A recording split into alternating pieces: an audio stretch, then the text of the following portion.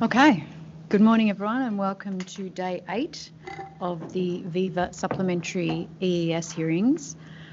Just a couple of preliminary matters from us this morning. So we got the joint statement from Mr Tardio and Mr Evans reviewing those mitigation measures yesterday. So that's document number 89. One thing we wanted to ask, this is probably one for you, Dr Wallace, one thing we wanted to ask for as a result of the discussion yesterday during Mr Fernandez's cross-examination was that image that we've got on slide 45 in your witness statement, which had 2 images on it, and the right-hand image was taken from the Lawson and Treloar report from 1997. But you mentioned that you'd cropped the image to take out, I think it was the dredge spoil location. Could we please get a copy of the full image just so we can see what the full image looked like from the 97 report? Yep.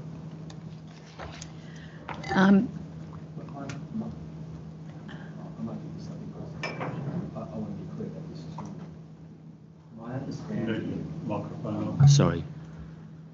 I want to be clear about this too. My understanding is that the image that's in the presentation and in the SEES is an image actually prepared by CEE, and that this image itself does not appear in the Lawson and Treloar report. That report, the one that I've got anyway, is in black and white. Well, in fact, now I think about it, it looks, we've got similar colours used. It does look like something that was produced. Yes, by CE. That's what I understood your answers yesterday were. Yes, and that's correct. It's a black and white image in the Lawson and Treloar report that shows the contours around the dredging site and including the contours around the spoil disposal site, which is nearby. And we cropped out the spoil disposal site and kept the contours around the dredging site. And we're happy to provide the black and white copy of the original, and you can see how it was done. Okay, so you have taken that black and white image and effectively used that as the basis for producing that coloured image that we saw in your slides yesterday. That's right. So, I could have made them both black and white or both coloured. I just chose to make them both coloured. Yeah, okay. It's just we haven't seen the Lawson and Treloar report, so it would be helpful for us to get the base image from the Lawson and Treloar report that you used to generate that image. No trouble. Slide that 45. will be provided. I'm not sure whether we finally landed on how we would question witnesses yesterday. We've reflected on that overnight, and we do still have a number of questions that we're intending to put to both witnesses. So we do understand that means you have to stay here for another day, Dr. Wallace, but it would be of assistance to the committee if we could question the witnesses together. So after Dr. Edmonds presents his evidence and is cross-examined. Sounds like I'm Sounds laminating ominous, him. That's doesn't not it? good. Yeah. Okay, was that it from us? Oh, look, the one other thing to mention, and we will issue a version 4 timetable, but for that Monday in January, where we're going to do closing submissions in Geelong, we'll do a later start, so we don't have to accommodate ourselves overnight. We can just go down and come back for the day. But that'll come out in a version 4 timetable before the January sessions. Anything else preliminary from us? No, I don't think so. Nope. Yes, we can deal with that later. Any any preliminary matters? No, nothing from us. Anything from this side of the table? No. Nope. No. As I said yesterday, my intention is to try and finish this cross-examination in the next hour. Yes. I'm going to be trying really hard to do that. So I'm ready to go when you are. Okay, over to you. Thank you. Now, in the conclave, Dr. Wallace, it was agreed that 20% irradiance will be achieved at the Ramsar site. Yes. Now, it's right, isn't it, that the 20% irradiance measure or threshold is a threshold for the survival of the seagrass? Do you agree? Well, yes, but it's a bit more than just survival. Yes, it's growth. Yes, but beyond or lower than 20%, you can expect survival will be affected. I'm not sure I'd use the word survival. No, I don't think that at 19% seagrass does not survive, for example. I believe that 20% is actually a conservative estimate of the light required for seagrass health, not survival, and that at lower levels of light, which I would put down near 8 to 10%, then seagrass health begins to be adversely affected, and survival, it will probably survive according to the experiments by Bultheiss. Can you just speak up there? Sorry, according to the experiments on this seagrass, admittedly in 1983, right, but he shaded seagrass and he found it survived down to 5% light. I see. So that's pretty significant and a long way below 20. So the 20%, so far as you approach it, is not a measure of survival? No, it's not. It's a measure of good health. Okay. It's true, isn't it, that wherever the threshold for survival lies, assuming seagrass survives, reduction in available light also reduces what's called primary production. Do you agree? Below a certain threshold. Yeah. So if the light's at 60% and it drops to 40%, probably there's no change. But as you go down, there's a curve of light versus photosynthesis. And that loss of production manifests itself, say, for example, in loss of leaves or stunted growth or slow production, those sorts of things, correct? At extreme cases. Yeah. And I mean, we're talking about a marginal case, not an extreme case. I'm asking you about this in general. Oh, I'm sorry. Well, again, it's a spectrum. So you're asking me about the left-hand side of the spectrum. Yes. So if you have severe loss of light, those things will occur. Yeah. And when there is a loss in primary production, even if seagrass survives, there is a reduced amount of energy in the ecosystem for consumption, isn't there? Yes, in this hypothetical case you're putting. And there can also be changes in habitat structure if the production losses occur.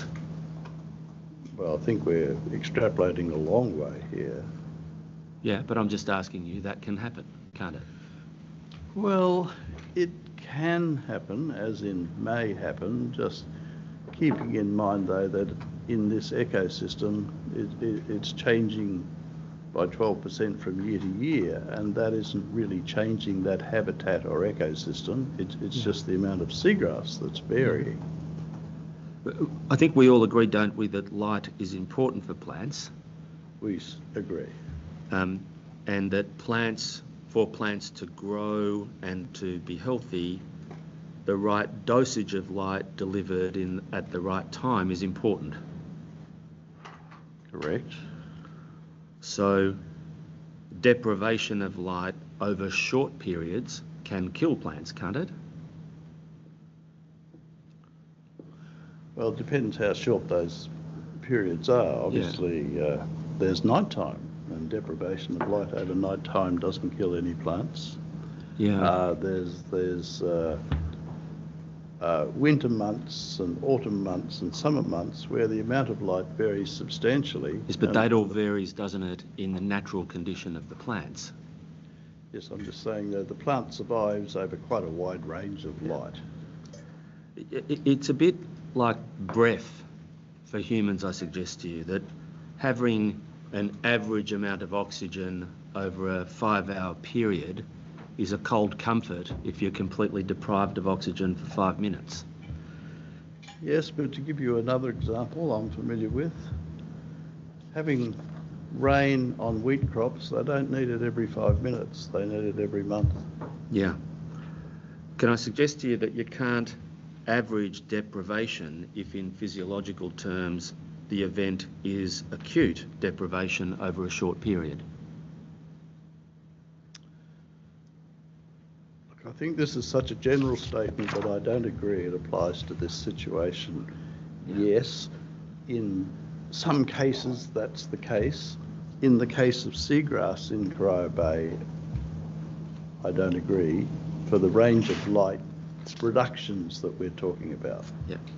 Well, one thing we have done in your study or in the study over the dredging period is average the light over an 8-week period, haven't we? Well, we've done it over 2 weeks. 2 weeks, 4 times over 8 weeks. Yes, correct. Now, just talking about the light that reaches the plants, when light reaches the water column, there is natural turbidity, right? Yes. What we call the background turbidity. Yes. And that can vary in different parts of a water body, can't it? Sure, yes. And that has been shown to be the case from the historical data of Corio Bay that you've been able to find. Yes. And it's important to understand that background turbidity because it's an input into the assessment of what the ultimate turbidity might be when the project is being constructed. Yes. I want to take you to Technical Report 141. Just tried to find that in your... which is, if you've got the hard copy of it, it's page 8126.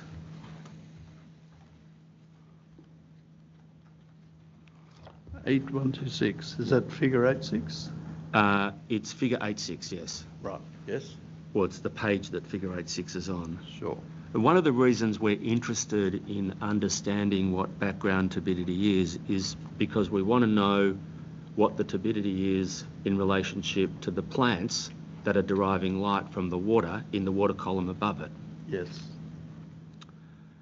Now, I just want to step through the analysis you've done here. Under paragraph 8.4.9, can you see that? Yes. Yes, I can. Water samples were collected at 0.2 of a metre at 5 sites in the Ramsar site during the plume surveys and analysed for suspended solids and concentration at Monash University. You see that? Yes. At a depth of 0.2 of a metre, that's the top of the water column, isn't it? Yes. There are not many plants growing at 0.2 of a metre, are there? Well, there are closer to shore, but I think that's a representative water sample of that shallow water. Yeah.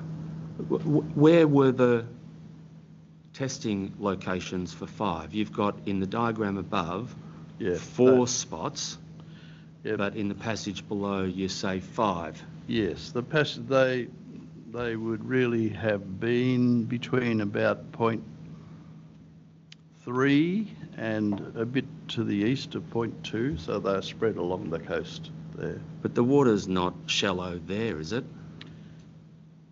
No. It's deeper than 0.2. Yes, the water would have been 1 to 2 metres deep where these samples were collected, and they were collected in the top of the water column. Yes, I see. And will I be? Is there a map which shows me where the testing sites were in the EES? No.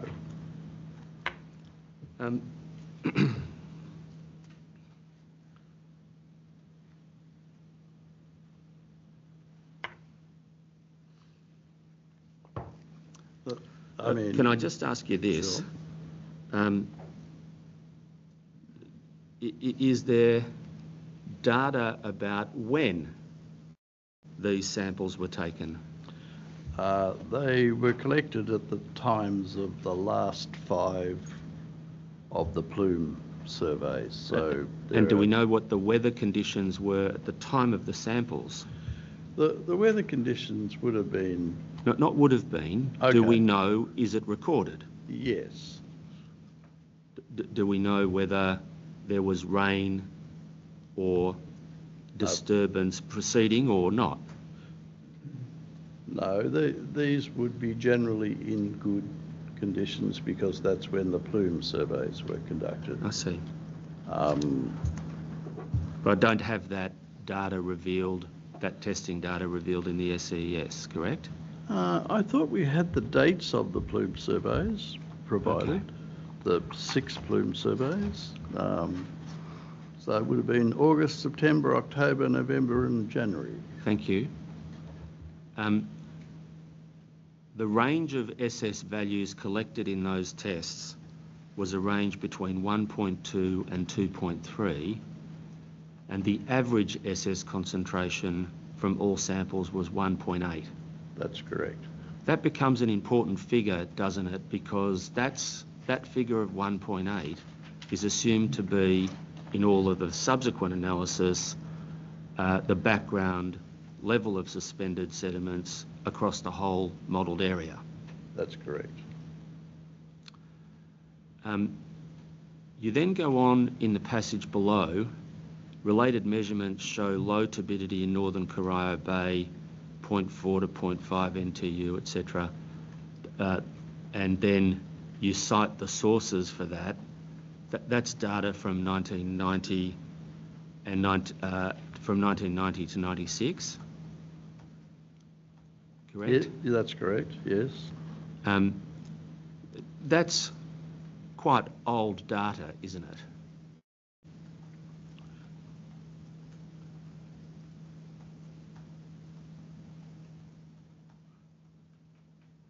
Your implication being that background suspended solids might be rising over time or falling over time?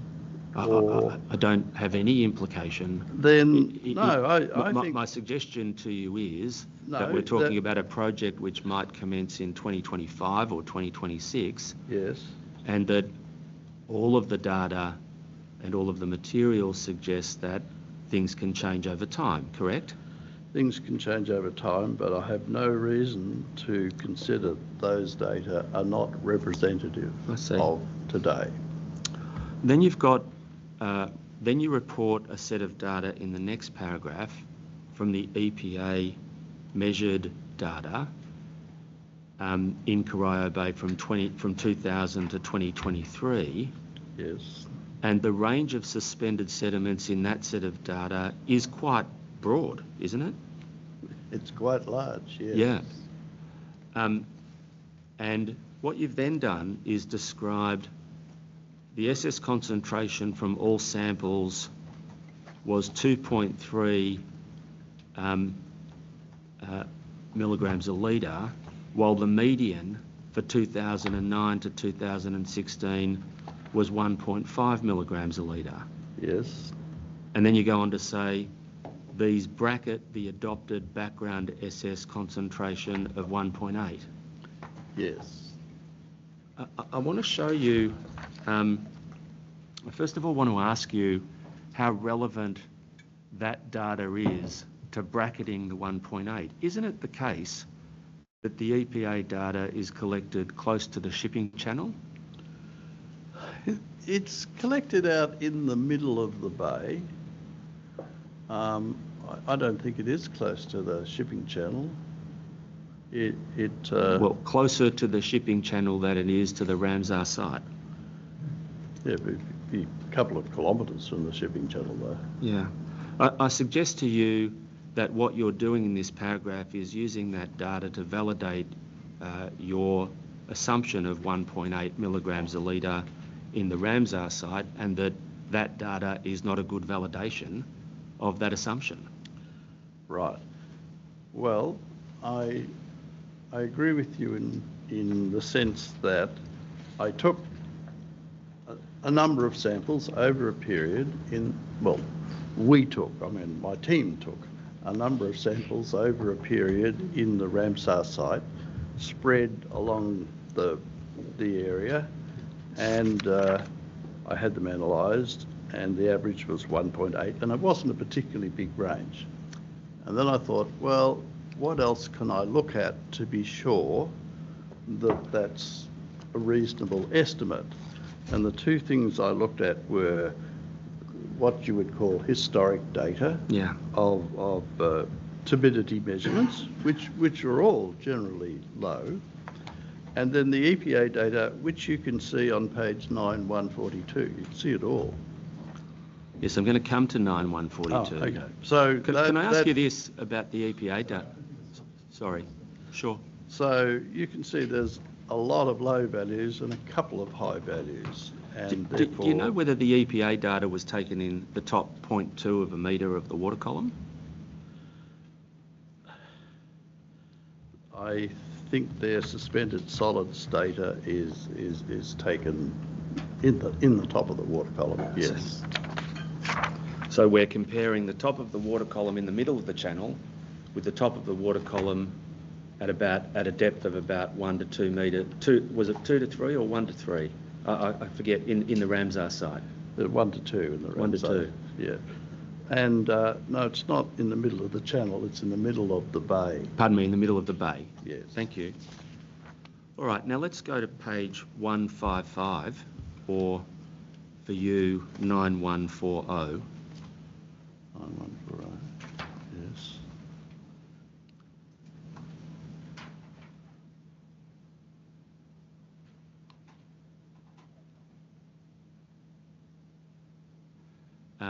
You see the table there, table 9-1. Yes. You there describe the WOMSI material from the WOMSI report of 2017 and the Chartrand report of 2012, suggesting an appropriate timescale for monitoring and detecting impacts on seagrass is 2 weeks. Is 2 weeks, full stop. Yes. Therefore, a 14-day averaged suspended solids concentration, including background, have been extracted for the 4 nominated sites. Yes. So what that WOMSI timescale suggests a 2-week period for detection of impacts. Do you know what kind of impacts it's talking about? Yes. When I read the WOMSI report, they based this recommendation on doing a lot of experiments in the laboratory, shading seagrass for various periods. Yeah. And they shaded them for weeks, months in fact. And they determined that under different conditions, it took several weeks for seagrass to show impacts from the shading, and McMahon, and that was a very substantial study, the WOMSI study, and they said, well, look, you don't see an effect before 4 weeks, but to be safe, we'll say you should look at 2 weeks. That's what he wrote. Yes, I see. And do you know whether in that approach they were looking at averaged suspended solids over the period, or were they looking at what the peaks and troughs of the suspended solids in that period might be? They were looking at shading, so they were effectively looking at various levels of light attenuation, not represented by putting turbidity into the water, but represented by putting shade cloth of different light transmission, I suppose, on top of plots of seagrass in the laboratory. So to be clear, your approach of adopting averaged SS concentrations across the 2-week period is not replicating what was done by WAMSI in their study? Yes and no, if I may. Well, yes, technically, they were adjusting light transmission by putting a shade cloth on the top. And our situation in Corio Bay is light transmission is adjusted by increasing opacity of the water column, right? But in terms of the seagrass, the result's the same. It's all about how much light does the seagrass get, irrespective of what's the mechanism for adjusting the light. So I would say it's equivalent. yeah. So what's happened here is that we assume a background SS that stays at 1.8 for the whole 8-week period across the modelling zone. Yes. And that necessarily ignores local and temporal variation in ambient SS. Yes, although that can't be too large because after all we looked at 5 points and the variation was pretty small. Yes. I hate to harp on it, but 5 points in the top 20 centimetres of the water column. No, you're quite welcome to harp on it. Okay. And then the dredge predictions have been averaged out over 4 2-week periods over an 8-week period. That's correct. Can I suggest to you that neither scenario or the scenarios blended together approximate reality in the environment? That's correct in one way. Reality in the environment isn't the average. Reality is you get a few higher and periods of better light. So you get the averaging is an averaging, and that's what happens whenever you average. You have half higher than the average and half lower than the average. Yeah. So the average is just the average over that time. Reality is some varying signal, which is what's shown in figure 8.8. Can I ask you this though? It's proposed that at some point in the future there will be baseline studies done before the dredging works commence. That's correct. The studies won't be conducted in this way, will they? They'll be more nuanced, won't they?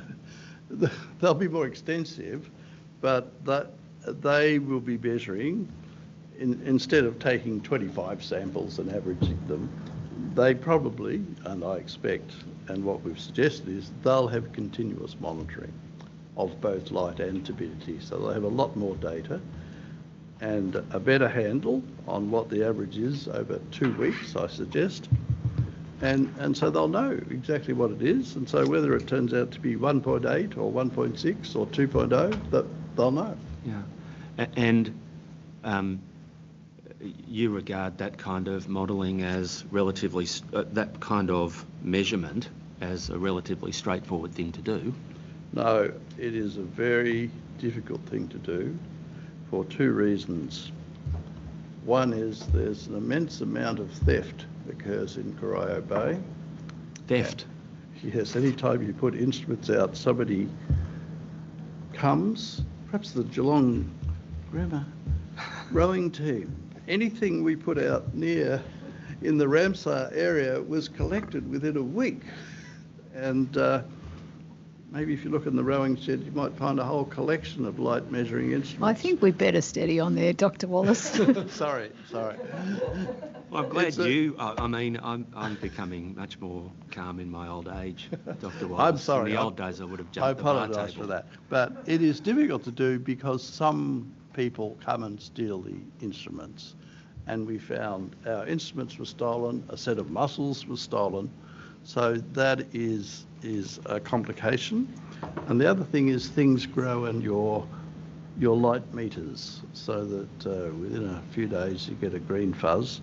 So when they do this study, they are going to have to make quite a significant effort to keep those instruments operating. And you'll notice we give a percentage, which is not 100% of the time. I think we say they've got to get records for 70% of the time in recognition of the reality of how difficult it is to do.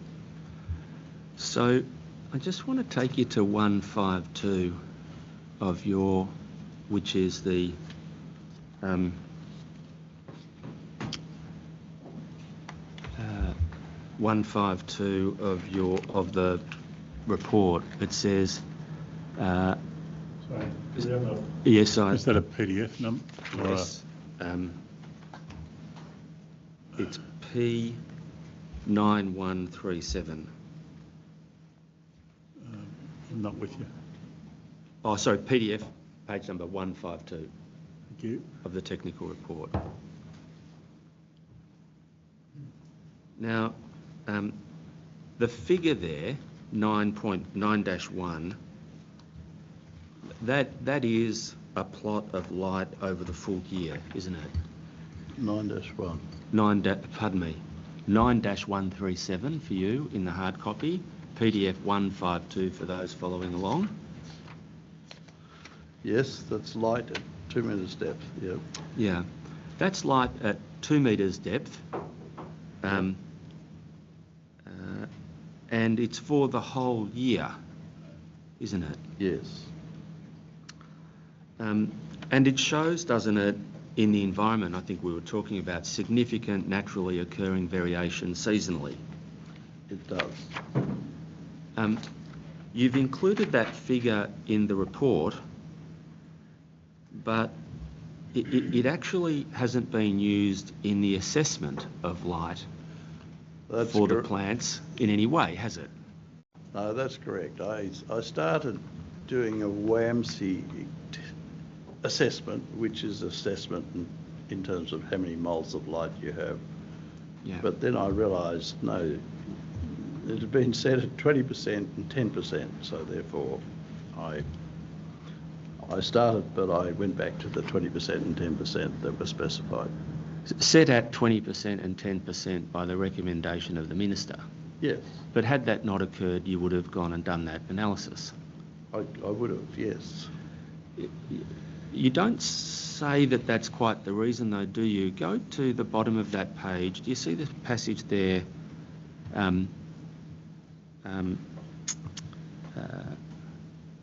Commencing theoretically? Yes.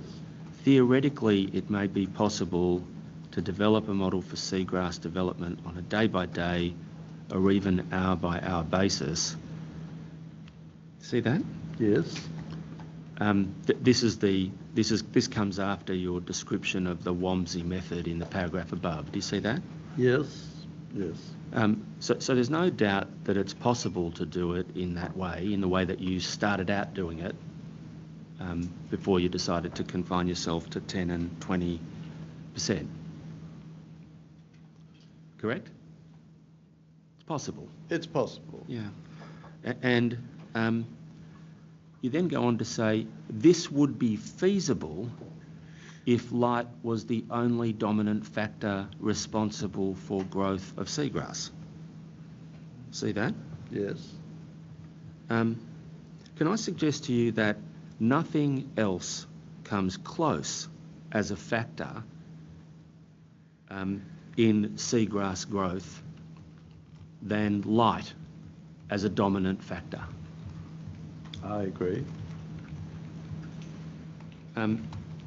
You go on in this report to say, there are, however, other processes that counterbalance the increase in turbidity caused by dredging. See that? Yes. And you say, dredging releases nitrogen from the pore water, which encourages sea growth in a nitrogen-limited environment such as Corio Bay. You go on to say, other plants, including algae that settle over the seagrass and epiphytes that grow on the leaves, appear to be more sensitive to the reduction in light than seagrass, allowing seagrass to grow at a faster rate with slightly higher turbidity. Do we read your statement there to be that dredging can be good for seagrass? I didn't mean to imply that dredging can be good for seagrass, although the findings from the channel deepening study, which is the 2008-2009 dredging study, was that the seagrass length increased, and that was during dredging, and that was attributed to the fact that the algae that grows on top of the seagrass seems to be more sensitive to a small reduction in light, and so there was less algae, and the hypothesis was therefore the seagrass had more light than it had with the algae, therefore it grew a little bit more. What I'm trying to say is it's a very complicated process. What's happening? The seagrass, even if you look at figure 9.1, you can see that clouds are a major factor, right? That the light doesn't vary neatly with the seasons, but you have long periods of more than a week where there's a significant reduction in light in November, for example, or whatever. So it's quite a complicated matter to do it on a very short-term basis because you need to have a lot of inputs. Yes. So theoretically it can be done, and I'm sure one day it will be done, but I don't see it being done at the moment. Okay. The channel deepening material that you referred to, is that the publicly available channel deepening studies? Yes, that's a report by Marine Science and Environment. It's in the reference list. Yep. Okay. Thank you. And bits of it are quoted here. Light attenuation in the water column occurs as a logarithmic function, doesn't it? Exponential function, yes. Beer's law and so on. I'm not going to get into the mathematics with you. Upside down. Yes. Upside down. An upside down logarithmic function. Exactly right, yes. Can I take you to PDF 157, which for you is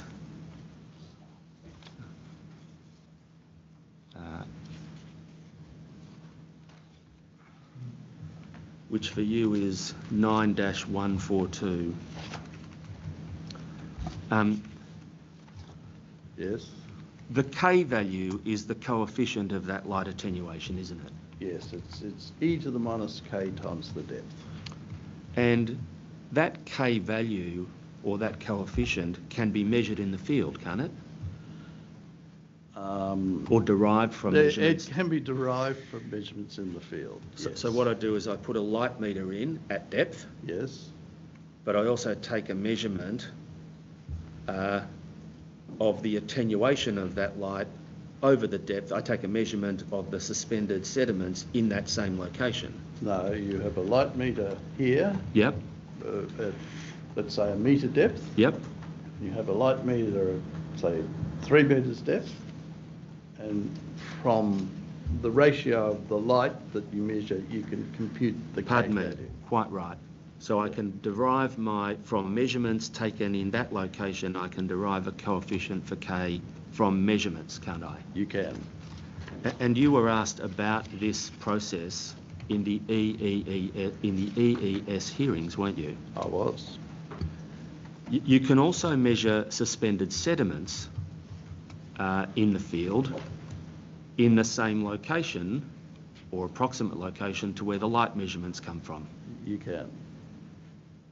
And if you do them in the same spot, you have two sets of data, a coefficient for light attenuation and a figure for suspended sediments, that explain a relationship between light attenuation and suspended sediments in that location, correct? Correct. If you do it at the same spot, you have a measured relationship, don't you? Yes. And you've already said to me that those things, suspended sediments and coefficients of light, can vary across the model domain or the water body, correct? Yes. In the SEES, you did not do those measurements in the preparation of the marine assessment, did you? I didn't do them, no. Instead, what we have on page 157 is mathematics to substitute for the fieldwork that would have produced a measured, definable relationship between suspended sediments and coefficients of light. No, instead of doing the measurements myself, I adopted the measurements, the relationship that you refer to, that had been measured by the EPA chemist at the EPA Science Centre in a careful series of experiments using Corio Bay sediments. And I thought, that's a very good relationship. It's published in the Victorian Dredging Guidelines. I will use that relationship. So is the data that we're talking about is depicted in figure 9-5?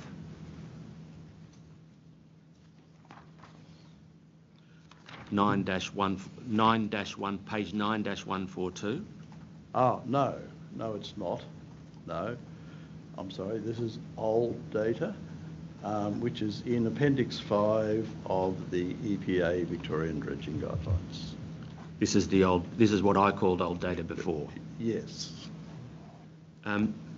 Here you've included figure 9-5, EPA data Corio Bay. Yes.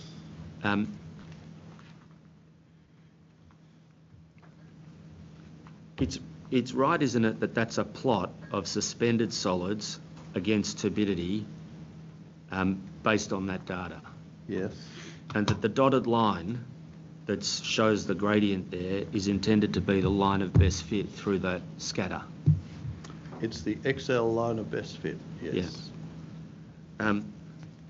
And from that plot, there is derived a relationship between suspended sediments and N/U. Yes. And the formula that's on that diagram, SS equals 2 times N/U plus 1.8. 2 in that formula is the gradient. Yes. And I wanted to just ask you a question about this plot. The plots are all over the place, aren't they? All plots of suspended solids versus N/U have a lot of scatter. Yeah. That tells you that the data set is not a very reliable set, doesn't it? No, I think that's how nature is. I see. The formula also includes plus 1.8 at the end. Is the 1.8 there your static assumed background? Well, no, that's what the line of best fit came out as, and it's just coincidental that the 1.8 matches the 1.8 that I measured. I see. But I didn't use that 1.8. And in fact, if I may say so, we had done all the analysis using the equations in the Victorian Dredging Guidelines. Yeah. And then we thought, well, okay, let's check it, right? So we've got this extra 12 years of data that the EPA's collected in the middle of Corio Bay. Yep. Let's do it using their numbers. But when we do it using this equation, you find that instead of getting 24% light, you get 40% light. I think I said 39% light yesterday. So you get 39% light. So we thought, okay, we tried, but that really is over predicting the light, so we won't carry that forward. So we recorded it so that someone wouldn't say you ignored the 12 years of EPA data in the middle of Corio Bay. Yeah. But as it turns out, that I don't feel gives you the lower bound that gives you confidence. The fact that the EPA formula predicts 39% light, I think that's too high. So I wouldn't use that to say, yes, that meets the criterion. Yeah. See, this is, in this part of the conclave, this was a significant area of disagreement, wasn't it? Well, the area of disagreement was that I hadn't written saying I used that, but I discarded it. Yeah. This whole issue about light and attenuation and measurements was an issue at the first EES, wasn't it? It was an issue, and it is, as you say, the critical issue. Yeah. And the issue could have been resolved by measurements in the field. Not entirely, because you would have got a relationship rather like this, and people would have still argued about the scatter. But going back to the conclave, I think you'll find that Dr. Edmonds agreed that there will be 20% light. I don't think he is 100% supportive of our text, but I think he agrees that when he does the assessment himself with his own calculations, he gets more than 20% light. So there's not a disagreement. In fact, I thought the conclave agreed there was 20% light. I put it to you that there was. There was. That there was agreement about that at the conclave. Yes. So we agreed about the outcome. We're only disagreed about how you get there. Yeah. Can I ask you to look at the conclave report and PDF 11?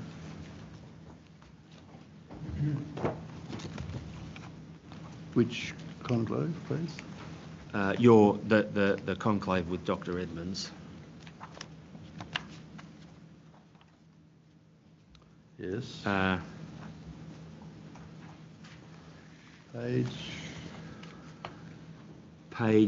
PDF page 10.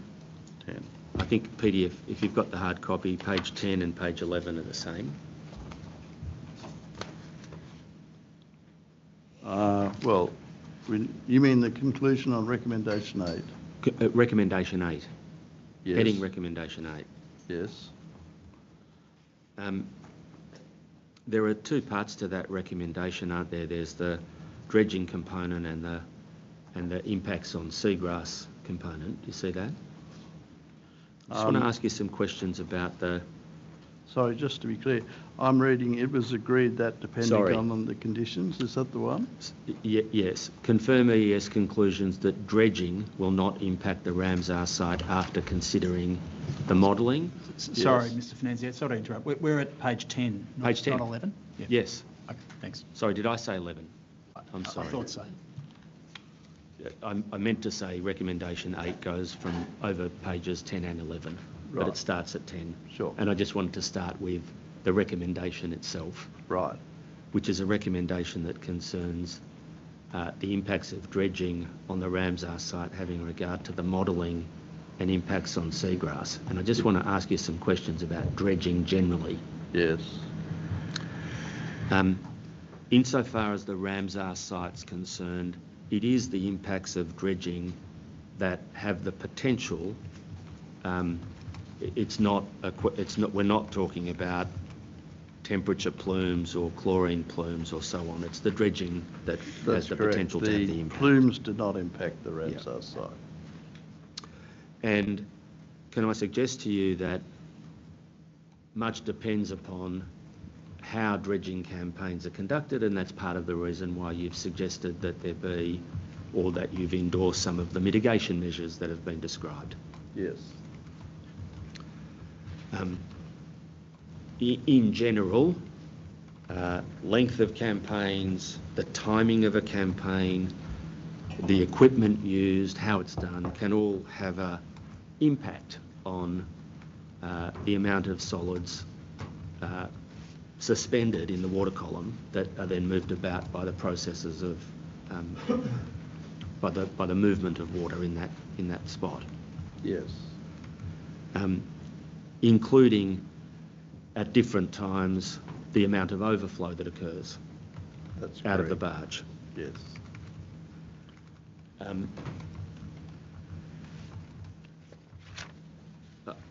On the last occasion,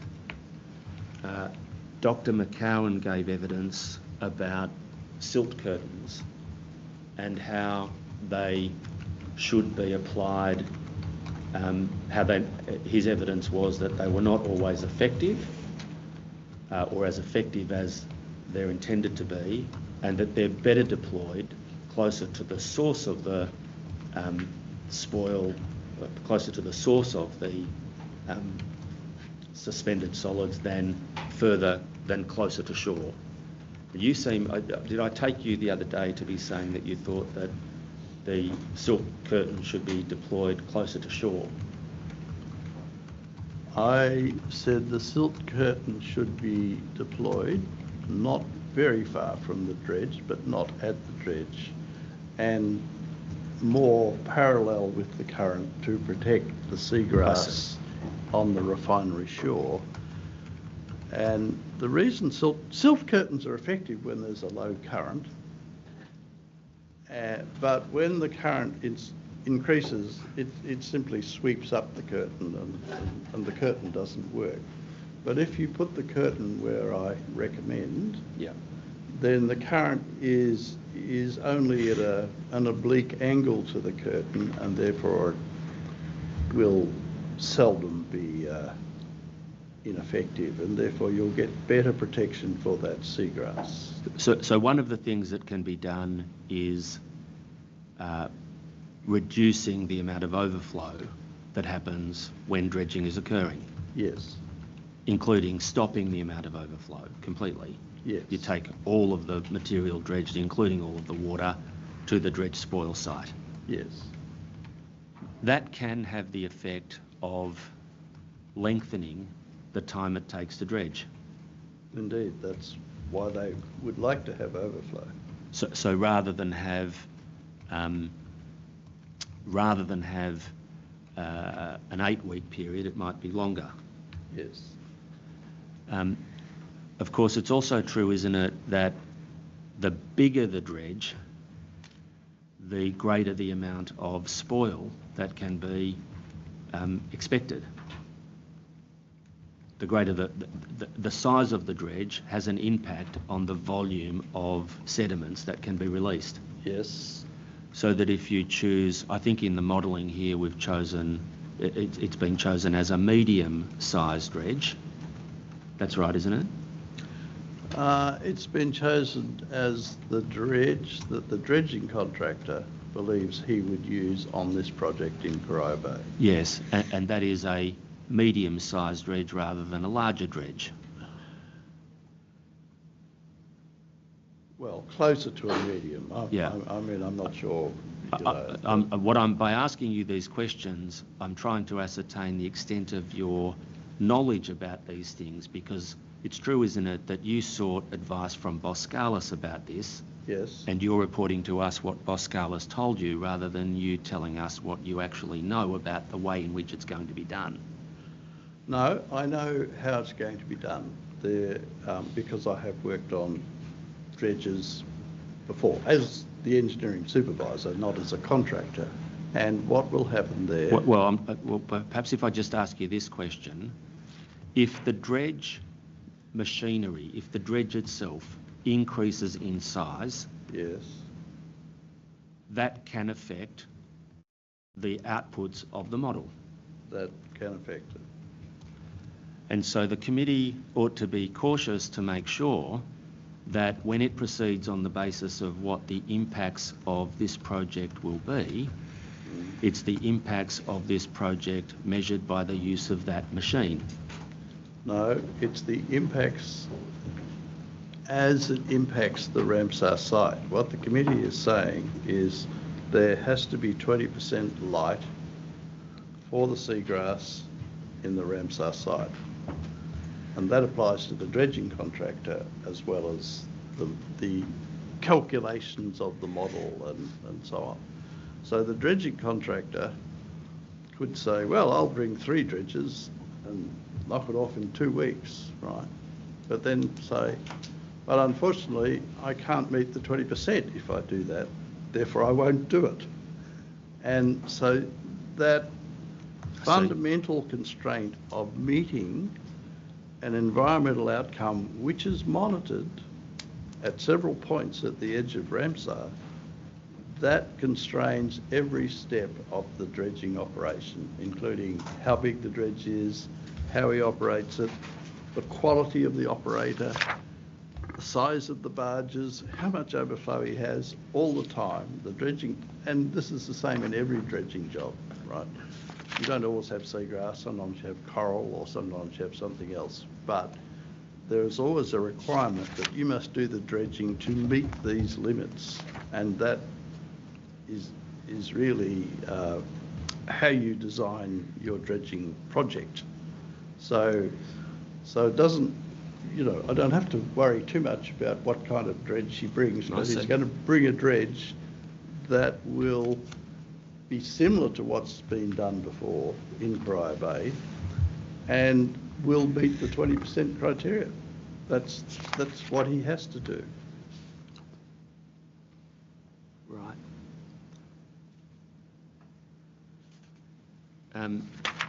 Just bear with me for a minute.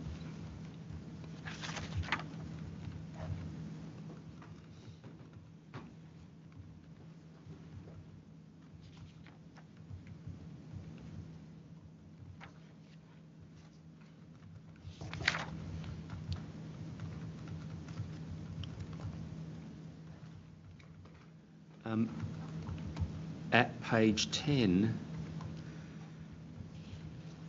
you have, at page 10, Of what, sorry? Of the conclave report, I beg your pardon. You have made the statement, I think it's attributed to you, about, do you see the sentence that commences MBP assessed in EES? Yes. And not part of the scope of this recommendation? Yes. That's a reference to microphytobenthos, isn't it? That's correct. When you say assessed in the EES, it's right that you've done no further work on MBP in this process? In the SWS, yes. Yeah. I just want to take you to, and the reason that you've done that is because you've read the directions of the SEES as limited to impact on seagrass. In the Ramsar site. In the Ramsar site. Yes. Oh, well, actually, but there's a 10%, so we also looked at seagrass elsewhere. And in the EES, we had provided predictions about what happens to MPB, so I didn't see any reason to revise those predictions. Just bear with me for 1 minute, because I haven't got a document open that I need to be opened.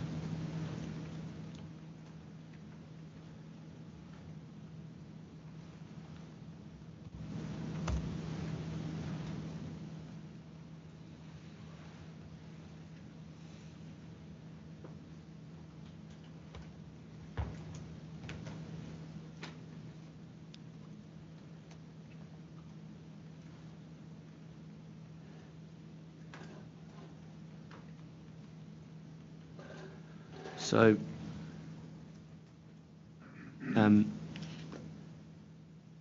well, perhaps this is a matter for submission. That's how you've read the direction. That's correct. And your evidence to the committee is that what you did the last time was adequate.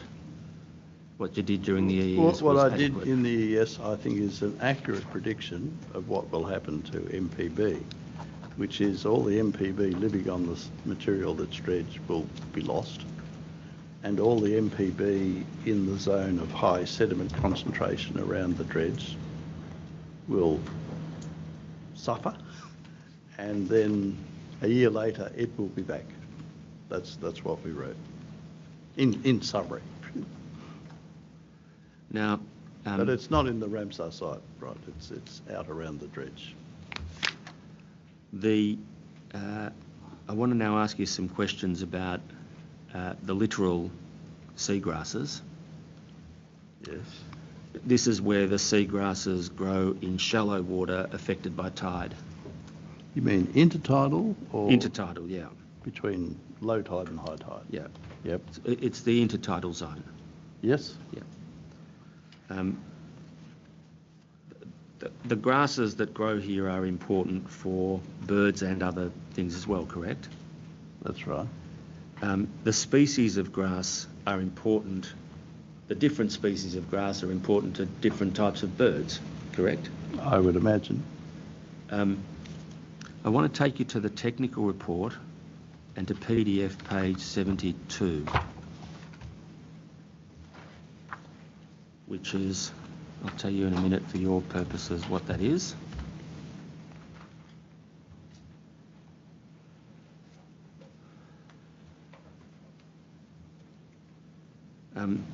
You've said there,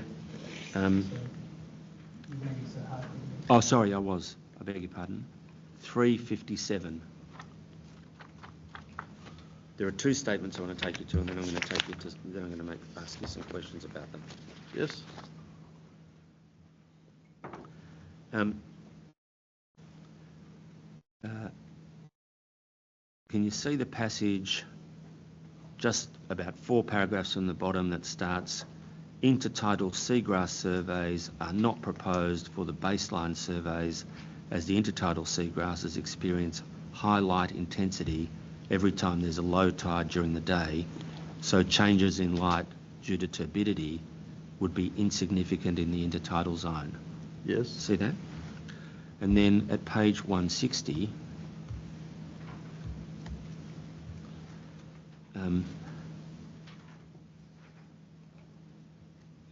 you say that is 9145. 914. You say page 160. PDF 160 of the technical report and 9145 for you, Dr. Wallace. Yes. You see there it says potential impacts on intertidal seagrass. Yes. And it says there that the dredging is not expected to have any impact on intertidal seagrass as that seagrass is exposed to high light intensity every low tide during daylight hours, regardless of sedimentation, and it's regularly exposed to the air. Yes. That's more or less saying that that the exposure of those grasses to sunlight when the tide recedes means that they get enough light. Yes, and also get light when the tide's in. They just get very 2 or 3% less light, so they get light all the time. In each case, you cite no literature that supports that statement. That's correct.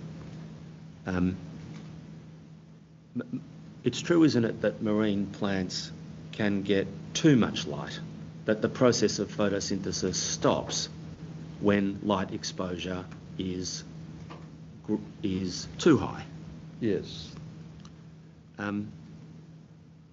It's true, isn't it, that marine plants in the littoral zone shut down the process of photosynthesis when there's a lot of light, namely when they're completely out of the water?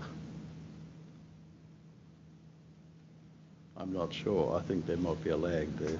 Yeah, I suggest to you that it's much more complex than what you've just said, and than what's in the SEES. I think I'll agree with you. That marine plants in the intertidal zone depend upon the right balance of light, and changes to that can impact their growth.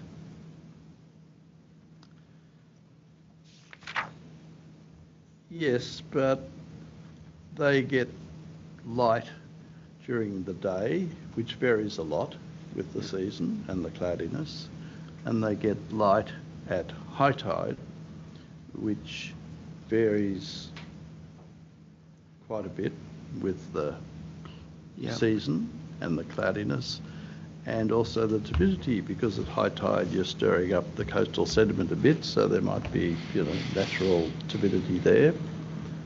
So they get quite a variation in light, but all of those light numbers are high numbers, not low numbers. Am I right in saying that in this discussion, this is where you're really outside your area of expertise? Yeah, it may well be that a biologist would be able to give more informed opinions than me. And that what you're giving to the committee now is kind of your best guess of it, or uninformed by the literature? Yes, it is my Informed by my biologist, but I haven't done a study of intertidal seagrass myself. Yeah.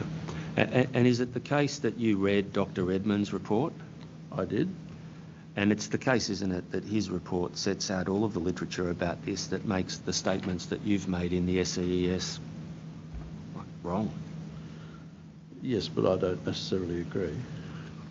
From the position of your limited expertise in this area? That's true, yes.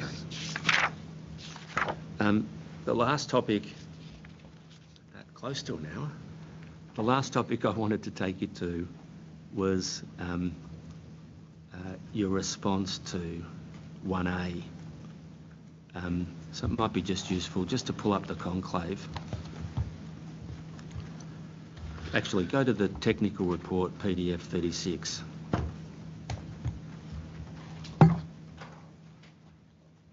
Which is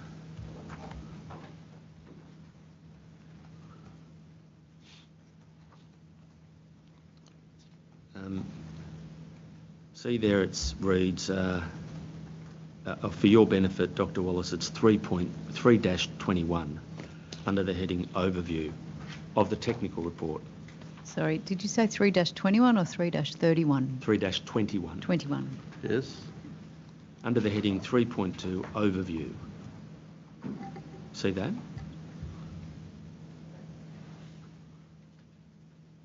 Do you have that?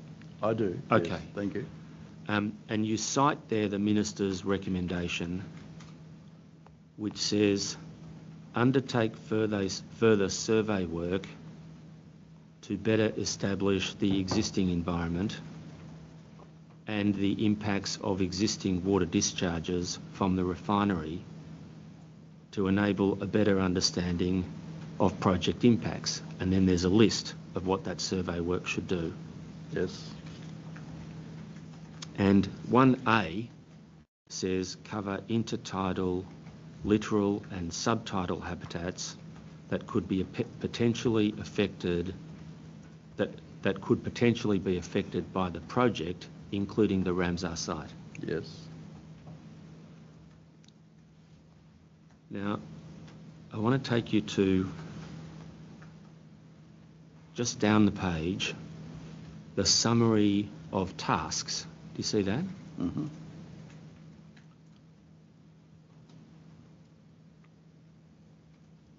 .3, same page.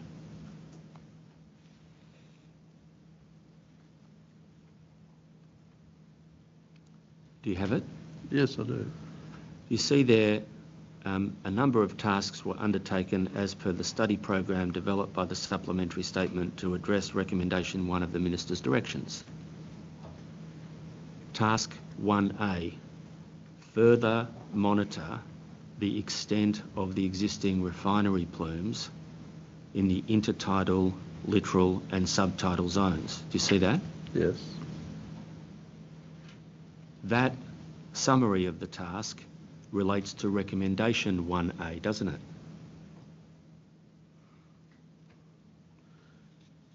It's an interesting question. It relates to establishing the existing impacts of the refinery discharge, really. Yeah, but see, let's just have a look at how you've described the tasks. 1A, let's just leave that for a moment. 1B, update the seagrass mapping. Yep. That relates clearly to recommendation 1B. Agree? Yes. And then task 1C and D is a composite of recommendations 1C and D. That's correct. I suggest to you that your summary of the task 1A more narrowly confines the task than the recommendation asked. Task 1A says your summary of task 1A is to further monitor the extent of the existing refinery plumes in those areas, rather than what the recommendation was, which was to do survey work to better establish the existing refinery environment as a whole.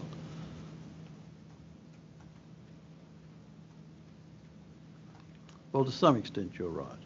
I mean, it's the way it's written though, because Can I put it to you this way? When you've summarised the task, you have treated the phrase impacts on existing water discharges from the refinery to enable a better understanding of project impacts as the four corners of that task, as opposed to the first part of recommendation A, which was to better establish the existing environment. Sorry, is Mr Finanzio suggesting that that first component, the better establish the existing environment, is not qualified by the words to enable a better understanding of project impacts? I am. Well, that's a legal submission, isn't it? All right, well, it is a legal submission, but I just want to understand what the witness has done. Okay. That's how I interpreted it, and I think that was how I interpreted it in my presentation. So Okay. I highlighted that phrase.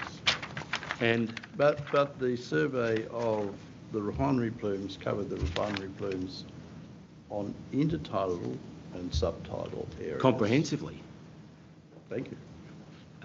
But it's true, isn't it, that the level of analysis that you've done at the Ramsar site, the 4 spots and the averaging and all of that, that's a very different level of analysis to what you've done at the refinery plume site, isn't it? I'm sorry, I'm going to object again. If the question concerns recommendation 1A, cover intertidal, littoral and subtidal habitats, that could potentially be affected by the project. So is the question subject to that qualification or not? Let me put it this way. I'll withdraw the question and we'll start again. Is it the case that you have read that recommendation as focused upon the wastewater discharges from the existing refinery? I have read Thank you. it like that.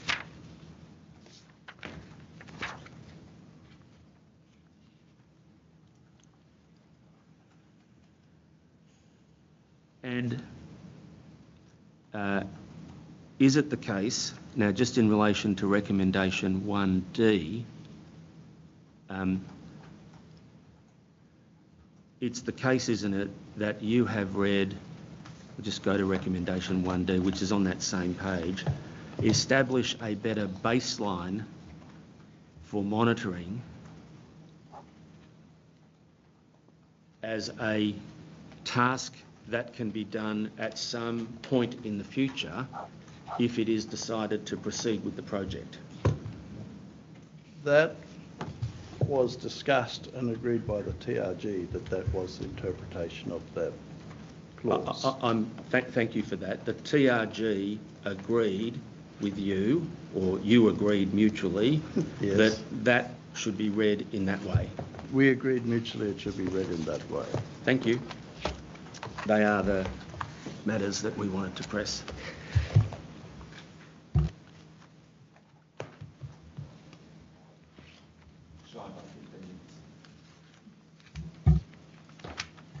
Okay, Mr Chessel, did you have any re-examination at this point?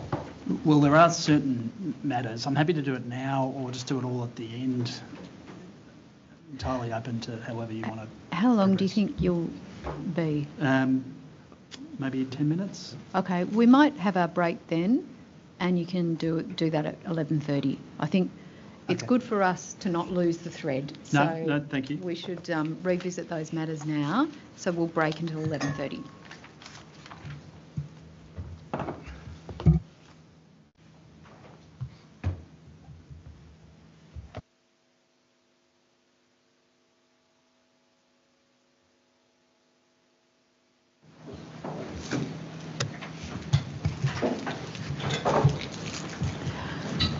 Okay, Mr Chessel, ready when you are. Thank you. Dr Wallace, yesterday afternoon, Mr Finanzio showed you an image that had been prepared by Dr Edmonds that showed or overlaid the location of certain photographs taken from the towed studies overlaid with the seagrass distribution map at figure 3.7. Do you recall seeing that image? I recall seeing that image, yes. And a series of, you were then, or perhaps earlier, you were taken to the photographs that related to those different points along that have been mapped in that image. And you indicated that what was shown in the photographs, to use your words, doesn't surprise you at all, or doesn't surprise me at all. Do you recall giving that answer? I recall giving that answer because the photographs are quite consistent with the description that we had provided in our report. In what way? In that it showed mixed seagrass species, which were Nigrocaulus and Halophila, and it showed patchiness. And that's what we said would be found in that area. So I think the photographs analysed by Dr. Edmonds showed the same outcome as the photographs analysed by our marine biologists, and that's how it's described on the map of seagrass that we've provided. It was then put to you that, well, within this green area there are these different patches that had, to use the phrase adopted by Mr. Finanzio, different environmental conditions. Do you recall that question? And your answer was yes, that's right, to an extent. Yes, because he used the word ecology. This plant is a Halophilia plant, and it has a different ecology to a bigger bunch of Halophilia or a different seagrass, and I'm not sure that's my understanding of ecology, which I think of as a rather bigger process. So I think all of that area, subtidal area of northern Corio Bay, has an ecology which is mostly seagrass, dominated by seagrass, and on the mud it has MBP and infauna. That's the ecology of that area. If you go to an area of the mud, there are different infauna from this site to that site. Not exactly the same, similar species and similar numbers and so on, but they're slightly different. That doesn't mean, in my understanding, that that's a different ecology, right? It is just a slightly different numbers. To what extent do those differences bear upon the assessment of the environmental effects of this project? I don't think they bear on it at all, because the assessment is based on supplying the seagrass in the Ramsar site, irrespective of what kind of seagrass it is, irrespective of how tall it is or how patchy it is, with 20% available light. That's the test. This morning you were asked some questions about the importance of light to seagrass. Do you recall that? Yes, I think that was... And I'll ask you a question. Yes. The questions were initially framed at a high level, and you agreed that in extreme cases a reduction of light would lead to an impact on survival of seagrass, and you sought to distinguish between extreme cases as opposed to marginal cases. Do you recall that distinction that you drew? Yes. Why did you draw that distinction? Because changing light from 50% to 48% probably won't make any difference. Changing light from 12% to 10% will make a difference. So it depends on where you are on the curve. And where is this case on the curve?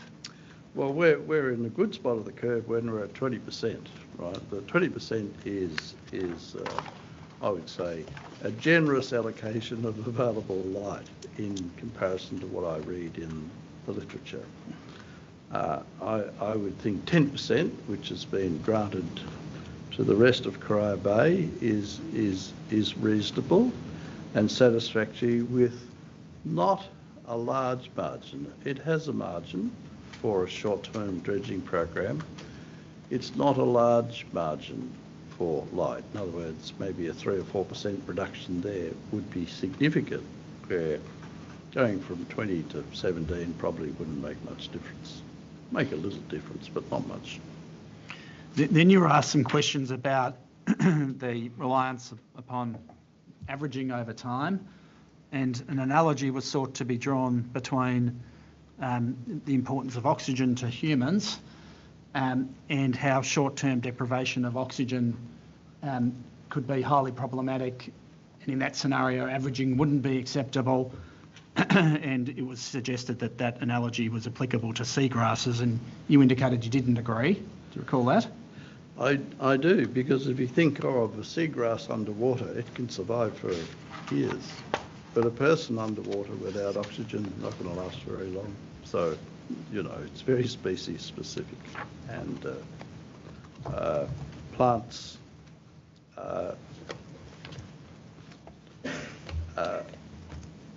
adjust to the variable light environment in which they live. And I thought that diagram which was drawn attention to, I think the one that showed light over the year, it's just interesting. If you look at the 7-day average curve, which is the blue curve, you can see there are a whole week or 2 weeks where there's a significant reduction in light, but the plant proceeds and lives through that. So I believe that all the evidence from all the studies in Western Australia, which are very extensive studies, show that 14-day averaging is appropriate and also is a bit conservative.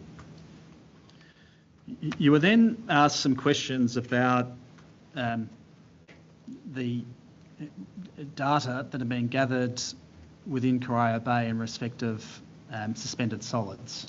Yes. And it was suggested that that data was historical data. Yes, it was. Old data, I think. Old data, perhaps, is the phrase that was used. To what extent do you think that old data is relevant to the assessment that you've undertaken? I think it's very relevant. Why? Because the equations, for example, the equations between suspended solids and NTU were done specifically to assess a dredging program in Corio Bay of the same sediments. And they were done by a scientist in a controlled laboratory.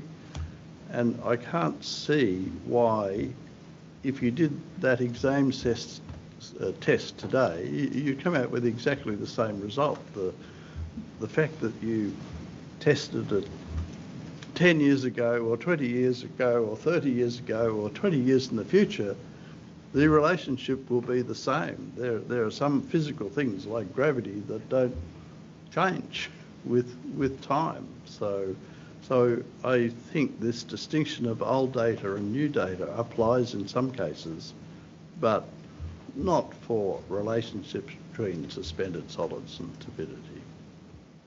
If I could just pick up on there before you go on.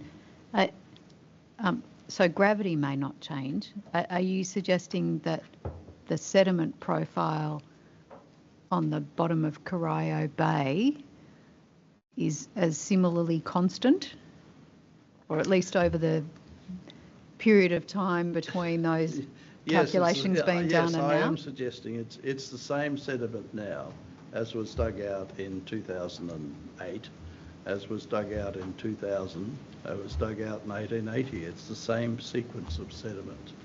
Okay, thank you.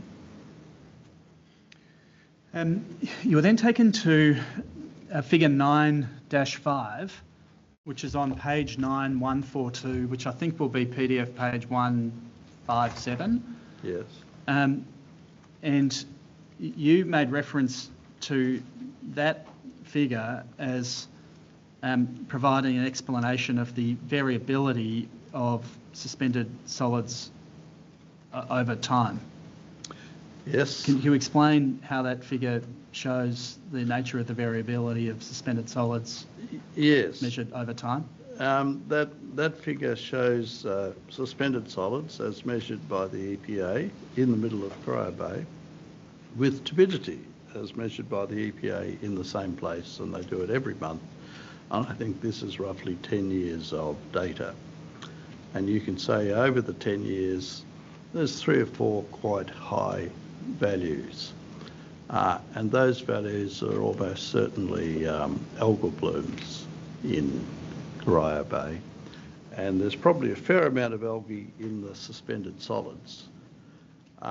When you look at the curve, you can see there's quite a scatter. You know, if you say, well, let's take a turbidity of 1.5, the suspended solids could be anywhere between 2 and 6. So there is a scatter, and I have seen a lot of these suspended solids versus turbidity relationships, and they all have a lot of scatter, right? And that's because sediment has a lot of different particle sizes, and the clay has slightly different properties, and so you always find a lot of scatter. But when you're digging it out in very large quantities so that the scatter in the sediment tends to average it out, because this dredge is probably removing 5 or 6 tonnes of sediment at each grab. So the process is dealing with large quantities, so a lot of this scatter will reduce because you're taking a lot of sediment of different properties and averaging it together and putting it in a barge. And the overflow reflects the average of what's in the barge, not the average of a sample that you go and collect at a point. Thank you. You were then asked a series of questions about the consequence of the 2-week averaging period that's been adopted for the purposes of the assessment.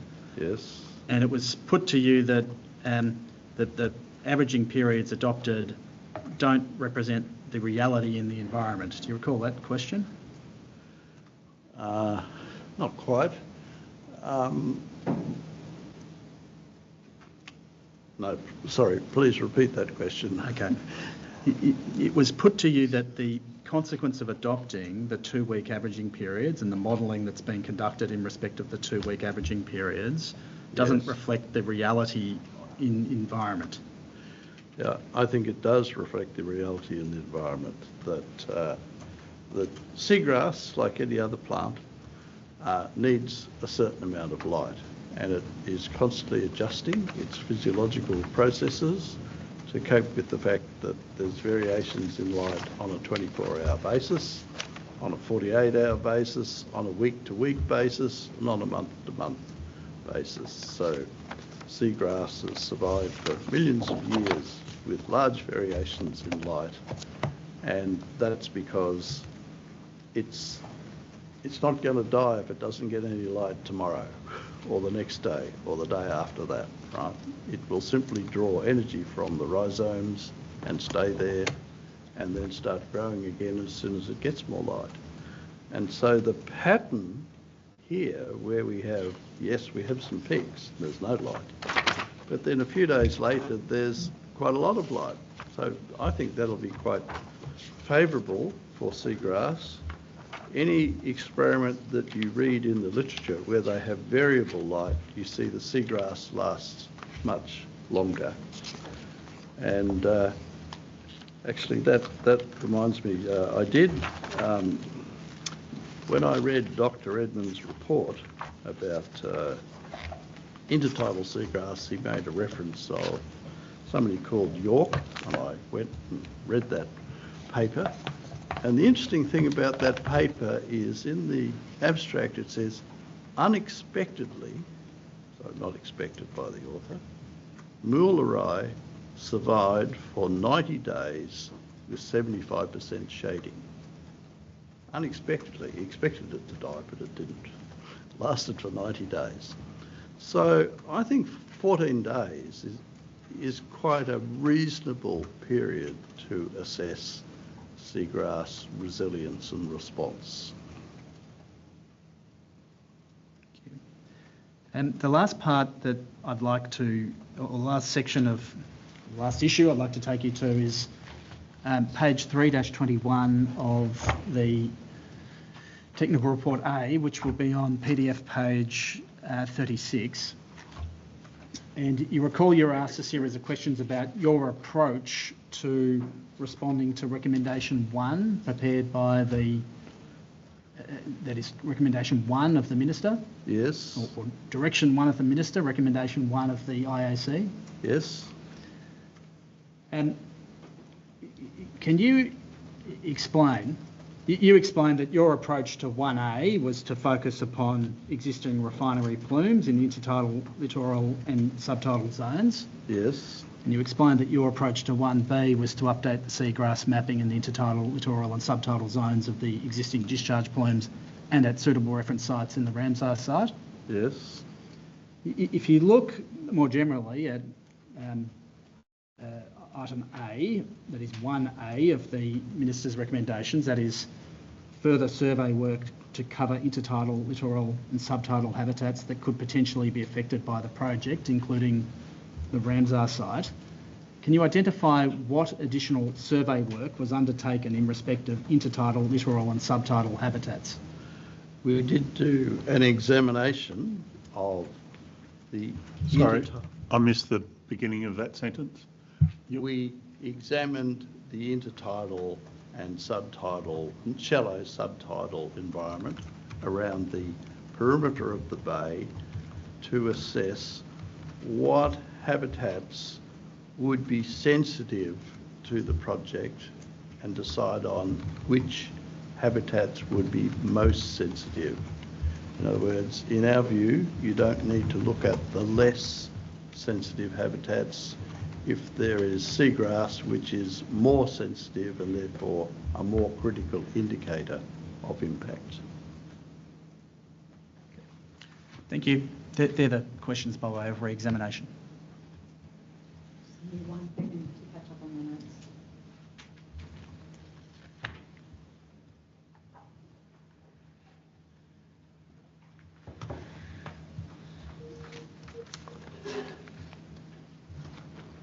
Okay.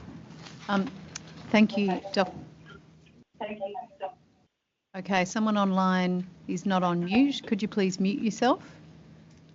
Thank you, Dr. Wallace. We'll see you again, I suspect, on Thursday for some questions from the committee. If we can get Mr. Edmonds, Dr. Edmonds, sorry, into the witness chair, that would be great. Just while Dr. Edmonds is setting up, I've had a chance to review the slides that were circulated yesterday. Some of those slides contain material that wasn't in the witness statement. I don't intend to raise that as an issue, other than to say that because Dr. Wallace was under cross-examination yesterday evening, I haven't had the chance to discuss that new material with Dr. Wallace. And it may be that I need an opportunity at some point to discuss that with Dr. Wallace. I note that Dr. Wallace is coming back for questions from the committee. I just wanted to indicate to you that I had proposed to speak with Dr. Wallace about those slides. Yes, that's fair enough. Yes. I just didn't want to... What I'm really getting at is, should Dr. Wallace be treated as though he's still under cross-examination because there's questions that will come from the committee, or I see. Whether I can, as I think should be appropriate, be given the opportunity to discuss that material. I think you should be given the opportunity to discuss new material from Dr. Edmonds that you haven't had the opportunity to discuss with Dr. Wallace. Thank you.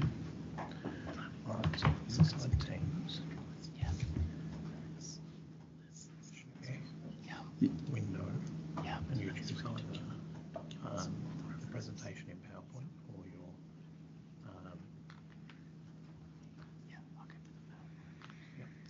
And the other thing I should indicate is there are a couple of questions from the committee yesterday about certain references, I think, within the original EES, and we were proposing to follow those up with Dr. Wallace as well in this intervening period, if that was acceptable to the committee. We had a couple of loose ends from yesterday that, so we'll be putting some questions about that too. I'm not sure of whether they're exactly the same issues, but yes, there are some loose ends to tie up there. Yes. Yep. Okay. Okay. Mr. Finanzio.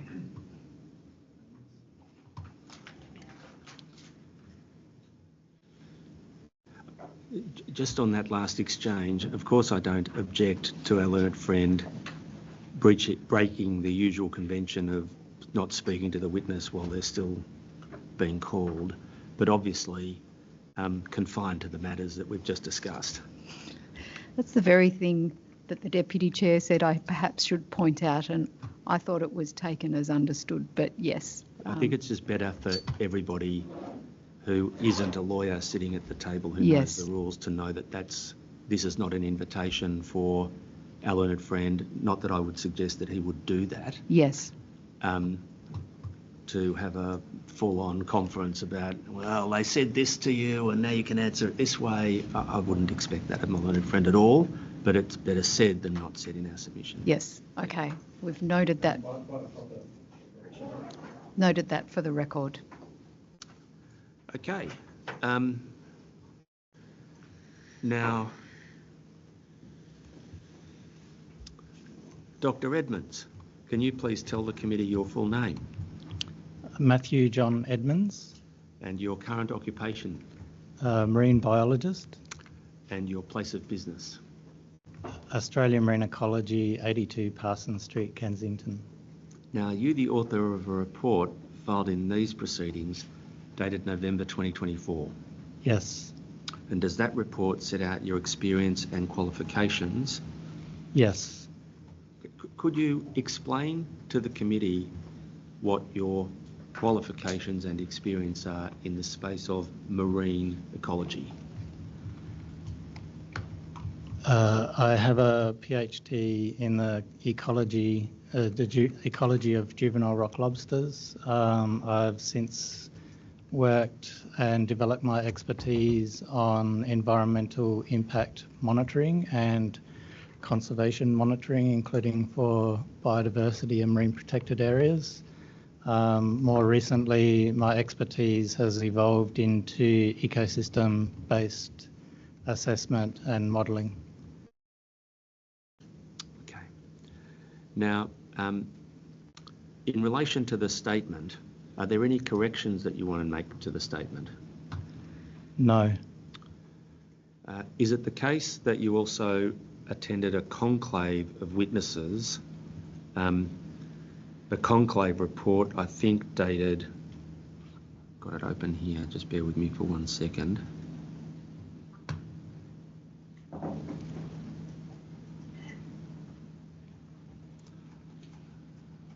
it is. Signed 5 December by you and Dr. Wallace. Yes. Are the opinions attributed to you in that conclave correct? Yes.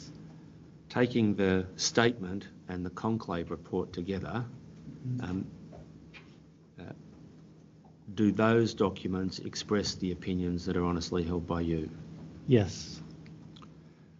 Have you also prepared a summary presentation that's been filed? Yes. I was going to ask the witness to take us to that summary presentation. I'm not sure if it's on your screen and whether you can share it. Have you been given instructions about that, Dr. Edmonds? Yes, I just press this button and I should be sharing. Okay, you've got it on, I think, a mode that I don't know the name of, but it's not presentation mode. Here comes Ken. Do you know how to work it in PowerPoint, Dr. Edmonds? Do you know how to work PowerPoint? I know how to work PowerPoint, it's just how this is connecting.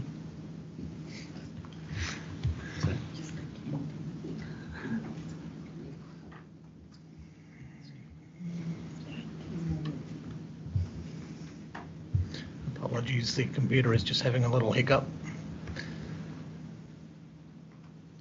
While Ken is helping you there, just for your benefit, we estimate this will take somewhere between 35 and 50 minutes in that order.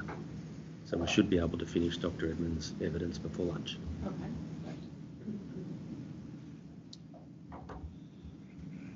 PowerPoint.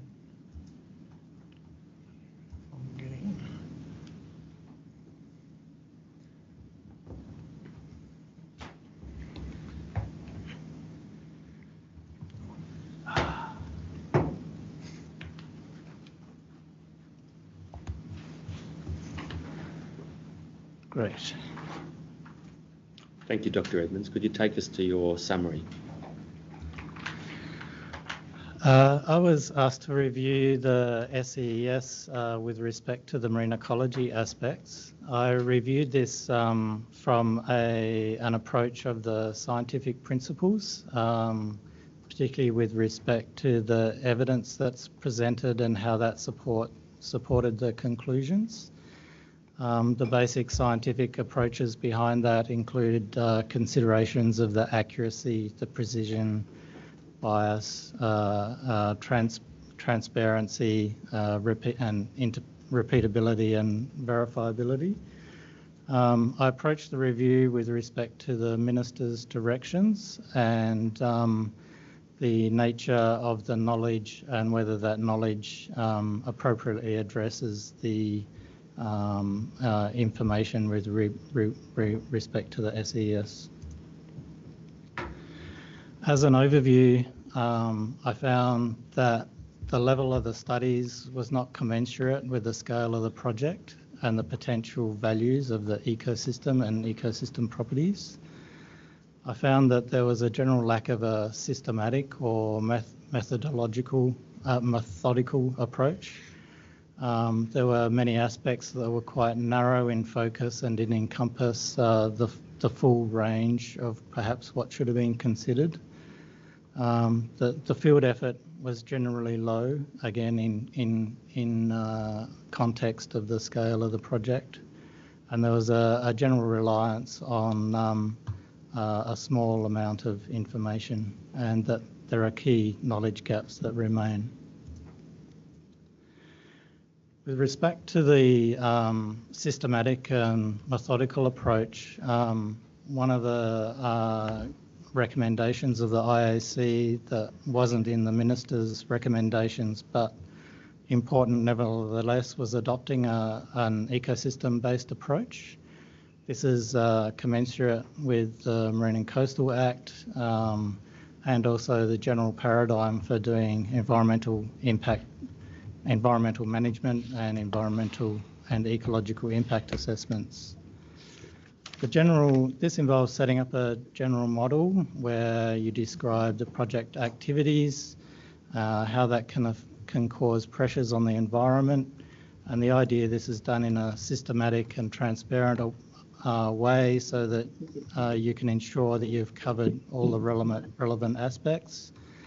In terms of the pressures, that involves physicochemical modelling and measurements, such as the dredge plume modelling. Then the second phase or third phase to that is then assessing the biological implications from the description of the pressures. And that also can involve biological modelling as opposed to the physicochemical modelling and understanding sensitivity. And you also need to understand what is there to be impacted, where it is and what its sensitivities are.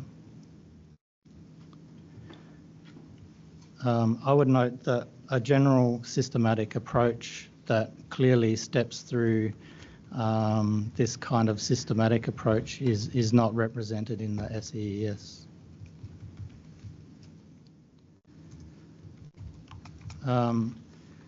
There was an adoption of model components in the SEES, similar to the diagram that was in the IAC report. I noted that the SEES diagram of the components was modified from that and excluded some of the habitats and ecological features that we know exist there, such as the rocky reef habitats. This figure here isn't the SES figure. This is one I have adapted from subsequent surveys, noting that the SES focus was on the seagrass zones, but there was generally lack of information in many of the other zones, such as salt marsh or the upper littoral zone. An important aspect to any kind of ecosystem assessment or any ecological assessment is understanding the linkages between the components. This diagram is just a quick example of how you can consider some of the important linkages between the components. And this is quite important in terms of detecting and considering how impacts might flow through the ecosystem. And there are several parts to the assessment. One is assessing direct impacts from a pressure to a feature. There are also indirect impacts that can occur through the ecosystem. And sometimes those indirect impacts are actually more relevant than the direct ones. For example, seagrass might be insensitive to some types of impacts, say heavy metals, but the flow on through to other component in the ecosystem, say fish, are sensitive to heavy metals. So it's important to look at both the direct and indirect ones and have a structure that's transparent that other people can tell and see how you've constructed your assessment. With respect to recommendation 1A, I interpreted that to mean further assessments of the habitats in the intertidal and subtidal zones. We now use the word littoral because that includes the supralittoral zone, the splash zone, such as salt marsh, and the sublittoral fringe in what we normally call the intertidal. Salt marsh, the comment yesterday was that it's terrestrial. It actually falls fairly and squarely in both the terrestrial and the marine zones and needs to be considered in both domains. I noted that the SES is silent on doing any surveys of the biota, biotopes and habitats apart from seagrass. The Geelong Grammar School commissioned me to do some rapid site inspection surveys, and they readily revealed the extent of habitats that were not considered in the SES, such as rocky reef gastropods, rocky reef seaweed habitats, and indeed salt marsh, among other things. What did those surveys involve? Those surveys involved ground observers with georeferenced cameras, as well as drone surveys, and also shallow water pole camera, essentially similar to a towed video survey in the shallow zones. Those surveys were from the Avalon Beach around to Point Abiona, and then along the refinery shore through the entrance to Limburner's Lagoon. Where Point Abiona is. Point Abiona is the spit of land at the entrance to Limburner's Lagoon. That point is actually very important. It's a very important swan and bird roost site. And there were other roost sites. This is another component that wasn't documented in the SES. So there are very important bird roost sites along these coasts, and swan feeding areas not documented in the SES. So even a simple rudimentary surveys could have at least drawn up some thumbnail maps of where these things are. Just noting the salt marsh floristics include species that are listed in the community, the listed salt marsh community under the EPBC Act. There are these floristics right near the discharge outlets, W4 and W5. So there should have been an assessment with respect to whether this meets the matters of national environmental significance criteria, and noting that this seagrass, the salt marsh beds are directly exposed to the discharge plumes, not all the time, but includes things like storm surges, king tides, and even potentially leaky pipes, noting W4 is in a state of disrepair and there's leaking into the supralittoral zone. Did you record your surveys in a report? Yes, the surveys are recorded in the report. I have a map of every image that was taken in that report as well. And there is a selection of those images in the report. Thank you. So why do we need that information? Well, we need to know what is where before we can decide what is most sensitive and what is going to be most exposed to the pressures. And those pressures include the magnitude, the frequency, and duration. And on top of that, then you need to understand the sensitivity of the biological components and also the value of those biological components. So they might not be that sensitive, but they may be incredibly valuable from an ecological sense or even from a socio-ecological sense as well, such as ecosystem services. I'm sorry, Dr. Edmonds, I didn't point this out when I introduced your evidence, but the report of your surveys is attached as an appendix, isn't it, as Appendix C to the report that's before the committee? That's correct. Just want to make sure that... Yeah. So just using this figure, so we have an output from the physical effects modelling. This just by way of example. Then the following phase should be, well, what is the biota that was within this footprint? What is the sensitivity? What is the magnitude, frequency and durations of exposure?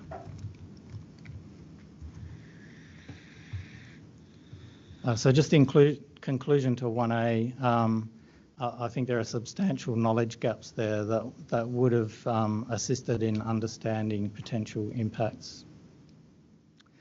Recommendation 1B was seagrass mapping, including the intertidal zone and information on different species. So there was seagrass mapping in the including the intertidal zone and information on different species. But I would note that the polygons are very coarse. There is no description of how to define this mapping. If someone was to go out and validate this map, there needs to be further descriptions. We did get some further descriptions thanks to Dr. Wallace's presentation yesterday. That kind of thing should have been documented in the SEES. The resolution of the mapping needs to be commensurate with how the mapping information is going to be used in terms of assessing impacts. It needs to have a reasonable degree of resolution with respect to the different types of biota, their sensitivities, their significance to the ecosystem, and their significance to ecosystem services. A course map like this has some categories that are mixed, that don't have a degree of accuracy or precision for applying this map in terms of impact assessment. One of the extremes is in the littoral zone, so we have the intertidal mulleri. A lot of that habitat is actually rocky in places, and some of it's rocky that would never have mulleri on it. Other areas are rocky that has a veneer of sediments and mulleri will come and go. So actually understanding the distribution of other biotopes, what we call communities in particular habitats, is important in terms of understanding, even if we just want to look at seagrass, we still need to know the context that sits in.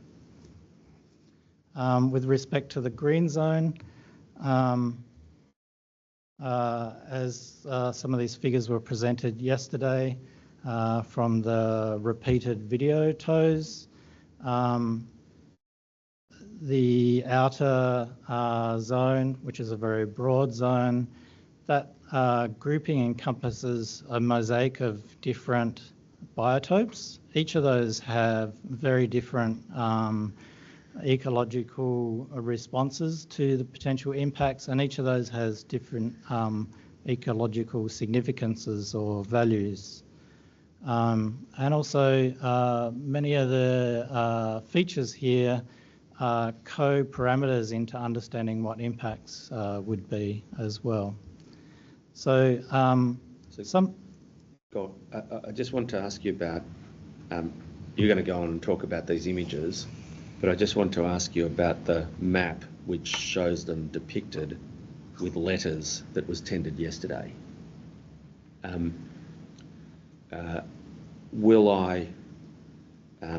You've got letters for, you've got positions on the map for images marked A through F, and for images marked L through Q, being the January and the November toes.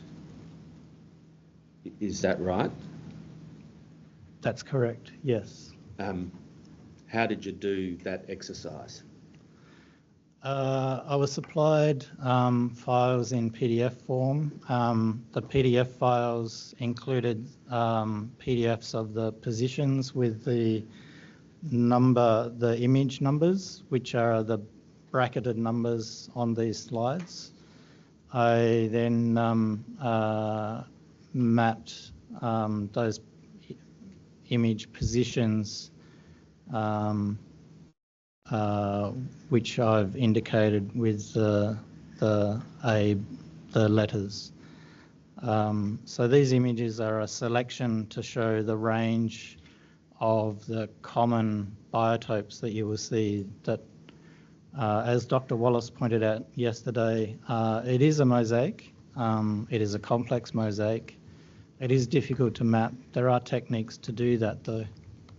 It's not that expensive in the scheme of things, and to do that, at least at a finer resolution, I think is required to be able to both predict impacts and to understand the implications of different levels of impacts.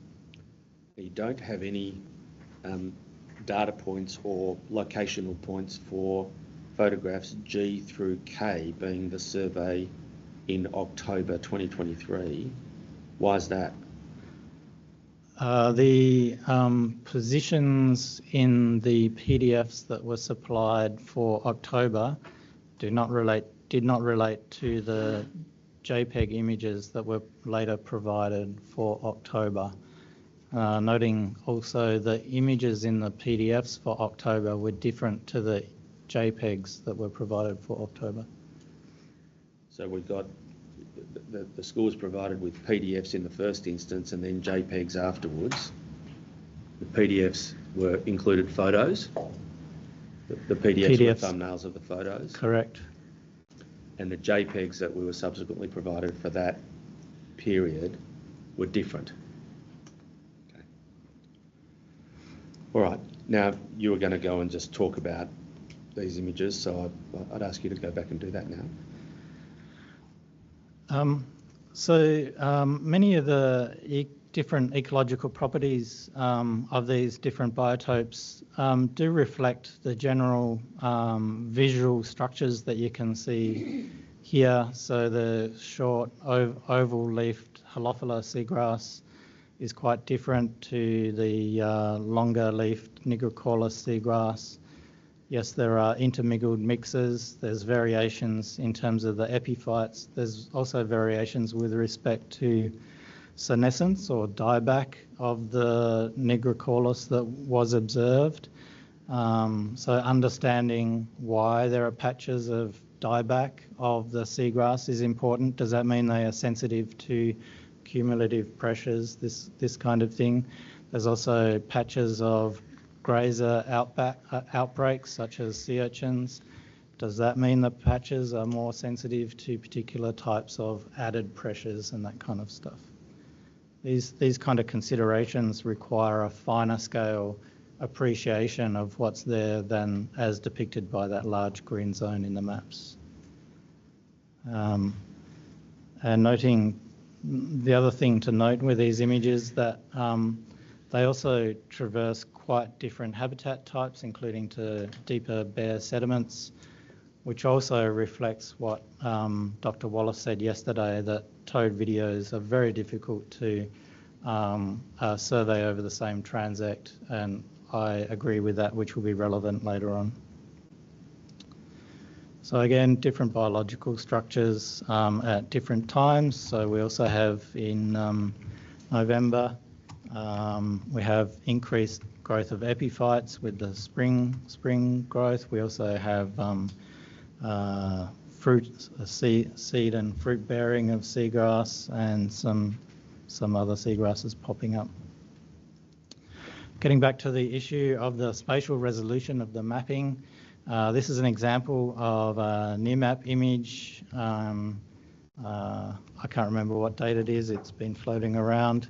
This is at the W5 outlet, just behind the salt marsh zone, behind the beach there is a wet seagrass community that probably meets the EPBC criterion. I think the main criterion that whether it meets it will be the area. I think from memory it's 0.1 hectares. There needs to be at least 0.1 hectares to meet it. I haven't mapped up the areas. That's outside my purview. It should have been done for the SES. And regardless of whether it meets it, it still should have been considered, at least in the first instance. We also note there are fine scale patchiness in this near map image. You can actually see a physical impact coming out of W5 there. That comes out in the intertidal zone, and basically that's a physical impact where the volume of water has washed away sediments sitting on top of the rocky reef. So that white zone there you see is rock. Immediately to the left, on the left-hand side of the image, you can see a lighter brown extension from the shore. That's rocky reef. You'll see in both the EES and the SES it variously gets termed as drain sediments or some other classification. To the north of the image in the centre, that's also rocky reef. These all have an influence on how you understand the distributions of and the patchiness. Understanding finer scale patchiness might have also revealed more nuanced understanding of potential impacts on the seagrass as well.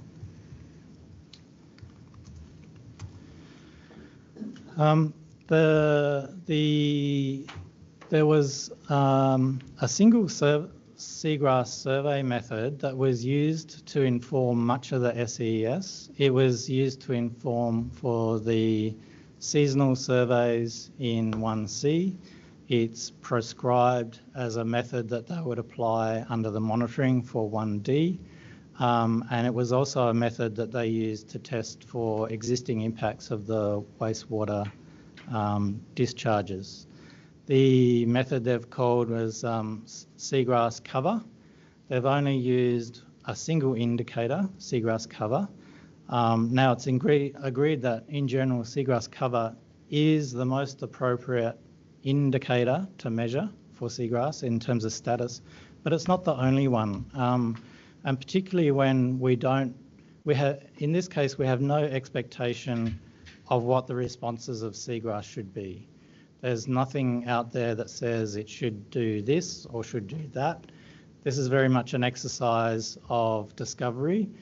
And when we do that, we need to, and there's uncertainty, we need to use a scattergun approach and look at a whole wide range of indicators or condition parameters, and look at the whole gamut. And we also interpret that in terms of the levels of pressure, known physiological responses. But there is uncertainty, but in this case, all the eggs have been put in one basket that's called seagrass cover. Another thing that I will note with the seagrass cover is, the second most important parameter for seagrass condition is the species mix that you'll see it time and again in all of the common papers and manuals and stuff, particularly by what I call the greybeards in the seagrass ecology domain. There are names, highly esteemed names, and seagrass mix is the second cab off the rank. We note here though, and that means you need to discern the difference in abundances of different species. In this case, the different species was ignored. It was all just put into one category. So this seagrass cover is not just of, say, Zostera muelleri or Nigricollis or Halophila. It's all been put in together, and so that will confound the outcomes. The field method, there were 3 surveys in October, November, January, so over 2 months. 3 months, 2 seasons, I beg your pardon. The field surveys used drone surveys, which are best practice, and the information you can get out of that is phenomenal, particularly at the patch scale, which everyone is finding is very important. It's opened the window on a more relevant scale for ecological interpretation and understanding. The issue I have with those surveys then, is the data extraction.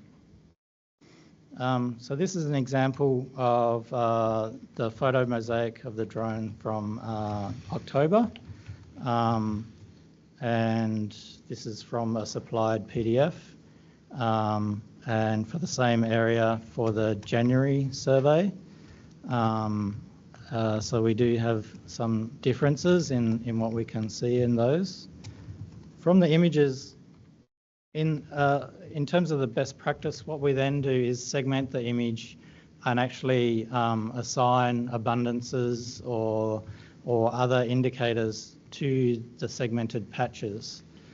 This one method of selecting dots in the image has been used in the past, not quite like this.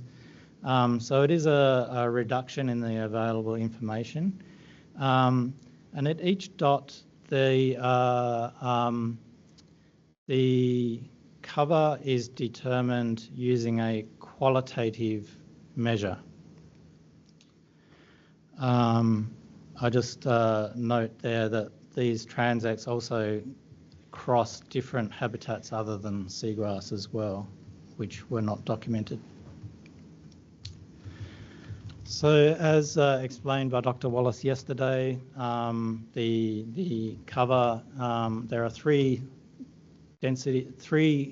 categories. These are qualitative categories, sparse, medium and dense. There are 2 extreme categories. One is at from 90% to 100%. At the other end of the scale, we have 0 to 20%, roughly. And then there's a large category in the middle called median. Now, I'd note that these categories were set up by Blake and Ball in 2001 as mapping categories. They were used to describe different seagrass structural properties for mapping, not abundance. And those same authors have been doing abundance monitoring in Port Phillip Bay, 2 major studies in Port Phillip Bay, long-term monitoring. Those authors do not use these categories. They use a quantitative method of abundance measurement. So when I asked yesterday Dr. Wallace which studies he relied upon, he mentioned Blake and Ball. Who are they?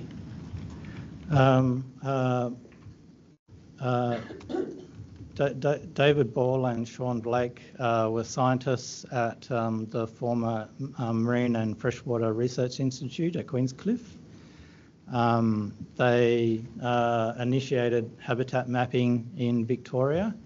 At that time, there were no world standards for habitat mapping classes. They kind of developed them on the fly, which was fine at the time. Those mapping classes are no longer used. They were deprecated in 2015 for a newer system under the new Victorian Marine and Coastal Knowledge Framework. So when did they do their work When did they do their work about mapping?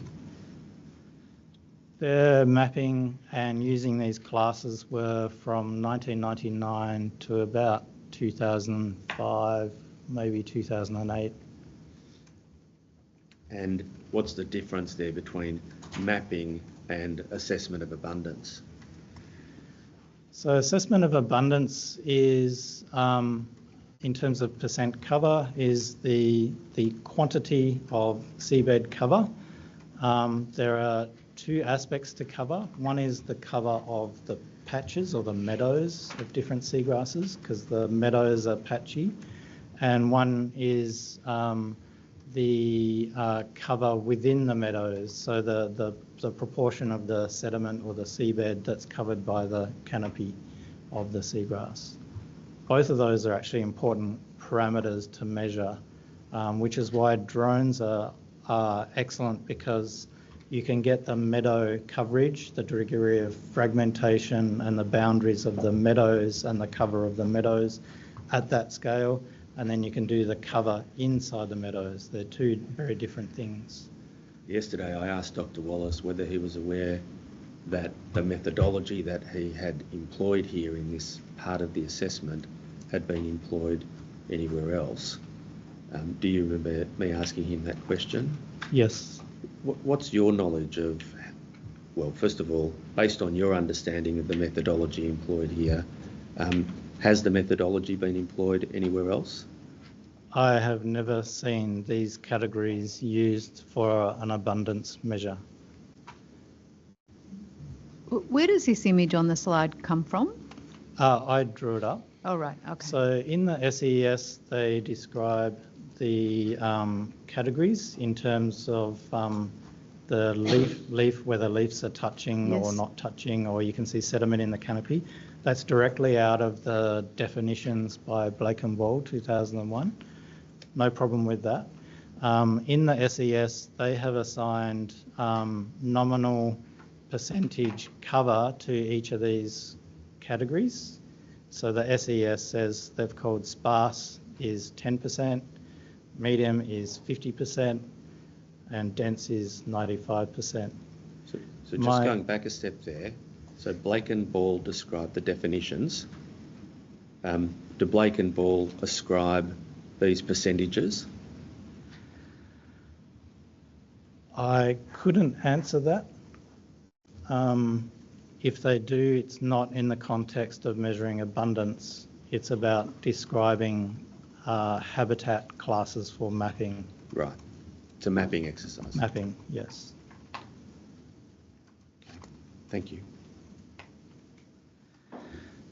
So my argument with these categories, one is that there is only a few categories, so if there's seagrass, it can only go into 3 categories.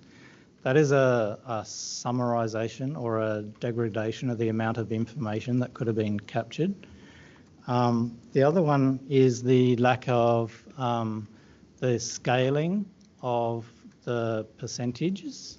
So the medium category is overrepresented as a scale. For example, if you have a site and we measured most quadrats had a cover of 80%, all of those scores get devolved to 50% cover under this scheme. If we have another site where most of the quadrats measure as 30% cover in real life, that under this scheme would get devolved to 50%. And then you compare those averages, 50%, 50%, that's the same, when in actual fact in real life, you can have an 80% cover and a 30% cover in real life. So there is a scaling issue with this in terms of assessing cover. And so these categories must be treated as nominal qualitative categories. They are not quantitative categories with a statistical distribution. So in assigning those numbers, it's important to note that putting numbers against a category does not automatically turn it into a quantitative value. So they are still a qualitative category. The name has just been changed. It hasn't turned it into a continuous number range or a ranking range.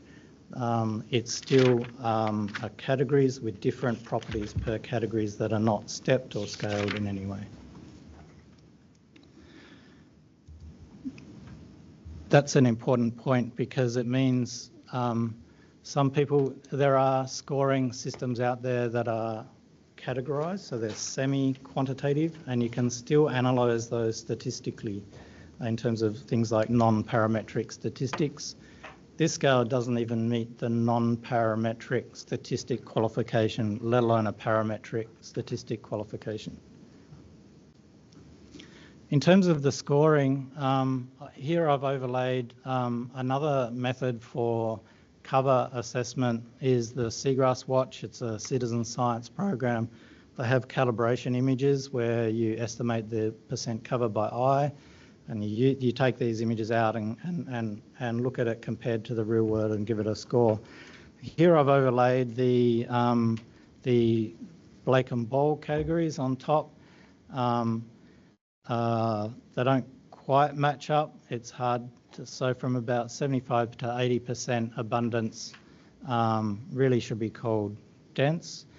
A key thing I'd like you to take away from this slide is you need to be able to see, to use these categories, you need to be able to see the canopy, the seagrass leaves, whether they're overlapping, whether they're touching, whether you can see sediment in the canopy. I contend that you can't do that from the drone imagery at taken at 30 metres. You must, and I do these types of surveys as well, you do need ground truthing imagery to correctly identify the biotopes or the sub-biotopes that you can see in the 30-metre imagery. How do you do that? We use a variety of methods. One is a low pass of the drone to collect really close-up images that are geo-referenced. If the substratum isn't too soft, we have a person walking around with a GPS camera, or we use a rover, a wheeled rover that goes over, because the sediments can be quite soft, it's hard to go over, or we use go at high tide and go out there with a shallow water boat and take measurements. I'm not saying it's easy, it's not easy, but it's a lot easier than it's ever been with drone surveys. Just before you move off that slide, which are the Blake and Ball categorisations? Are they the ones in yellow or the yes, percentage? the ones in yellow. Okay, thank you.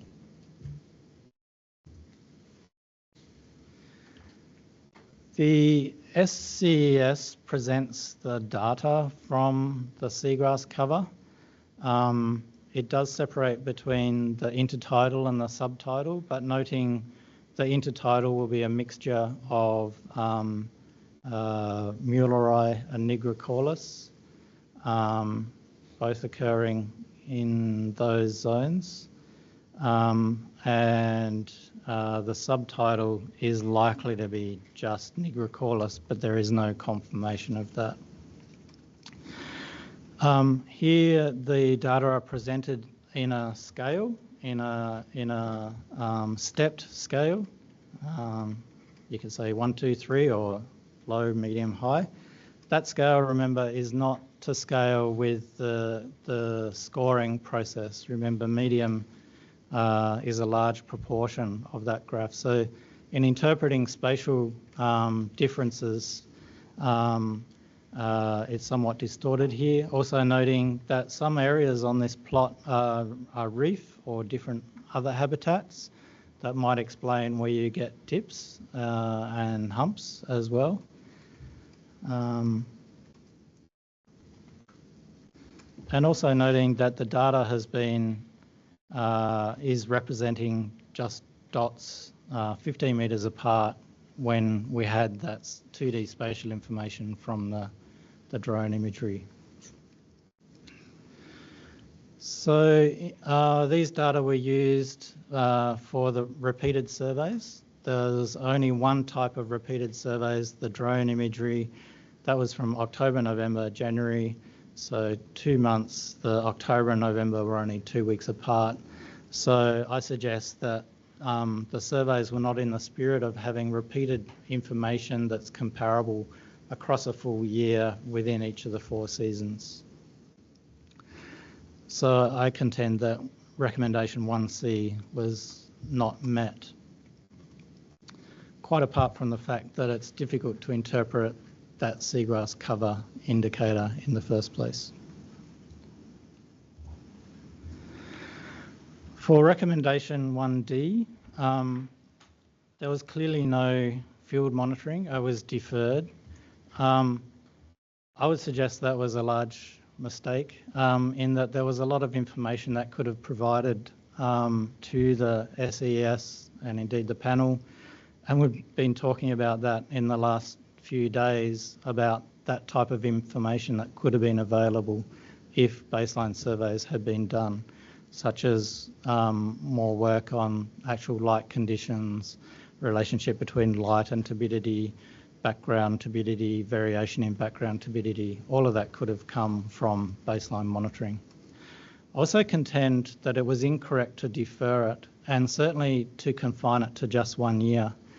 As I read 1D, it was not just about dredging, but regardless, it was for the life of the project. In terms of understanding any type of environmental impact assessment, you have to be able to relate and compare conditions under the pressures. How has it changed under the pressures? To understand that, you need reference information. So you also need reference or control sites that are not influenced by the pressures. But it's also important to get baseline data wherever you can, because every single site is different, different set of conditions and how they operate. And so baseline information takes out a lot of that individual characteristic of each site.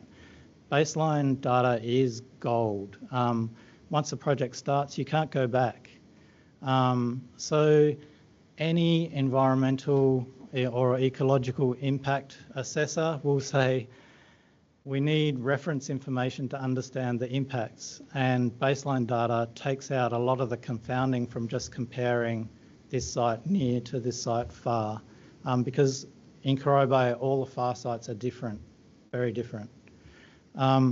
So there was an opportunity to collect baseline data. That was squibbed as far as this process went.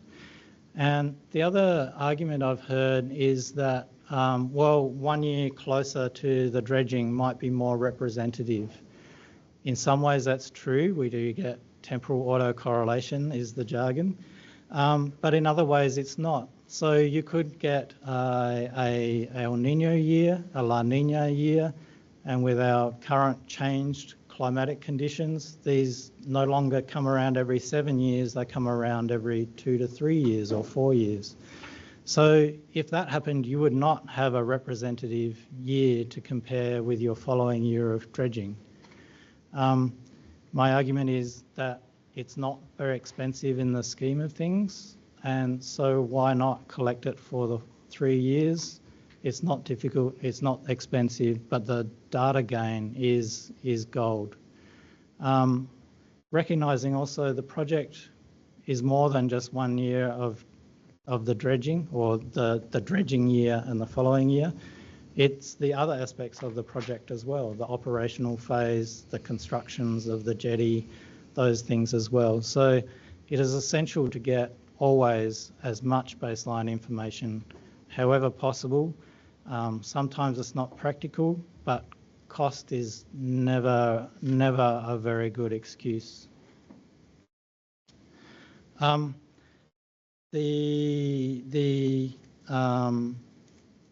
was a design proposed for the baseline monitoring. I contend this design would not produce any useful information, and certainly not for detecting impacts, and certainly not for assessing, as per recommendation 1D, whether the predicted outcomes do actually occur. So some things to note are that things like the NTU monitoring sites are not at the same place as the light monitoring sites, so you can't combine the data and compare or cross-check or even learn what the relationships are between light and NTU as you go along. Same with the chlorophyll A site, so that they're disparately positioned. We've got things like seagrass length sampling that was never done as part of the EES or the SES, so this is something new. And they're not at we don't have any cross-reference to the existing temporal surveys where we have the drone surveys. There's actually no littoral monitoring sites at all. We have things like the long seagrass tow. We heard from Dr. Wallace, and I agree with him, that towed video is not very good for repeated monitoring over, and certainly not for long term. You need to be able to exactly go back to the same position exactly to take out the spatial variation in the component, so you're just left with the temporal variation. Also note here that there isn't a good weighting of control sites. You need biological control sites. These need to be along a gradient to understand the relationship between the pressures and the biology. It's not just enough to go measure the biology and say there's an impact or not. You have to be able to relate it to the pressures. That also comes back to the selection of the indicators. So you need a wide variety of parameters because we don't know exactly what the impacts might be. So we need to have a wide variety of receptors and impacts to be able to pick up on the ones that actually occur, or confirm our model that they wouldn't occur. The other one that they propose is in-fauna sampling. As Dr. Wallace said yesterday, in-fauna sampling is incredibly difficult. It's very noisy. To actually make it work, you need a lot of samples, which is very expensive. And the information return is very poor compared to many other types of things that should be monitored, such as seagrass patch boundaries, other seagrass condition indicators, microphytobenthos, sediment anoxic conditions. There are a whole range of other things that would be much more informative. The SES provides no methodical assessment of what indicators other people have used and what should we use here given what we know occurs here. And as per 1A, we don't know what occurs here. There is no map, there's no methodical description of all the ecological assets, the ecological functions to assign appropriate monitoring design components. The last component of recommendation 1 was the assessment of the wastewater impact. Using the drone survey data and the seagrass cover index. The approach to this was to ascertain seagrass cover at the refinery shore and compare that with a reference shore. And the hypothesis is that if there's an impact, seagrass cover will be different from one shore to the other. Now, there's no rationale in here to that hypothesis. Why should it be different? What are the processes that would cause that difference? That is one thing to be made. The other thing is this test is not a test of refinery shore versus the Avalon shore either, because along the Avalon shore, there are different habitat types, including rocky reef with sediment veneer, which affects the seagrass abundance and distribution. You can see the white patches in that image.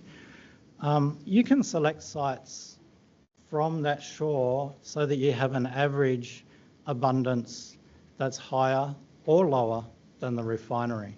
So this test is merely a test of did the Avalon shore sites fall on areas that had more or less seagrass than we've observed at the refinery shore? It was not a test of is there an impact on the refinery shore? So there's no logic to this test, and certainly no covariate with respect to the pressure that might be influencing the seagrass. There's all sorts of other assumptions implicit in this. Do we expect the whole refinery shore to have been impacted in the first place, or do we expect just a gradient? In which case, again, this test is invalidated from that high level. So the hypothesis is not rational. Then there was a t-test applied. T-tests are the first thing you learn in year one zoology, biology, in biostatistics, and indeed year one of a statistics course. It's the simplest one. It's an appropriate test for many occasions, but it has assumptions. Any statistical test has assumptions that you must meet or nearly meet, or show that that test is robust to not quite meeting those assumptions. And every first year textbook will tell you what those assumptions are for a t-test, and one of them is it has to be quantitative data, which this isn't. It has to be a parametric distribution, which means the data can be represented by the mean and the variance. There has to be random sampling, which it's not. We have fixed sampling at 15-metre intervals on a fixed transact, so that's not random sampling. There was random site selection, so it could be interpreted that way. The random sampling is not a killer in this case. There are other methods to handle non-random sampling. And there's also spatial autocorrelation. So one sample here is related to the value in the next sample beside it. That's not a killer. There are different methods to handle that, but it's not in a t-test. So I contend that none of the most basic statistical assumptions that you would learn from a statistical course in any case are met. And I would like to point out that it's somewhat telling this basic assumption was not assessed in the peer review, the Stantec review. I could not see that they detected this issue. I would bring that this is one of the first things you look for as a reviewer. Are the assumptions met? Is there evidence for those assumptions to support that? You might be asked about this by others, but I'm going to jump in now just because we've been talking about it. It was put to us yesterday that you and Dr. Wallace disagreed about the statistical analysis, but your results were effectively consistent where it counted. I hope I haven't mischaracterised what was put yesterday, but do you have anything to say to that? I think there's a conflation there between the 20% assessment of light and then this statistical assessment. Okay. I contend that the data are qualitative, so you cannot use any normal statistical analysis method on this type of qualitative. It's nominal data, it's not even ordinal in that sense. So you cannot apply it in a statistical method. You've only got 3 categories for starters, so a mean and a variance doesn't describe the data. Yeah, okay. So those results, you can't even do the test. There are methods to analyse that kind of data, but it's just inappropriate. Okay. Notwithstanding that the rationale, even if it was quantitative data, the rationale for the test, the logic of the hypothesis is not there in terms of relating it to an impact from the wastewater. So I conclude that for the assessment of the existing wastewater impacts, the SES has not progressed any knowledge in terms of what the existing impacts are of the existing discharges. There is no advancement of our knowledge of what those impacts are of those discharges today.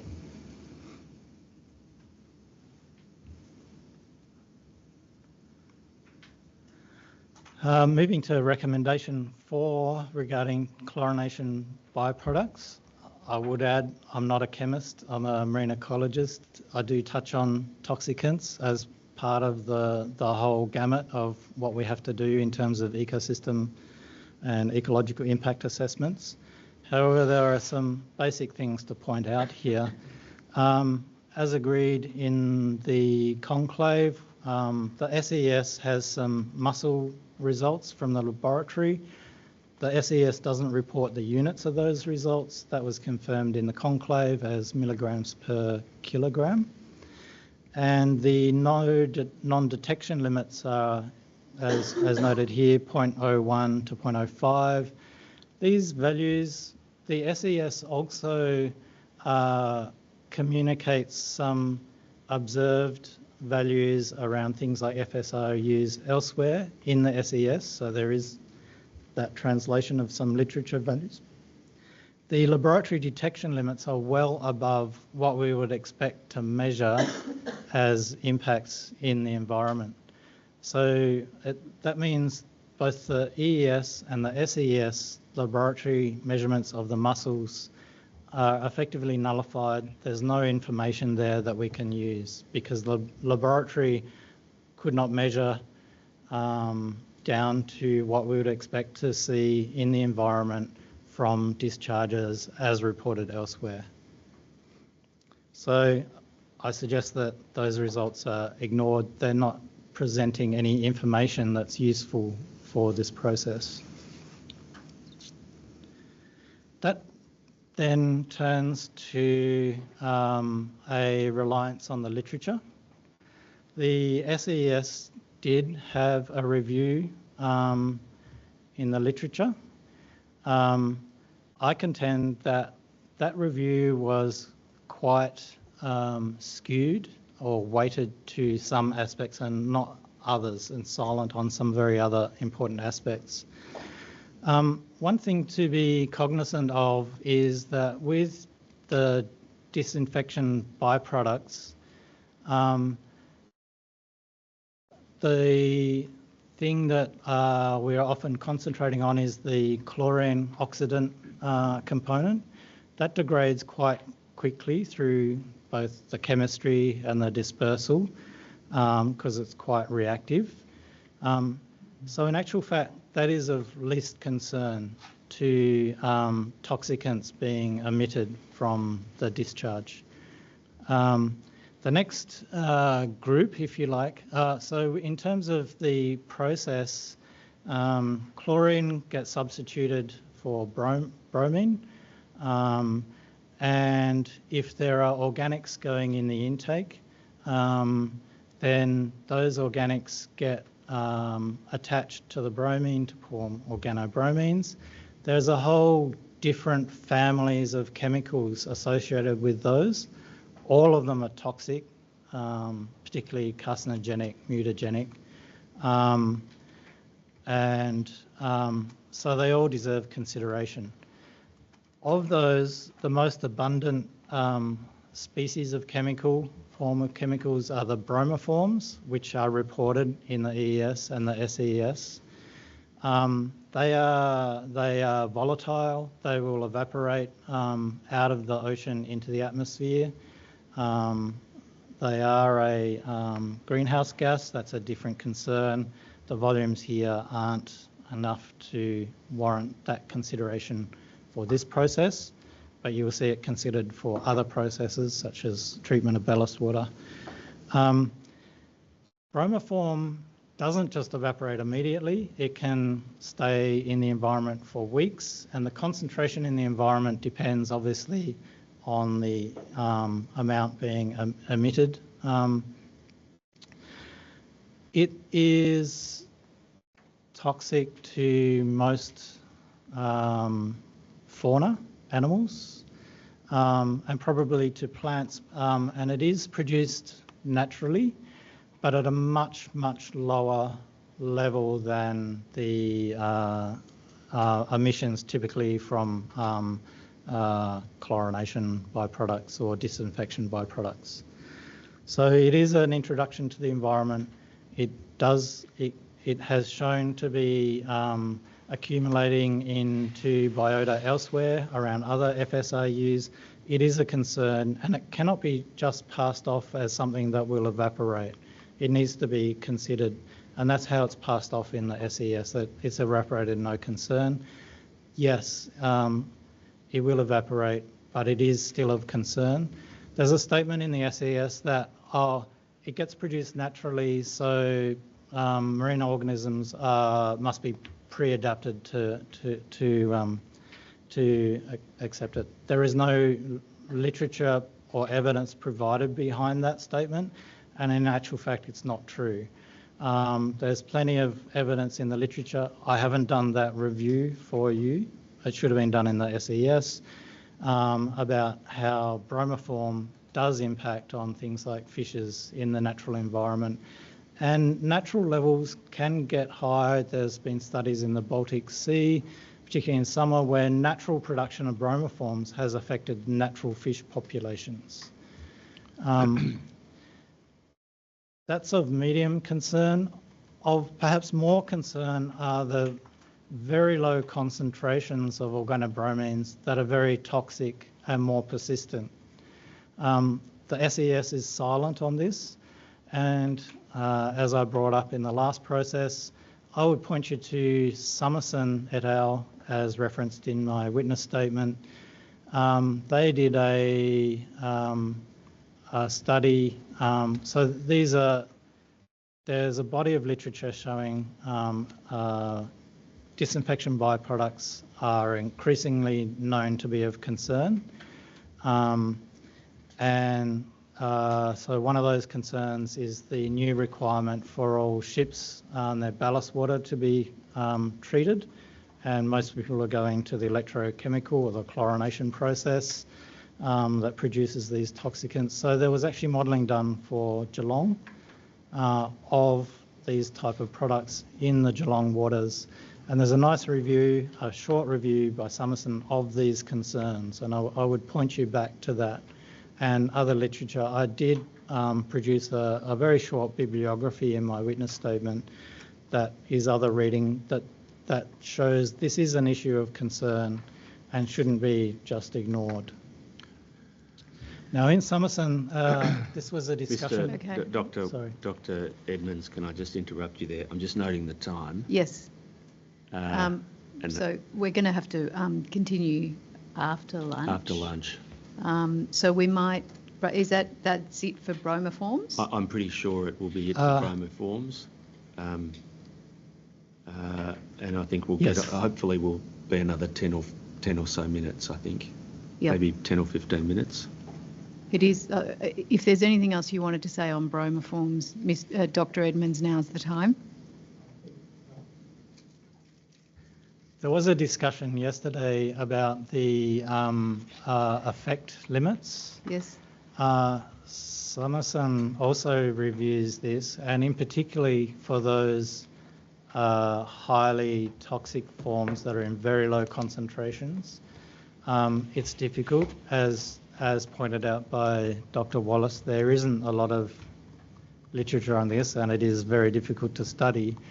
But Summerson uses values that are well below the documented or documented expected values that would be emitted.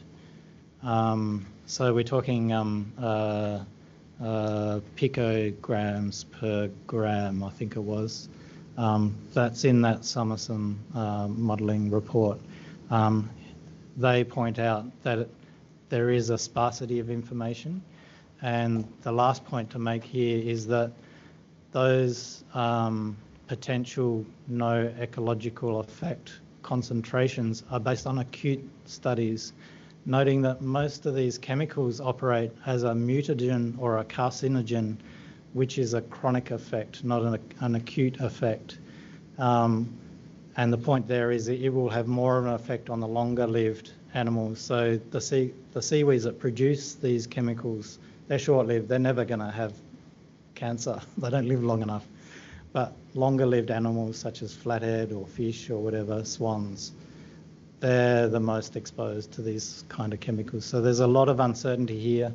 I'm not saying you can reach answers to these uncertainties, but these uncertainties should be part or open in the decision, I would suggest. But again, I guess that what we're grappling with is that it's being put to us that the chlorine discharges from the refinery won't change as a result of the project. So is that a concern with the existing refinery, or is that a concern with the project? What do we do with that information? So there's a few things here. One is... Perhaps have a think about that, and we'll come back to it after lunch. So we'll break now, and we'll come back at 2 o'clock.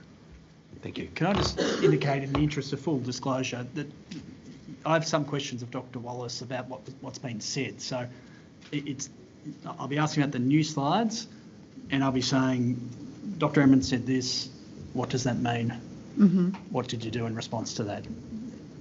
In my submission, that would be entirely appropriate given the way that the evidence has progressed. So I wanted to indicate that's what I'm going to do, unless somebody has a okay, so sorry, just talk me through what you're proposing logistically. You want to get what I'm going to do is ask Dr. Wallace questions about things that Dr. Edmonds has said. He said this, what does that mean? Yes. He said this, what did you do in response to that? Yes. And in my submission, that's an entirely appropriate thing for me to be able to do. But I wanted to indicate that's what I am going to do, unless somebody indicates they have an objection, in which case you need to... Okay. So when do you want to do that? Lunchtime. Oh, you want to speak to him about that, but do you want us to hear that? Yes, because before I said that I was only going to ask about new slides. Yes. Yeah, I think what Mr. Chesil's saying is he wants to be released from his usual constraint of talking to Dr. Wallace about... But is it not material that is in these slides? Yeah, it is. I'm totally comfortable with that. Yeah. Yep. Okay, thank you. I just want to understand what he's got in terms of the program. I don't think Mr. Chesil's saying he wants to recall Mr. Wallace or Dr. Wallace or anything like that. I think what he's doing is saying he wants to go and talk to his witness so that he can ask some questions of my witness, which he would ordinarily be free to do if Dr. Wallace hadn't been held over to ask questions of you. Sorry, I thought you were saying... Am I right about that? What Mr. Fernandez said. Yeah, he did a better job than I did. Thank you. Right. Okay, we'll see you at, let's just call it 2:05. Okay.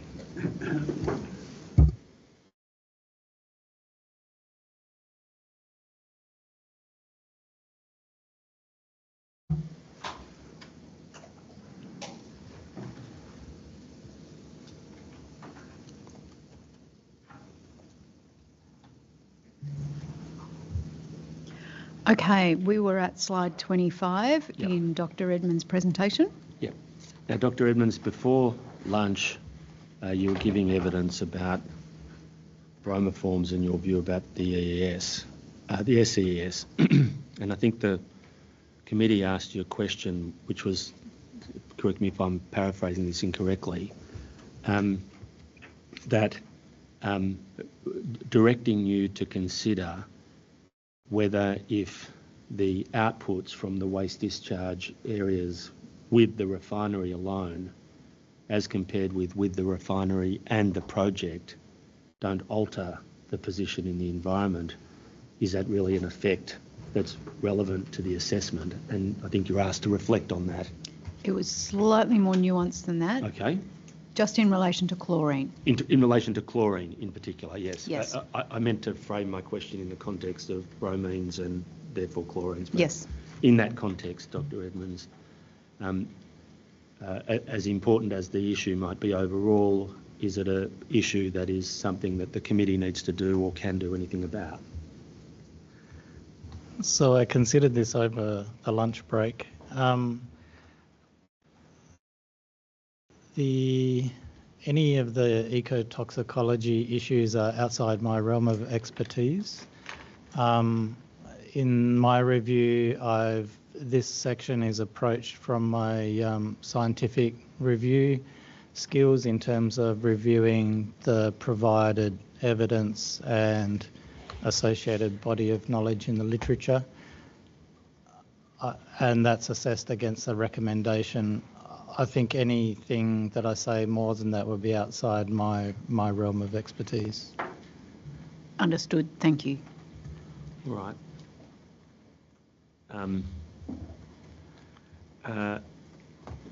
Can you take us then to the next slide? Yes, on to recommendation 6, the dredge plume model. I just want to reference this in terms of the biology.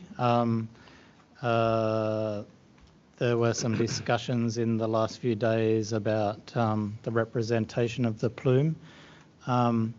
Some comments here is that the plume is a modelling of the physical effect.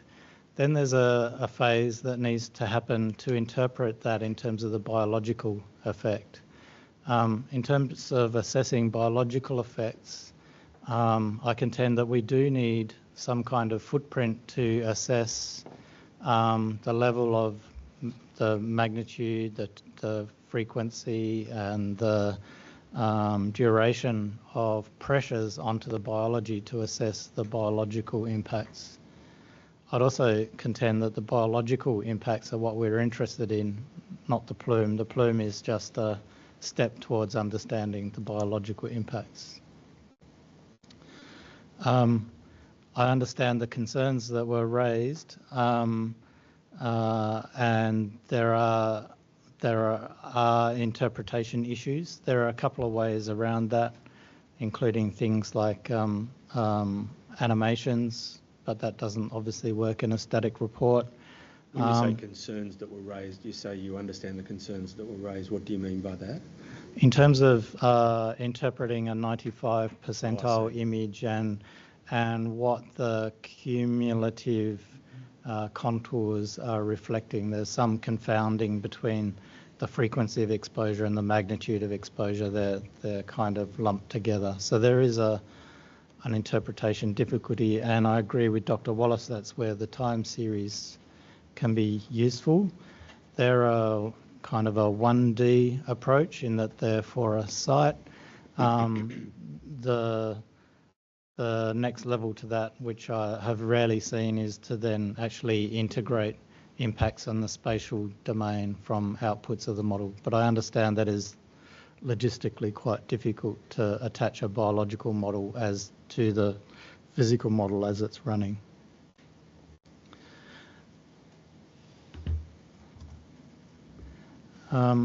So the primary... Sorry, could you just go back to that slide? Yes. And can you just clarify what your point is of the slide on the right-hand side of the page? My apologies. The SES does not have an image of the footprint of the plume in any way to try and discern the spatial extent of potential impacts on the biota.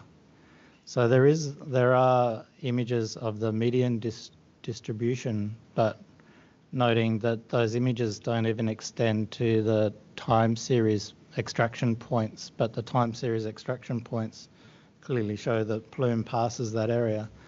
So the figure on the left is from the SES. So that can be misinterpreted as much as a 95 percentile map could be.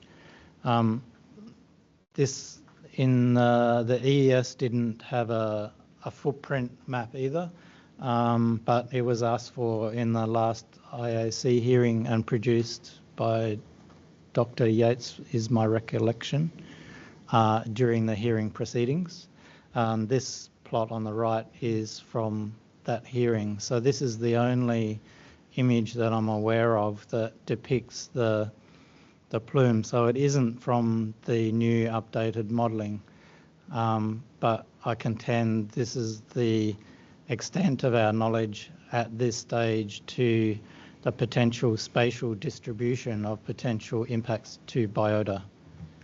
So just picking up on that answer, just that image on the left is the median 50th percentile spatial extent modelled of the plume from dredging. From the SES updated? From the SES. Just go to the next page. You said a minute ago that the time series shows the plume passing the 4 points in that image. Can you just explain how that's shown in that graph? On the left there is a map of the 4 model extraction points for the time series. And on the right-hand side is the time series from the SES report of the plume passing over each of those 4 sites. And I think you said that the image, going back to the previous page, the image on the left can also be misleading. Can you explain how? So that image shows that to the mapped resolution of 2 milligrams a litre, that contour for that median doesn't reach the time extraction points.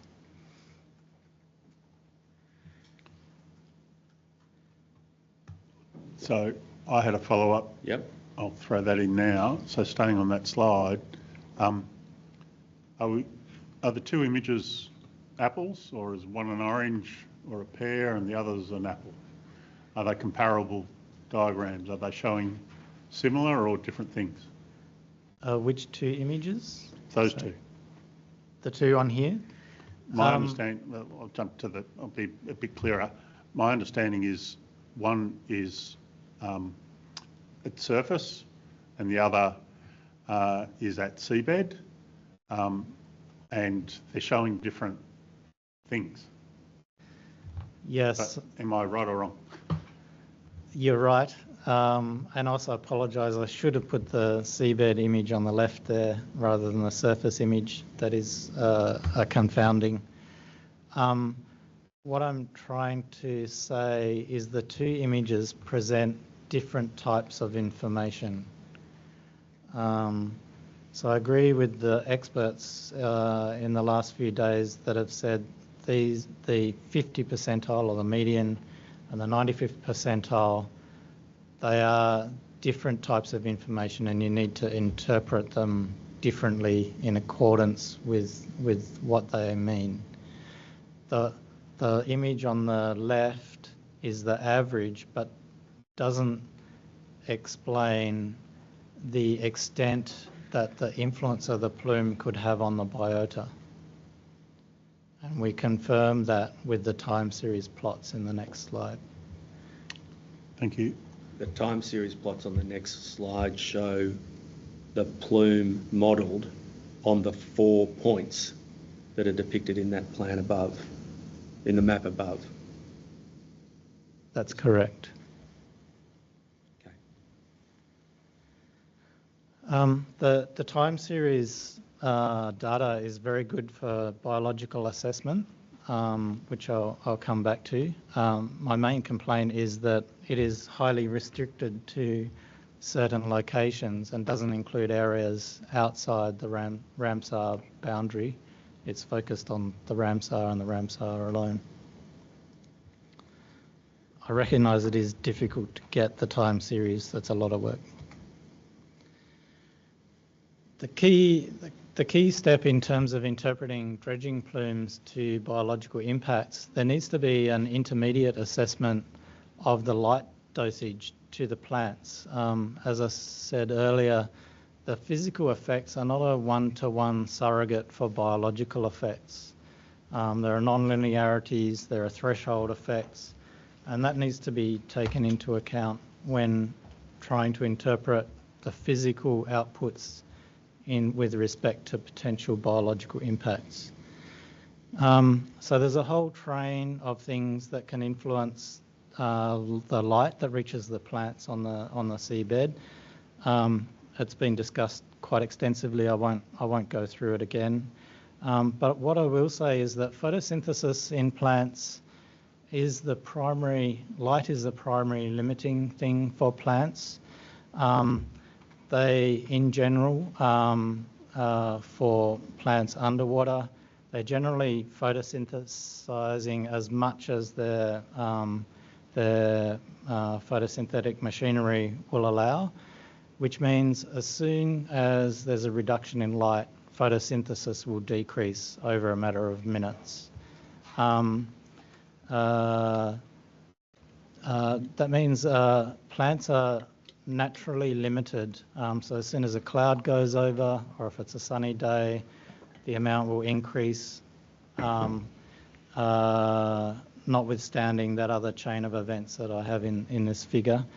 The other thing to consider with photosynthesis is that it's a non-linear process. There is a threshold, They have a photosynthesis curve. There's a maximum rate, and the maximum rate and the fastest rate varies according to seasons or physiological conditions. If they're exposed to dark periods, then they will adjust to maximise photosynthesis for the conditions they're in.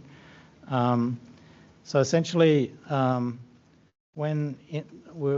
was discussion earlier about natural variations with cloud, natural turbidity changes.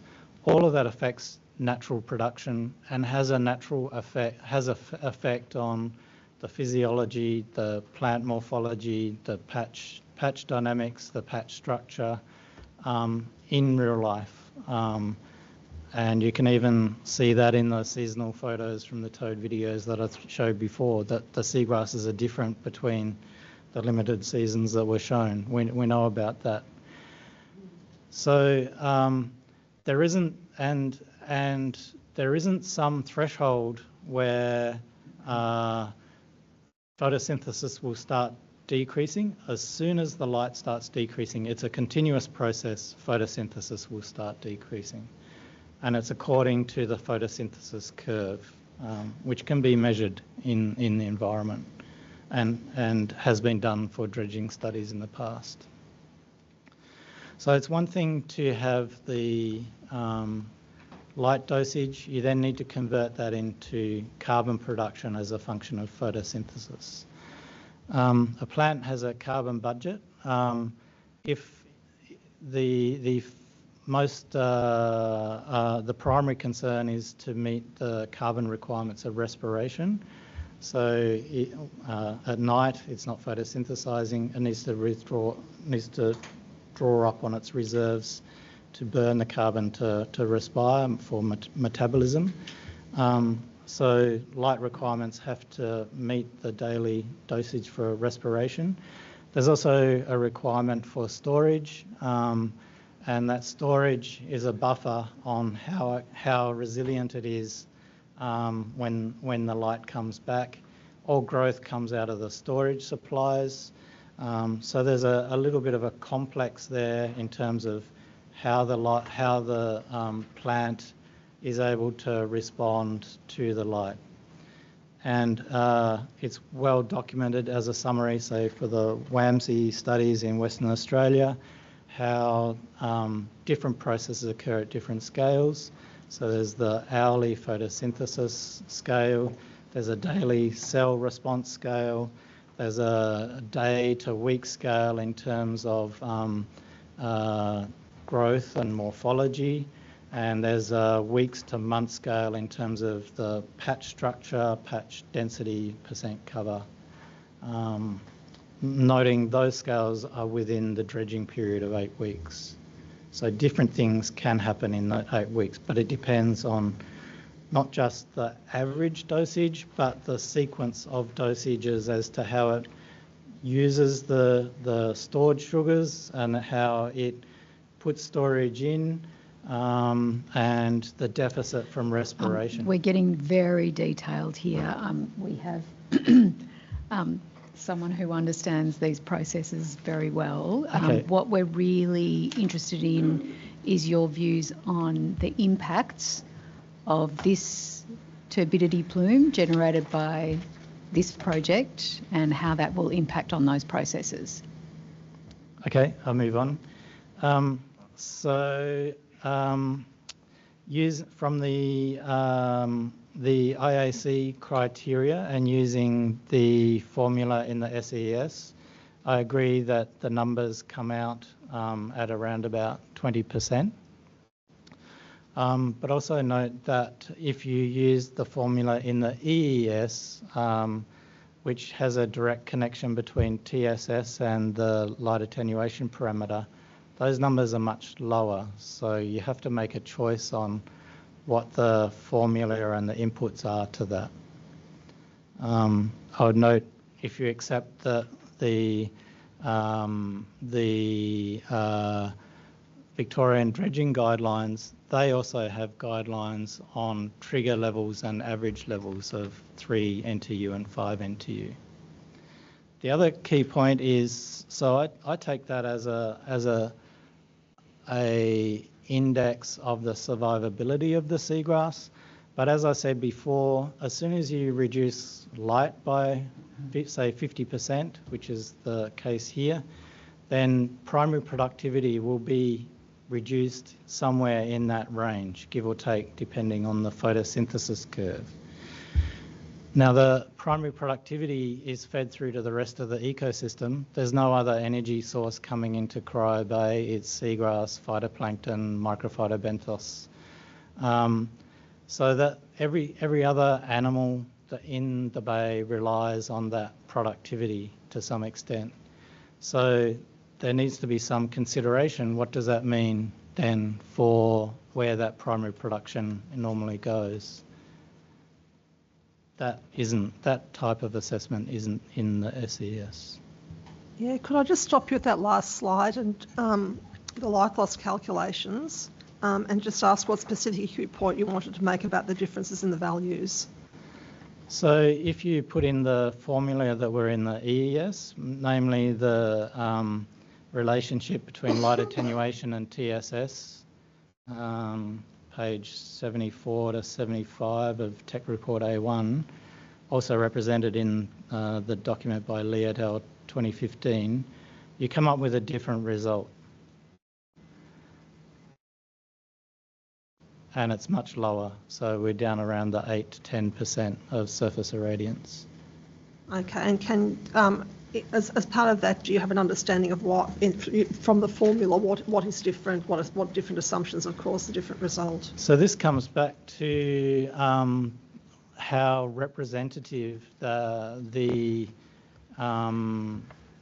NTU/TSS/light attenuation relationships are to the real world. I can't comment on whether one here is more representative than the other, and that's why I would suggest going out to measure it in the real world.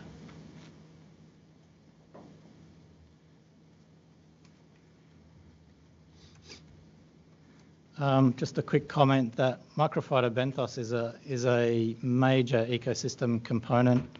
I won't go through the values, they're written there, but not considered in the SES. The spoil ground has considerable ecosystem values that they haven't really been addressed anywhere. There are also, in terms of assessing impacts on the Ramsar values and the migratory birds, these type of assessments rely on the chain of events or impact flow through the ecosystem, and I contend that that hasn't really been properly considered, and it rests solely on the finding that the seagrass meets those threshold criteria for what I call survivability. In this case, you're also going to get large production declines. So what does that mean going through the system? And for example, migratory birds can consume a lot of the secondary production in the infauna and sediments. So there might be a direct consequence for some period of time. That's beyond my expertise to follow that through to the birds, but it is in my expertise to recognise that that's a potential issue. Lastly, with the environmental management framework, I'd note that it doesn't follow what's more commonly used now as an adaptive framework. It's quite heavily focused on inputs and initial mitigation, kind of a set and forget. I notice there is monitoring suggested in the EMF, but these don't align with the other SES chapters very well. And I would argue that some of the NTU limits are not sustainable. So if a dredger is going to the 14 NTU just above the 15 NTU continuously, is that going to be sustainable? When you say the EMF is largely set and forget, we've been talking a lot over the last couple of days about how the dredging program is anything but set and forget, so that there are these thresholds that the dredging operation has to meet, and there is very much an adaptive approach to managing the dredging operation to ensure that those thresholds aren't exceeded. So did you mean that sort of generally, or did you mean it specifically in relation to the dredging? So the dredging operations, that is an adaptive operational aspect. The setting of the threshold is a set and forget, in the terms that it's assumed that threshold is perfectly adequate. And there needs to be scope in the program where unforeseen things that occur, or as new knowledge occurs, particularly during the baseline period. Does that change anything from information coming from the baseline monitoring? There needs to be a whole process to evaluate and update and improve the process in accordance with the available knowledge.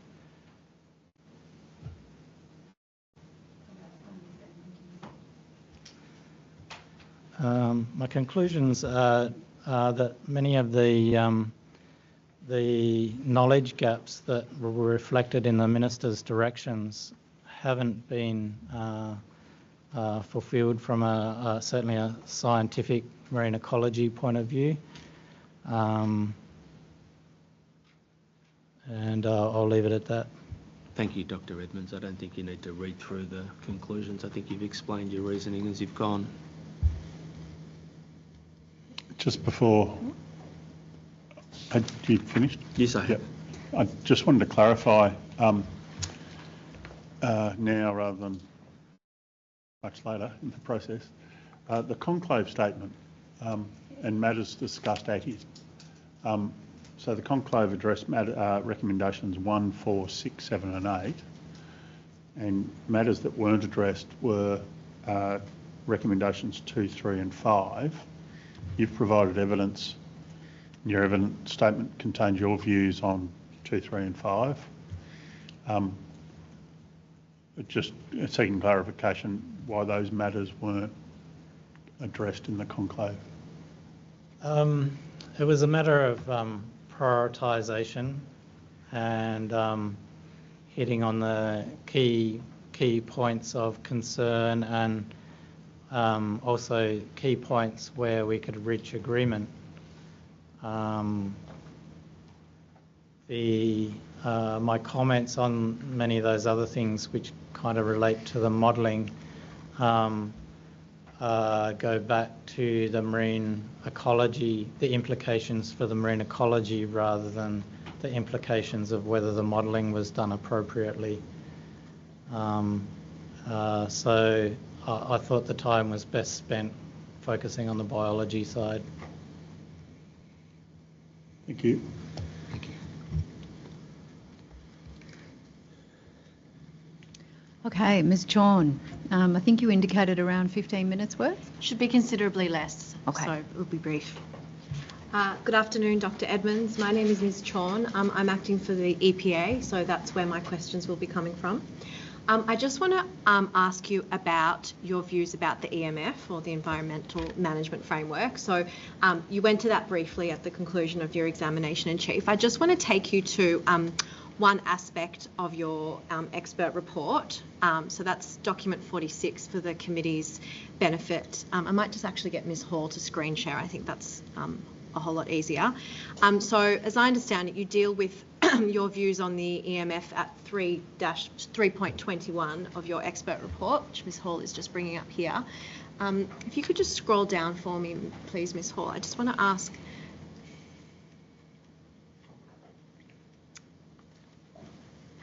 Oh, sorry, just back up again, just to underneath the table. Thank you.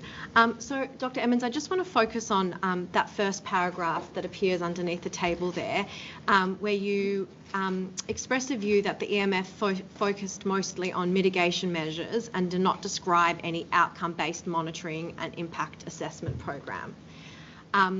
So can I just ask you to expand a little bit further on what you mean by that assertion? So the new paradigm of ecosystem-based management is that the objective is to maintain the integrity of the ecosystem, Yes. while maximising and maintaining the social benefits as well. So that puts a primary objective on the status of the ecosystem and ensuring that is maintained. And inputs-based or upfront mitigation and then hope those mitigation measures will work doesn't assess the outcomes or doesn't have an objective to maintain ecological integrity. You're working on the reverse, that your mitigations or your thresholds, you assume that it will maintain the integrity. It doesn't actually measure the integrity, and that's what needs to be done. So if I'm understanding you correctly, you're expressing a concern that the EMF, at least in its current form, and if the project is approved, doesn't contain any mitigation measures or contain any measures, however we describe them, that provide for ongoing monitoring of the impacts of the project once it's operational. Is that a fair summarisation? No, I'm aware that there is monitoring proposed in the EMF. Yes. But it doesn't reflect any of the monitoring discussions within the body of the I see what you're saying. SES technical appendix. Yes. So there's a mismatch there. I see what you're saying. So thank you for that clarification. Out of fairness to you, EPA's view is that the EMF needs to and should include, if the project is approved, some form of ongoing monitoring of the operational impacts of the project for the life, so that there's some measure that occurs for the life of the project. And that's one of the recommendations that we've made. If I could ask Ms Hall to please screen share EPA's opening submissions, which for the committee's, it's going to be screen shared, but it's document 68 and to paragraph 57. So EPA has put forward a recommendation that suggests that the operational impacts to, I'll just wait for paragraph 57. The operational impacts to seagrass and plankton should be measured and, where possible, mitigated as a separate mitigation measure, and that a key part of that is for the proponent to identify suitable thresholds based on baseline monitoring of seagrass and plankton. And as you can see at paragraph 58, that this additional mitigation measure, we say, should focus on impacts to seagrass associated with the FSRU discharge in the nearshore area and impacts to plankton associated with entrainment. What is your view on the appropriateness, or do you have any comments on the appropriateness of such a mitigation measure? Are you asking that the monitoring is part of the mitigation? Yes, we're suggesting that there be ongoing that it be incumbent on the proponent, if this project is approved, to first establish some baseline figures or thresholds, I should say, and then to be required or obligated to monitor the impacts on seagrass and plankton at regular intervals once the project is operational. Absolutely, that fits within the ecosystem-based management paradigm, which that is you obviously reverted to earlier. Yes. Thank you. Those are the matters.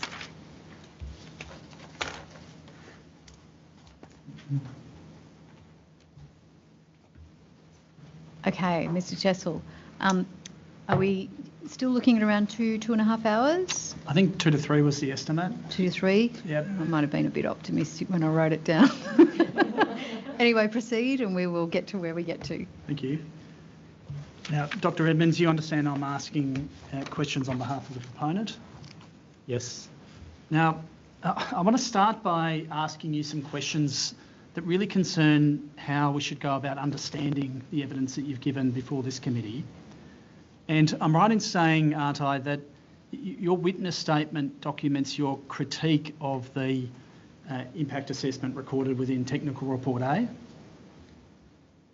Correct, plus the EMF, and I reviewed the Stantec peer review. Okay. And also the matters of national environmental significance as it goes to things like school shark and salt marsh. and the migratory birds because they're a key ecosystem component. So it's your critique of those parts of the supplementary EES that are identified within your witness statement? Yes. Okay.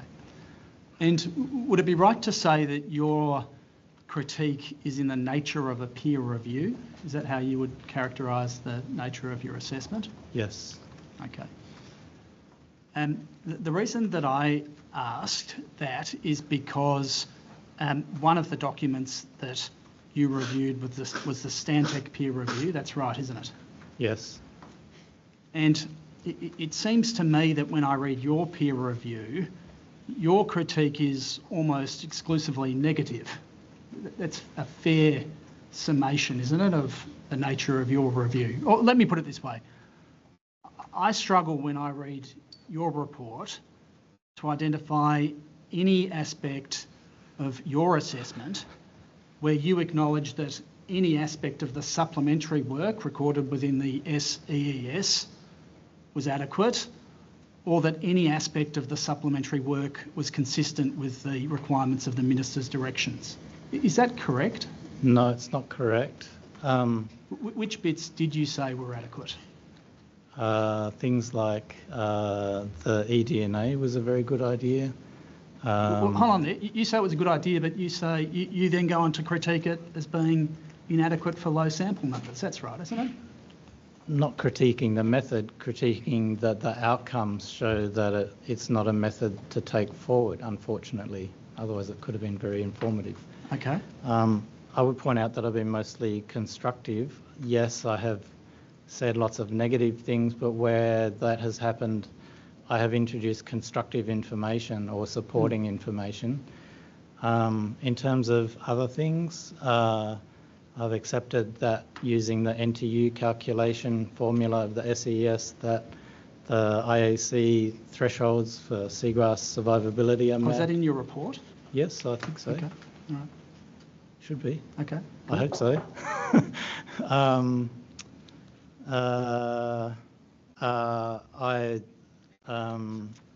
I didn't critique the drone method. I've accepted that's best practice, best standard. Let me put it this way. Do you accept that any aspect of the supplementary statement responds properly to any of the directions that were formulated in respect of the preparation of the supplementary statement? That is, do you say that this supplementary statement responds appropriately to any aspect of the relevant ministerial directions? I found that it didn't meet any of the ministerial directions that I reviewed, i.e. the marine ecology components to. Okay, so the answer is you don't consider this supplementary statement responded appropriately to any of the Minister's directions, correct? That I reviewed. Yes. Yes. Yes. Okay. Now, perhaps as a device to allow me to understand your position, you indicated that you've reviewed the Stantec peer review that was published with the supplementary statement. That's correct, isn't it? Yes. And you have a copy of that before you? Somewhere here.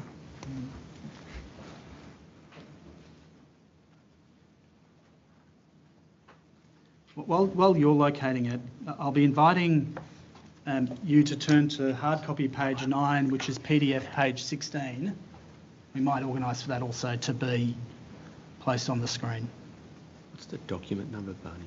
It's the attachment 1 to the published supplementary statement. Mr. Chesel, is it attached to Technical Report A, or do we have to go back to the... No, it's in a separate document. Yep. It's the attachments document. Yes. And it's attachment number 1 to the SEES. Okay. So it's not Technical Report A, it's an attachment yes. to the EES itself. I've got it on the screen there. Oh, okay. You might blow it up a little bit, thanks. Just give us 30 seconds if you can. Yes.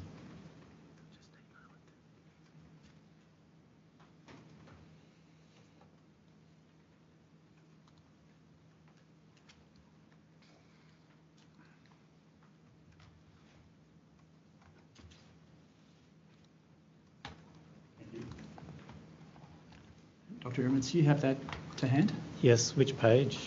It's hard copy page 9, which is PDF page 16. Thank you.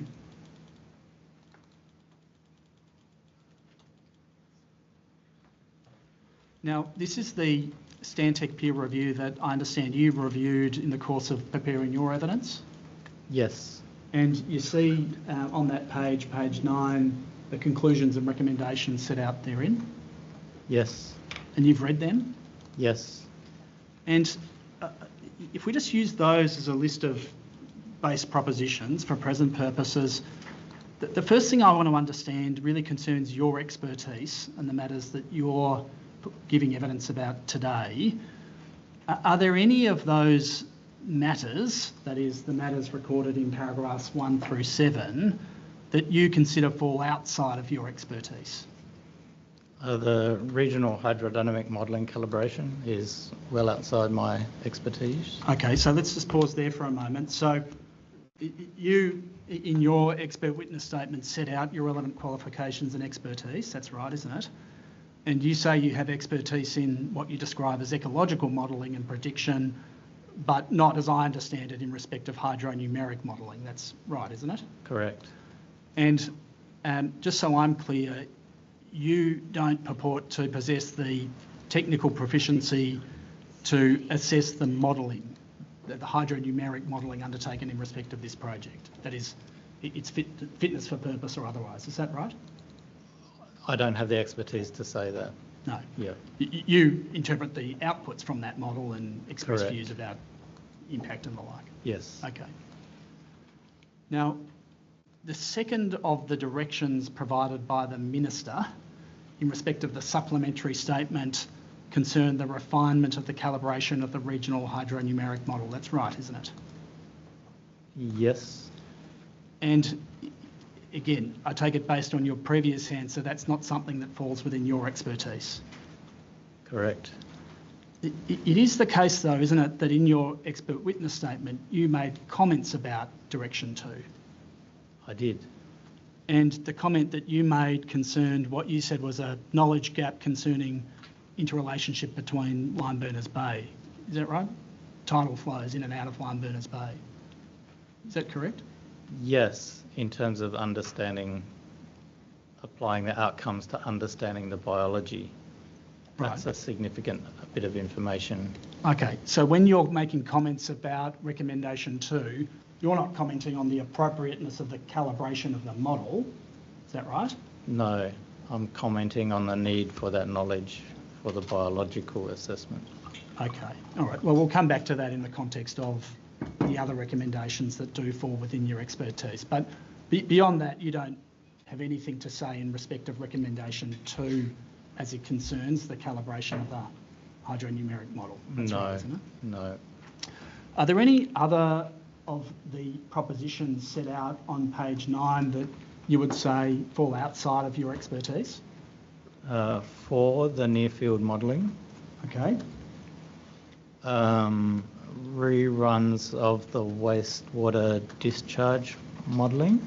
Yes. Mostly the mechanics of the attrainment modelling, but there is some biological aspects related to that. Yes. The sediment transport modelling is outside my expertise, so that's still on 5.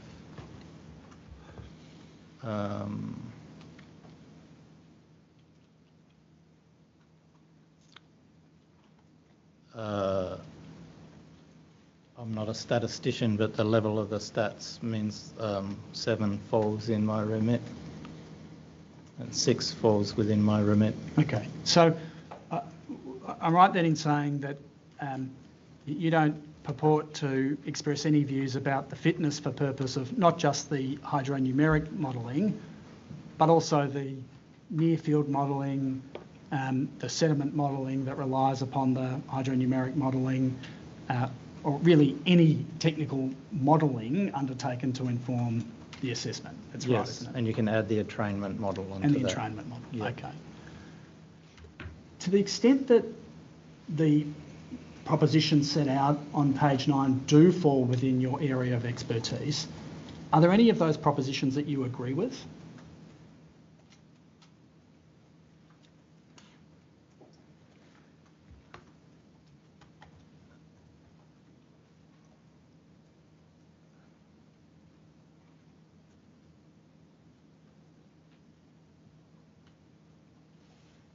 No, I don't agree with them.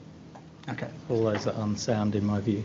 Okay, so so that I'm clear, your position is at a high level, summary level, that none of the material within the supplementary statement responds appropriately to those recommendations that are relevant to your area of expertise. That was the first thing we established. And secondly, that none of the propositions contained within the conclusion of the Stantec peer review are opinions that you hold, as they concern matters that are within your area of expertise. Correct? Yes, correct. All right. Now, in your witness statement and in your presentation today, you've addressed each of the Minister's recommendations sequentially. That's right, isn't it? Yes. And today, in preparing your evidence or giving your evidence, you've focused really on recommendations 1 and to a lesser extent on 4, 6, 7, 8 and 9. That's right, isn't it? Yes. Now, picking up on a question that the committee posed a short while ago, in your expert witness statement, you also make comments in respect of recommendations 3 and 5. That's right, isn't it? Yes. And you simply haven't addressed those topics today, have you? No. Okay. Now, it might save us some time, but do you continue to press those parts of your expert witness statement that concern recommendations 3 and 5? Or, because you haven't presented them today, are they lesser order issues that are of lesser consequence to your the views that you express? They are lesser order issues. Do you maintain the critique that you've advanced? I maintain the critique. Right, well, we'll have to go to them, that's fine. Yeah. Now, I'm going to attempt to address what I understand to be the key issues that you raise in your evidence. But I'm going to structure my cross-examination differently to the order of your presentation. What I'm going to do is first focus on the environmental effects assessment as it concerns the dredging phase. I'm then going to address the environmental effects assessment as it concerns the operating phase. And then I'll come back and address the balance of the matters, including the observations you make about recommendation 1 and about other matters. You understand that? Yes.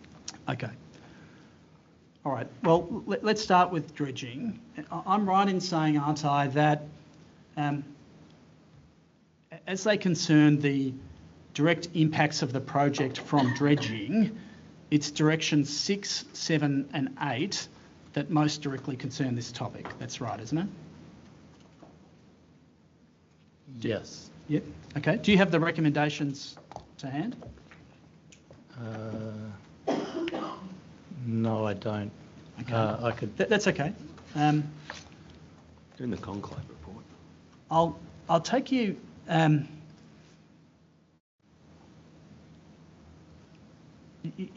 me put it this way. You understand that each of the directions that were formulated by the Minister correspond with recommendations made by the IAC in the report that it prepared following the first hearing. Do you understand that? Yes, but not all of them. No. Correct, and we'll come back to that. But you understand that where there is a direction from the Minister, that corresponds with a particular recommendation of this committee? Yes. As contained within the first report? Yes. Okay. All right. Now, I'm going to come to ask you some specific questions about directions 6, 7 and 8. But I want to start with some more general propositions about the proposed dredging program. You're aware, I take it, that we're dealing here with a dredging program that's anticipated to occur over a period of 8 weeks? Yes.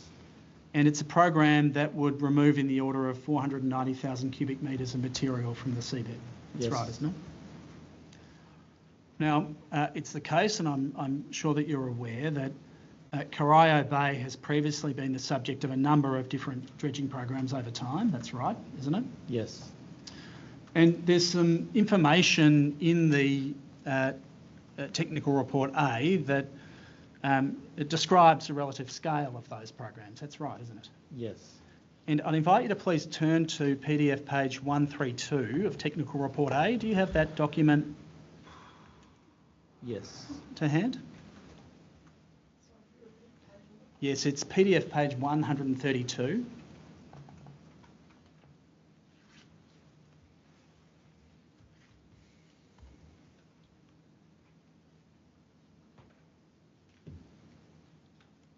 Just let me know when you've got that open. I have it now. Thank you. And what we see here is a graph that plots the relative size of different dredging programs over time, measured in cubic metres of material. Do you see that? Yes. And what we see readily is that the proposed dredging program, the 8-week program, is larger than the more recent dredging programs completed in 2014, 2015 and 2017. Do you see that? Yes. But markedly smaller than those completed in 1997 and 2004. Do you see that? Yes. Indeed, relative to those earlier programs, that's the 1997 program and the 2004 program, what's proposed here is an order of magnitude smaller, isn't it? Literally millions of cubic metres smaller than those previous programs. That's right, isn't it? Yes. Okay. Now, are you aware of whether an environmental effects assessment was required in respect of those earlier programs?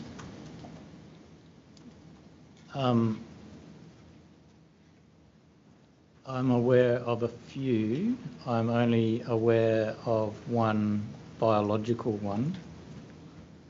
For these programs in Corio Bay? Yes. Yeah. Okay. Which one required the EES? There was there's an EES in the late 90s. Sorry, I can't recall off the top of my head. Aware of monitoring and surveys in the early 2000s. Sorry, I don't have any specific. Yeah. Well, there's certainly monitoring and surveys undertaken in respect of these projects. But only one biological monitoring program. Yeah. Okay. And so, just so I'm clear, when you're talking about monitoring programs and surveys and the like, including a biological program, you're not suggesting they were the subject of an environmental effects statement process like this one, are you? Some of them were. Okay. Now, the next question I wanted to put to you is, it's correct, isn't it, that those previous projects have included dredging in and near the site that is proposed to be dredged here? That's right, isn't it? Some of them. Yeah. So if we look at the 2004 program, that went on for, what, between 12 and 14 months? Is that right? I can't recall, sorry. Okay. And it's the case, isn't it, that this is an environment that from time to time has been and likely will in the future be affected by dredging programs. You agree with that, don't you? Yes. And obviously, just because that's occurred in the past doesn't mean that the impacts of this project are necessarily acceptable. But it is the case that the environment that we see today is an environment that has responded to the impacts over time of different programs. That's correct, isn't it? That's an assumption because it hasn't been measured. There's anecdotal evidence of responses. Right. But it is the case, isn't it, that the environment that exists today is an environment that exists following each one of these historical dredging programs. That's right, isn't it? Yes. I mean, it must be right. Yes. And it's true, isn't it, that throughout these historical dredging programs, information that has been gathered that is relevant to informing this assessment. That's right, isn't it? No. No? Okay. I'd invite you to turn to, well, you're on the right page. Can I qualify that? Sure. When I say no, it's with respect to the biology. I understand there's been sediment measurements and the like. Yeah. And those sediment measurements are important, aren't they, in assessing the validity or accuracy of the predictions in respect of the impact of this project. That's right, isn't it? I agree. Yeah. And so those previous programs are relevant to the extent that, firstly, we understand they've occurred over time in this environment, but secondly, to the extent that they have allowed for the gathering of information that can usefully be used for the purposes of this assessment. That's correct, isn't it? That's the physico-chem data, yes. Yeah, correct. And that, what you described as the physico-chem data, is important data, isn't it, in predicting impacts associated with this project. That's right, isn't it? That's correct. Okay. Yes. Now, I'd ask you to turn to the IAC report, please. Do you have a copy of that to hand? Yes. Oh, So this no, is sorry, I don't. Is that right? We did ask that. It wasn't on the list. It was on. I'm pretty sure it was on the list. But in any event, we forwarded the list. We forwarded the email. Okay. I've misread it then. I'm sorry. Okay. You don't have a copy of the IAC report Not on available? this computer. All right. Well, we might display it on the screen. Have you reviewed the IAC report in the course of preparing your witness statement and in the course of preparing yourself to give evidence today? Yes, that was part of my instructions. Okay, all right. Well, I'd like to turn, please, to the IAC report at PDF page 90.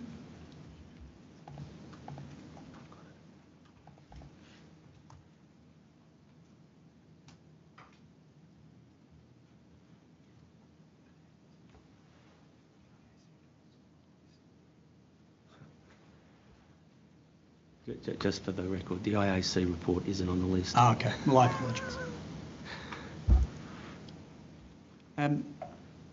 Okay, PDF page 90 of the IAC report. Committee's first report. I've got 90 of 444. It's page 69 of 235. Mr. Chessel, the report we have That's page 89. 225. Yeah. 255 okay. pages. It's volume 1 versus volume 2. Oh, I see. I'm at section 8 of the IAC report, which on my version is page 69 of 235. Yep. It's PDF 89. PDF 89, yeah. All right, we'll just get that on the screen.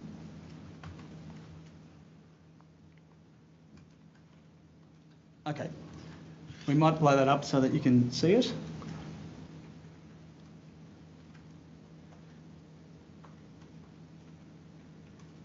All right, now this is the section of the IAC's first report that concerned dredging impacts. Have you reviewed this section of the report when you came to prepare evidence? Yes.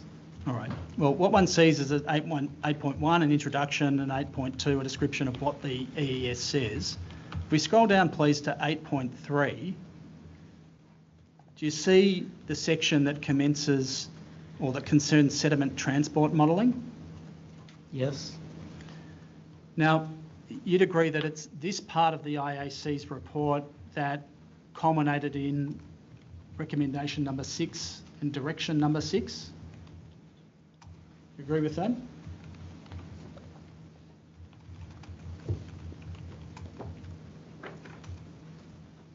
I can't not disagree. See, recommendation 6 was to rerun the sediment transport model with revised inputs based on the refined hydronumeric model. Yes. Consider including a worst-case scenario for sediment fractions and settling rates, which includes the largest expected proportions of fine and very fine materials that have the slowest expected settling velocities. Right? That's the relevant recommendation. And you're aware, are you, that that recommendation stems from section 8.3 of the IAC report? I can take it, we can go there if you, if you turn over the page. I accept what you're saying. Yeah. Okay. And the relevant issues that were identified by the committee concerned the impacts of turbidity and sediment deposition on the marine environment. Do you see that? Under the heading Key Issues. Yep. And the settling rate for suspended solids used in the sediment transport modelling. Do you see that? Yes. Now, then what follows is a description of the evidence and submissions, and on my reading of that, the relevant evidence was given by Dr. Wallace and by Dr. McCowan previously. See that? Yes. And there was disagreement between those witnesses about the settling rate to be adopted in the modelling as it might concern the propagation of the plume. That's right, isn't it? Yes. Now, I'm right in saying that you didn't give any evidence in respect of that subject matter previously? Outside my expertise. It's outside your expertise then, it's outside your expertise now. That's right, isn't it? Yes. Okay. And if you go down to Roman numeral 3, what one sees is the relevant discussion from the committee with, firstly, a recognition that the sediment transport modelling will need to be rerun after the regional hydrodynamic model has been calibrated. See that? Yes. And then over the page, in light of there's a recognition that in light of the differences in opinion between Dr. Wallace and Dr. McCowan, a worst case scenario should be run involving the largest expected proportions of fine and very fine materials that have the slowest expected settling velocities. Do you see that? Yes. Okay. Now, that then culminated in the findings and recommendations set out in Roman numeral 4 and the call for further work on the terms that are replicated within the relevant recommendation. That's right, isn't it? That's how it appears to me, yes. Yeah, okay. Now, you've identified certain issues in respect of recommendation 6, and they're set out within your witness statement, they're set out within the conclave, and you've touched upon them to some degree today. That's right, isn't it? Yes. Before I turn to those issues, I just want to see whether you agree that Technical Report A does in fact document the outcomes of a rerun of the sediment transport model with revised inputs based on the refined and calibrated hydrodynamic model? Yes. And you'd agree that Technical Report A also includes a consideration of a worst case scenario for sediment fractions and settling rates, which includes the largest expected proportions of fine and very fine materials that have the slowest expected settling velocities. It does that too, doesn't it? I'm assuming so. That's beyond my level of recognition. Okay. Yeah. You assume so, but you haven't reviewed that in the material. No. Okay. Now, what I'd like to confirm before we turn to your issues as they concern Direction 6 is that you would agree that the response contained within Technical Report A responds directly to the recommendation made by the IAC as replicated by the Minister in Direction 6. That's right, isn't it? If you put it literally like that, yes. Yeah. It does exactly what was called for in Recommendation 6, doesn't it? Yes. Okay. All right. Now, you raise other issues, as I understand it, in the context of Direction 6. That's right, isn't it? Yes. Okay. Now, I think the most efficient way to address this is perhaps to turn to the conclave at page 7. Do you have that to hand?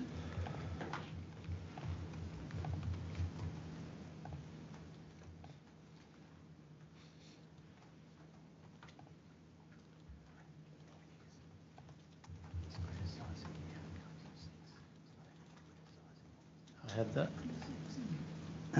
This sets out the conclusions that were expressed for recommendation 6. That's right, isn't it? Yes. Now, on my reading, there are really two key issues between you and Dr. Wallace as it concerns this direction. That's right, isn't it? The first concerns the adopted approach in respect of the measurement of background suspended solids. And the second concerns the approach adopted in respect of what we can describe for present purposes as the adoption of an averaging period. Yes. Are they the two key issues between you? They were the two main ones we discussed. That's not the total issues I had with the SES. Okay. Well, we'll focus on those two issues. And this is specifically in respect of recommendation 6. Is that right? Yes. Okay. And really here, what you're commenting upon is the not the rerunning of the model or not its inclusion of a worst case, but instead the way that that model has been then adopted for the purposes of assessment. Is that correct? That's correct. Okay. Now, you'd agree with me that neither of these two issues, that is the selection of background suspended solids or the selection of a particular averaging period, was the subject of an explicit recommendation made by the IAC or an explicit direction made by the Minister. That's right, isn't it? That's as I recall. Okay. So these are not issues that are born from a particular recommendation. They're instead issues that are born from the analysis contained within the supplementary statement. Is that right? Yes. Okay. Now, let's start with the approach that has been taken to background suspended solids. Now, the supplementary EES adopted an approach whereby average background suspended solids were measured and adopted. That's right, isn't it? Sorry, could you repeat the question again? The analysis within the supplementary EES proceeded on the basis or incorporated or had regard to background suspended solids by adopting an average suspended solid level derived from measurements taken within the Ramsar wetland. That's correct, yes. Isn't it? Yes. And that was based on actual sampling undertaken to inform this assessment. That's right? Yes. And as we heard earlier today, there were 5 samples taken at different locations within Corio Bay and more particularly within the Ramsar wetland. That's right, isn't it? Yes. And the average level was the average taken from those 5 samples. That's right, isn't it? That's as Dr. Wallace informed me in the conclave. Right. So it's consistent with your understanding? It was at that stage. That's not documented in the SES. Okay. Is it consistent with your understanding now? Yes, I take Dr. Wallace's word for it. Okay. Now, well, why don't we turn to page 141 of Technical Report A.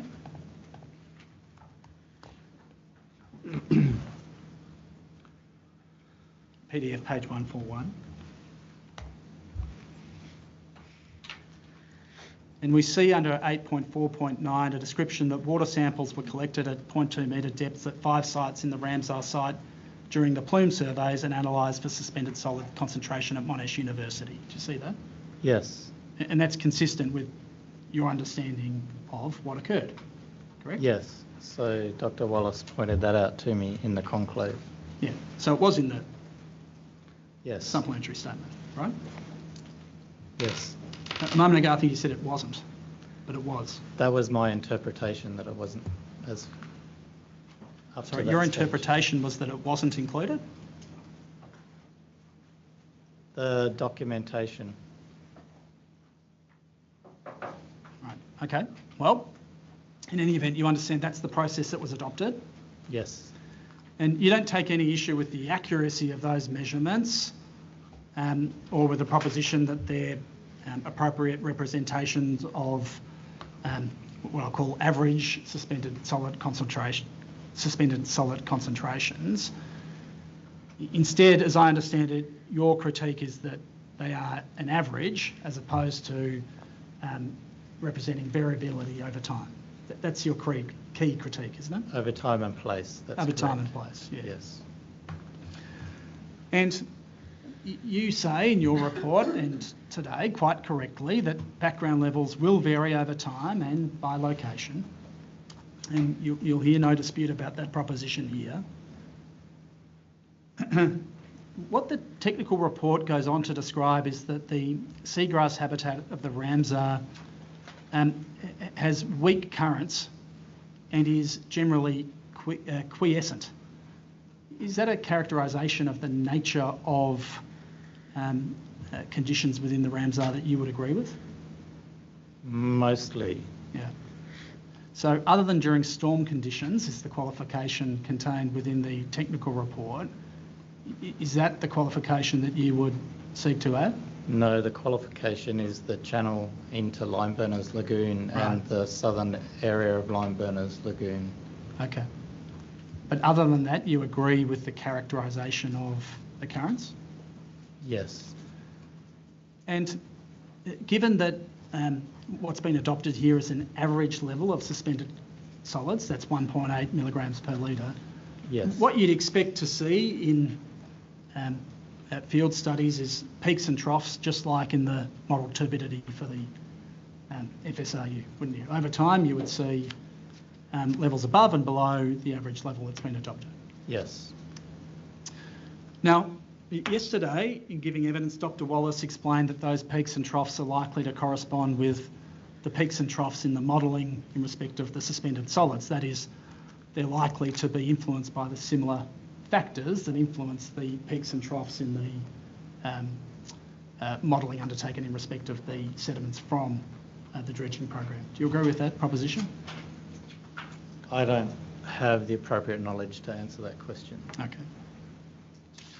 And if we were to interpret the time series that have been prepared in respect of the modelling, you understand that they've adopted the average level for the purposes of the assessment, such that the incremental change up and down over time is attributable solely to changes in the plume associated with the FSRU. The dredging, I should say. I beg your pardon. Sorry, could you re-ask the question? The time series that have been prepared in respect of this project, in respect of the 4 sites, show variations in the level of suspended solids over time, don't they? Yes, yes.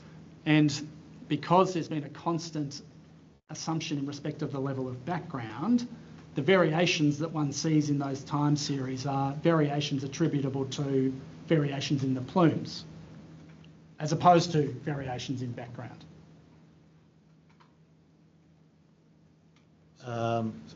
Sorry, can I just... I thought the evidence was that the time series did not include the 1.8. The graphs don't include the 1.8. Well, let me put it this way. By adopting an average, a constant background level for suspended solids, your critique, as I understand it, is that there would be natural variation in suspended solids in the environment that would also contribute to the level of turbidity that would affect the level of light penetration over time. That's correct. And over place. But it's not constant. No, it's not Yes. constant. Yes.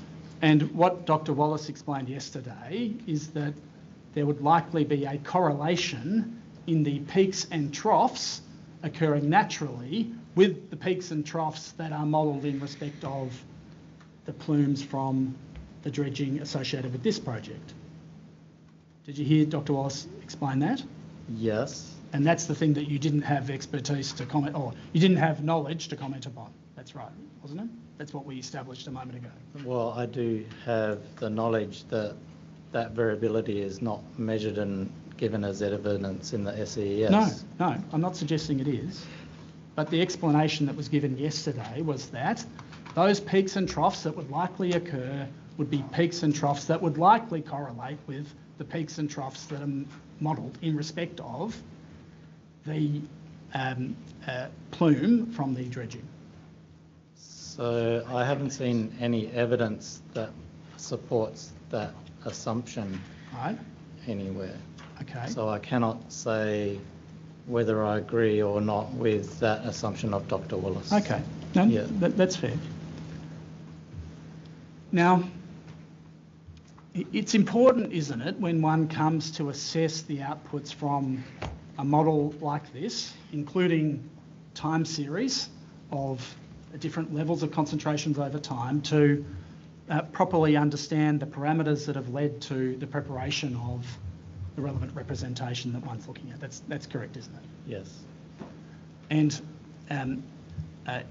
it's correct, isn't it, that in this case a particular approach has been adopted in respect of background, whereby that background has not been measured over a time series in different locations, but instead the average level has been adopted, derived from surveys undertaken for the purposes of this assessment within the Ramsar site. That's correct, isn't it? Yes.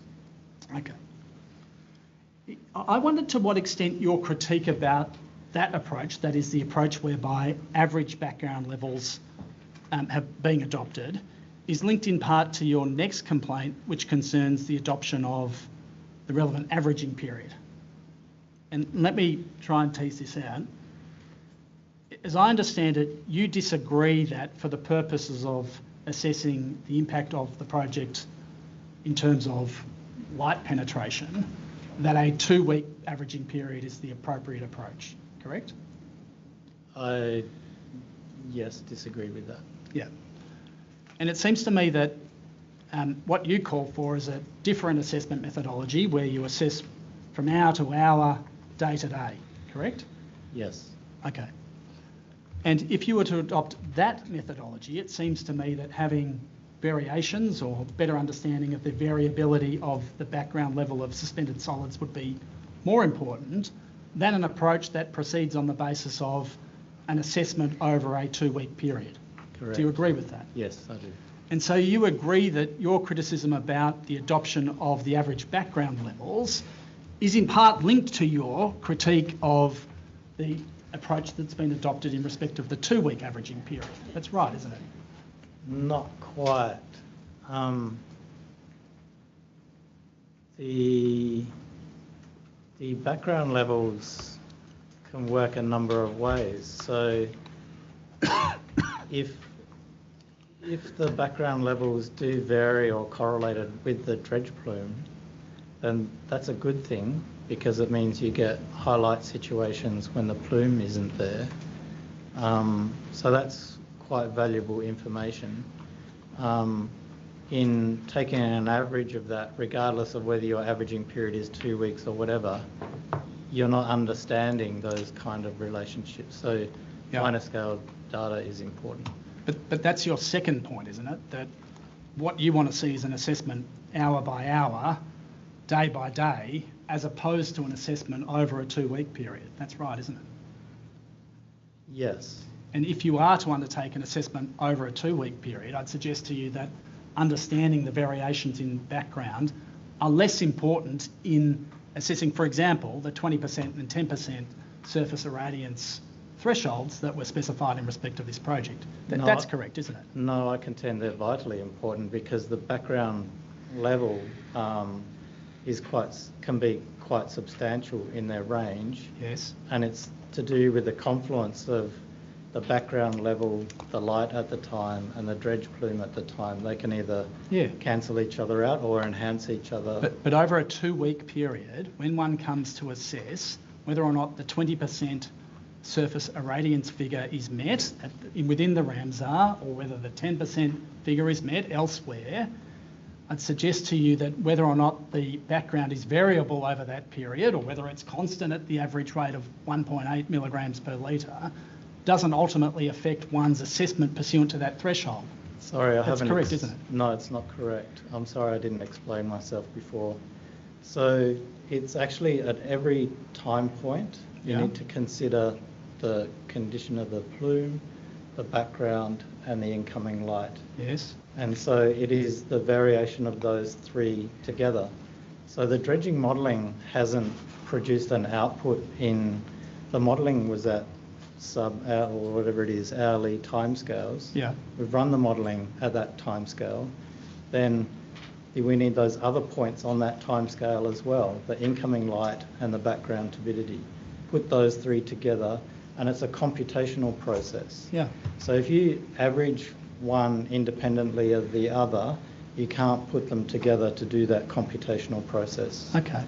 Let me ask you this question about the 2-week period approach that's been adopted. Is it the case that there is support for utilising this time frame to inform environmental impact assessments of dredging programs on seagrass? Do you agree, for example, that there's support for using that averaging period contained within the Victorian dredging guidelines? I can't recall that specific, but I agree with your general point that we do need broader timescales for the management process. Right. Do the Victorian dredging guidelines provide any indication over the periods over which an assessment should occur?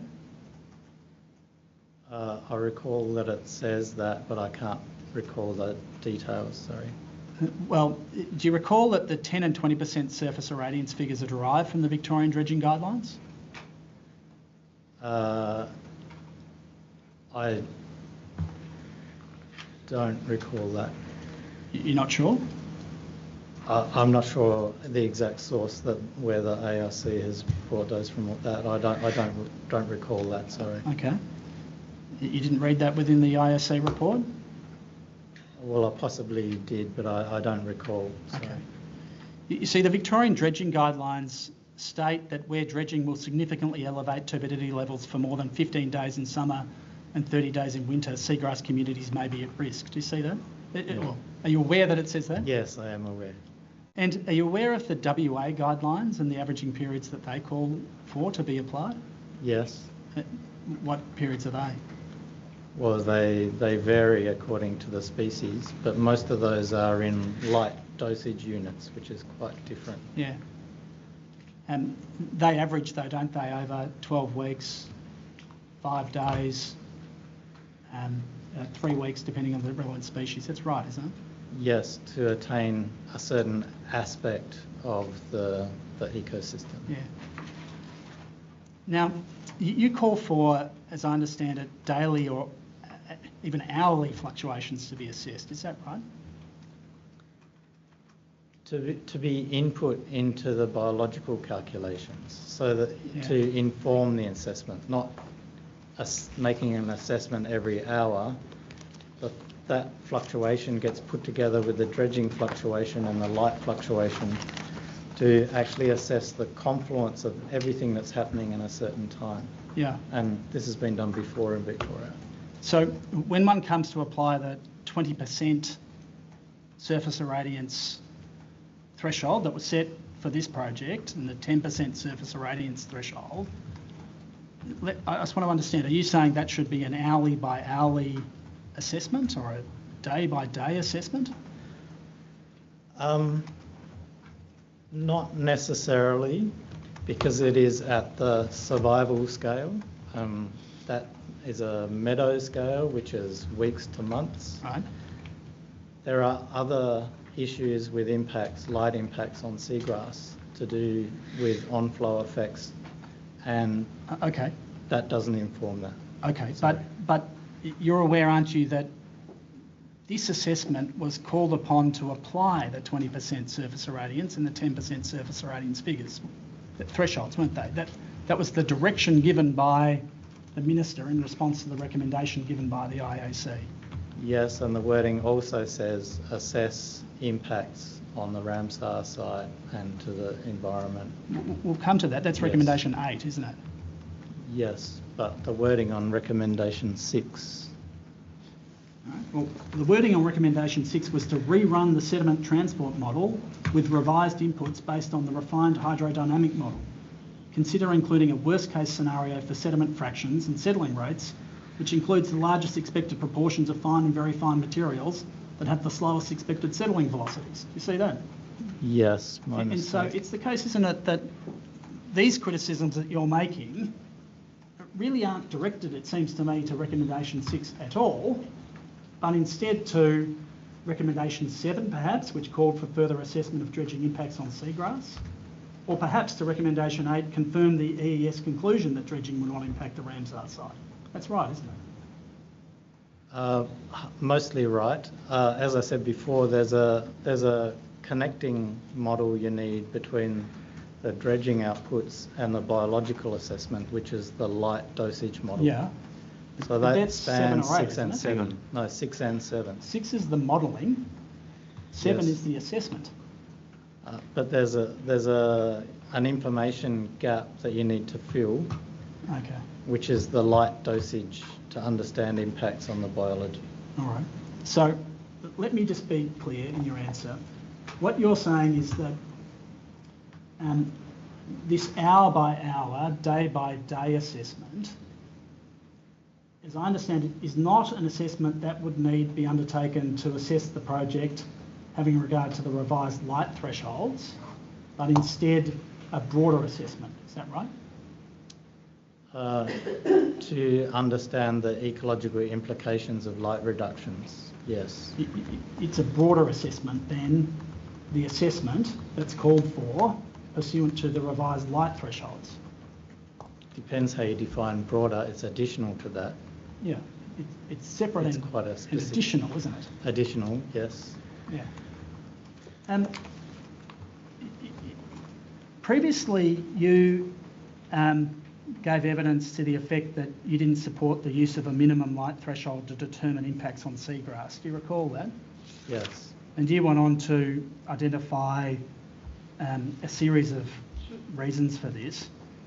And as I understand it, what you've just described as the additional assessment, the additional task, is the same as that which you described previously as being an alternative approach. That's right, isn't it? It's the same thing.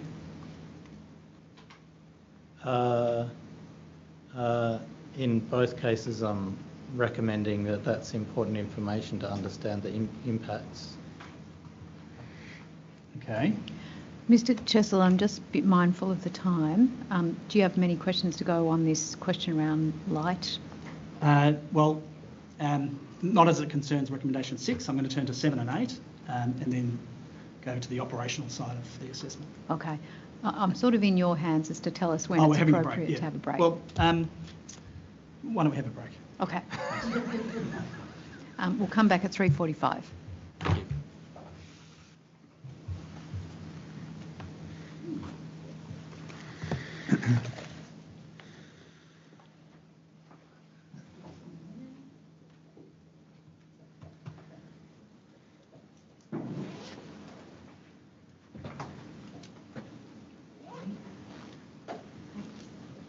Okay.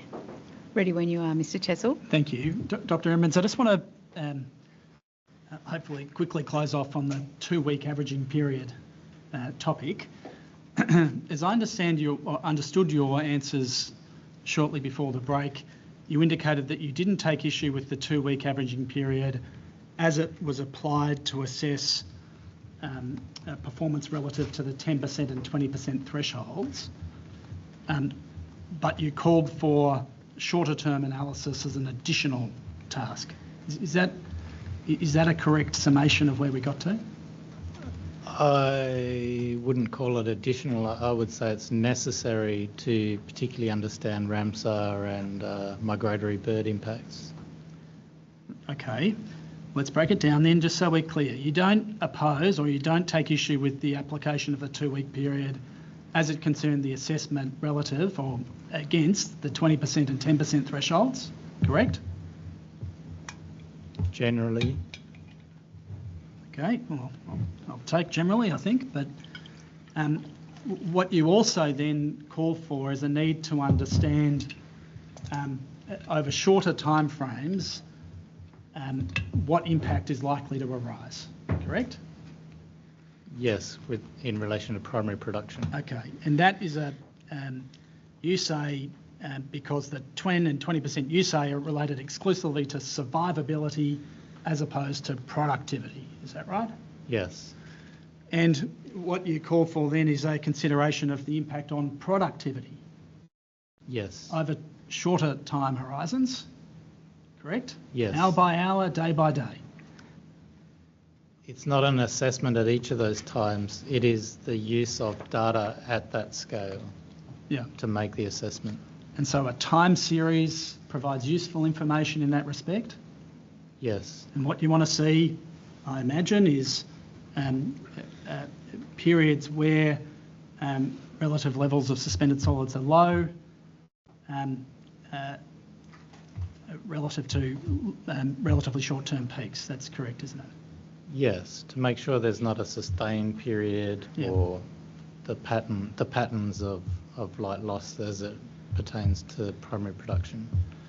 And that's what the time series shows as it concerns the plumes that would be generated from this facility, doesn't it? It shows a profile at those relevant locations of periods of relatively low suspended solids punctuated by relatively short periods of elevated.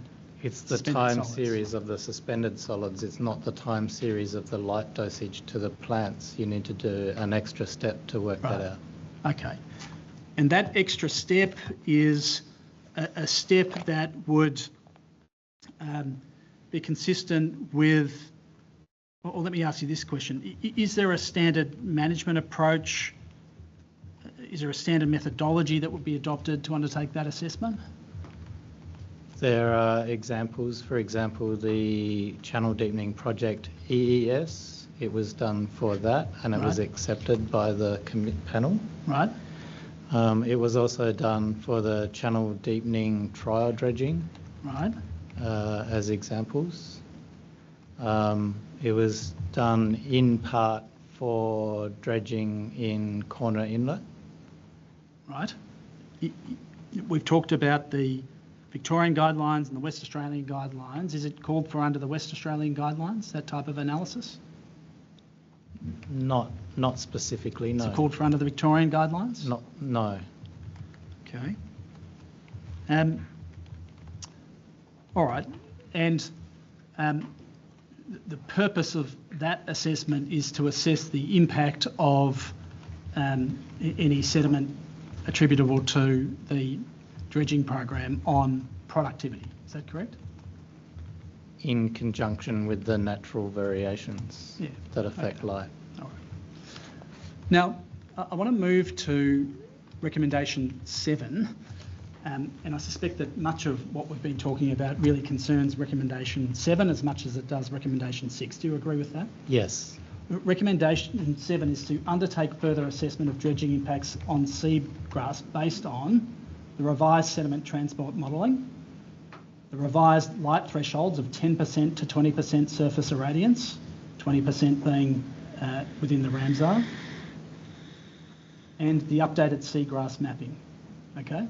Now we're going to come back to the updated seagrass mapping, but you agree that what the SEES did was undertake a further assessment of dredging impacts using the revised transport modelling and in particular the revised light thresholds of 10 and 20%. That's right. That is exactly what it did. Yes. Correct?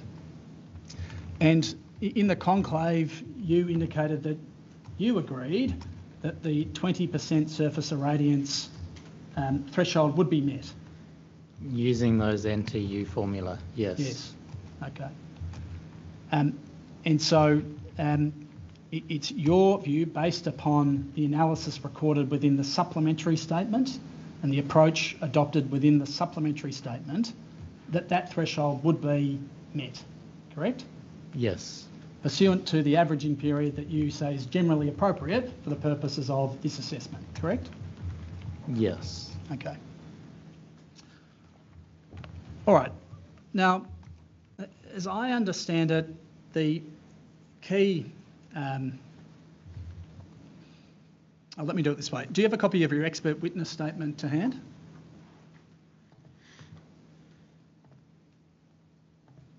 Yes. Now, in your expert witness statement at PDF page 8.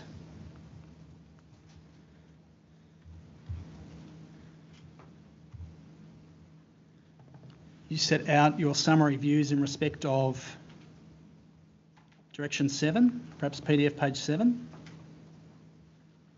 You see that? Yes. Do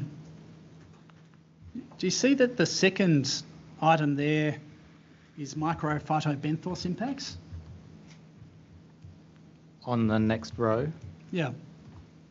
That's under direction 7 though, isn't it? Yes.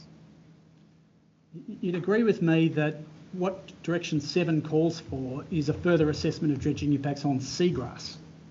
That's right, isn't it? Yes. In its explicit terms. So I'd suggest to you that it could hardly be a criticism of Dr. Wallace's response to recommendation 7 to say that it should have also included an assessment of impacts on microphytobenthos. That's simply not what recommendation 7 called for. Hang on a minute. You asked me a question. Well, let me put it this way. Recommendation 7 simply did not call for an assessment of dredging impacts on anything other than seagrass, did it? No, but it was an important consideration. So an omission, if there's an omission, I have to slot it in somewhere. Yeah, but this is a supplementary process responding to particular directions, and the particular direction that you slotted it under was a direction for a further assessment of dredging impacts on seagrass. And I'd suggest to you that it's an unfair criticism to level against the author of the report that they didn't assess something beyond, for the purposes of recommendation 7, the dredging impacts on seagrass. So there's two parts to my answer here. The first part is I accept what you're saying as a literal interpretation of each of those directions.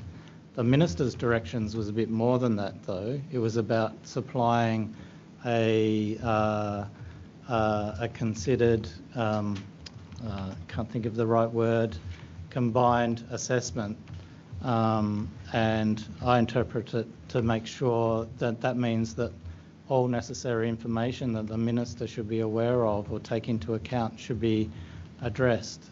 So It's more than just each literal recommendation. Okay, so when you say this is a deficiency of the response to recommendation 7, you agree it's not a deficiency of the response to recommendation 7, correct? I agree that. I just had to put that in somewhere. All right, okay. Yep.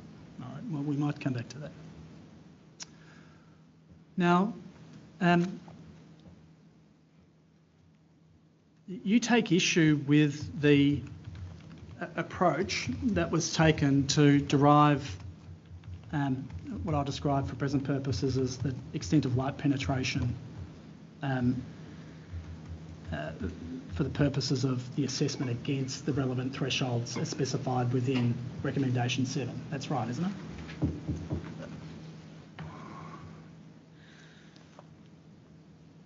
Could you please restate that? Okay. Why don't we turn to the conclave report and to PDF page 8.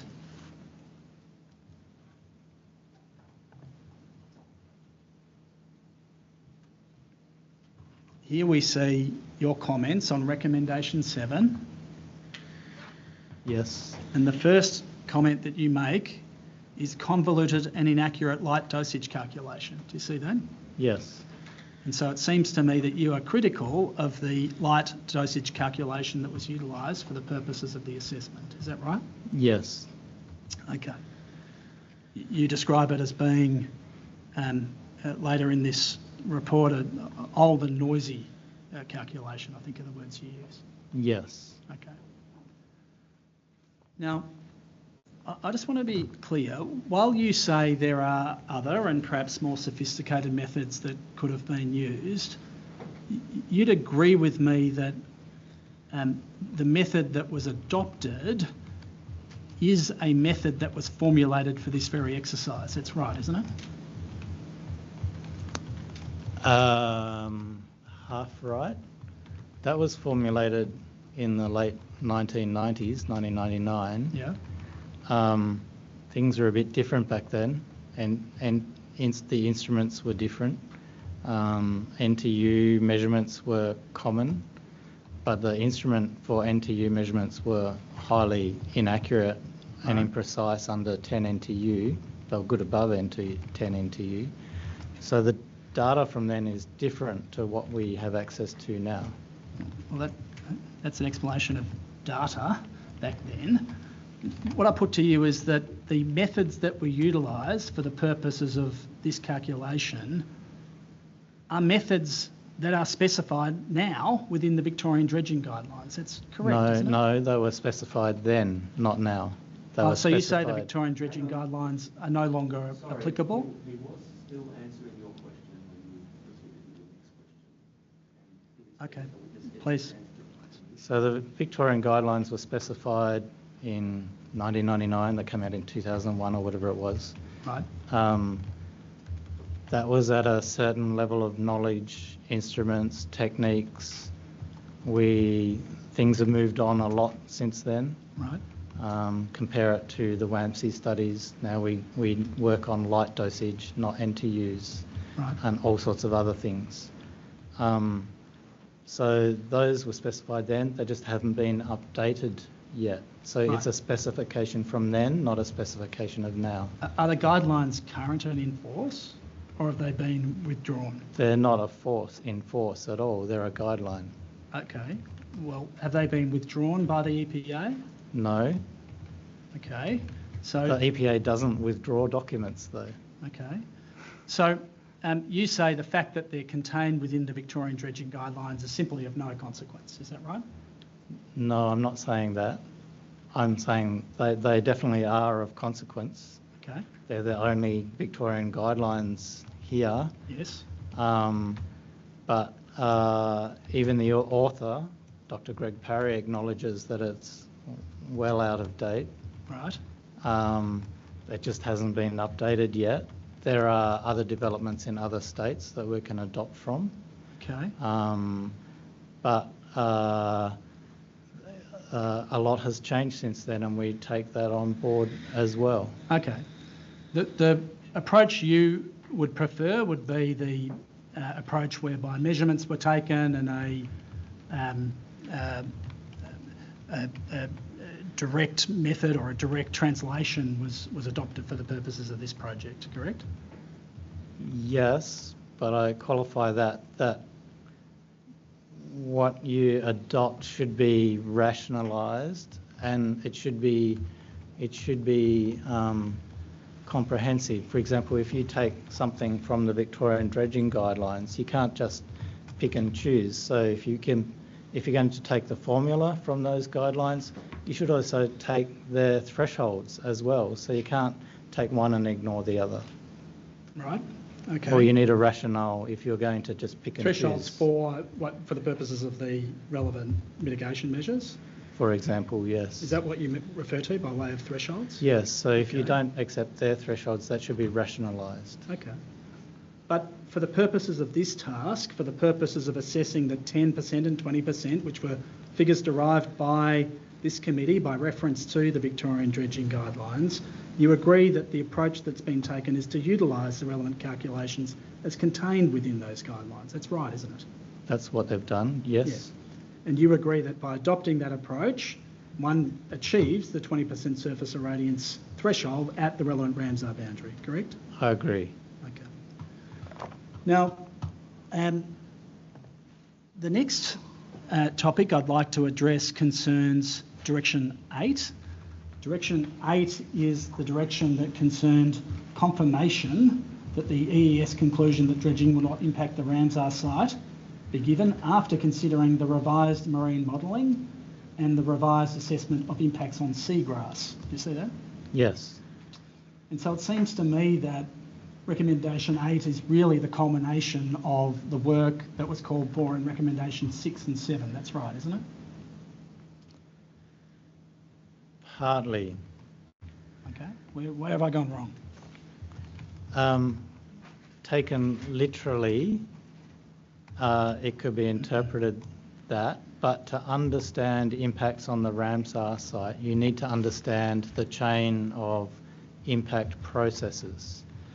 So it's inappropriate to say the 10% threshold on seagrass or 20% threshold on seagrass is a surrogate for all the types of potential impacts that might occur in the Ramsar site. Right. I argue that's not a surrogate. You need to consider explicitly what those are, weed out the ones that are not so relevant, focus on the ones are. So the threshold assessment is not a surrogate for impacts on Ramsar or the matters of national environmental significance. Okay. But you'd agree with me that the principal impact arising from the project, this phase of the project, is the implications of turbidity as they concern light infiltration to the seagrass. You agree? I agree with that, but not the literal text that you've read out just in recommendation 7. You agree that that's the principal consideration as it concerns this project? That is the effect of turbidity on light penetration to seagrass, correct?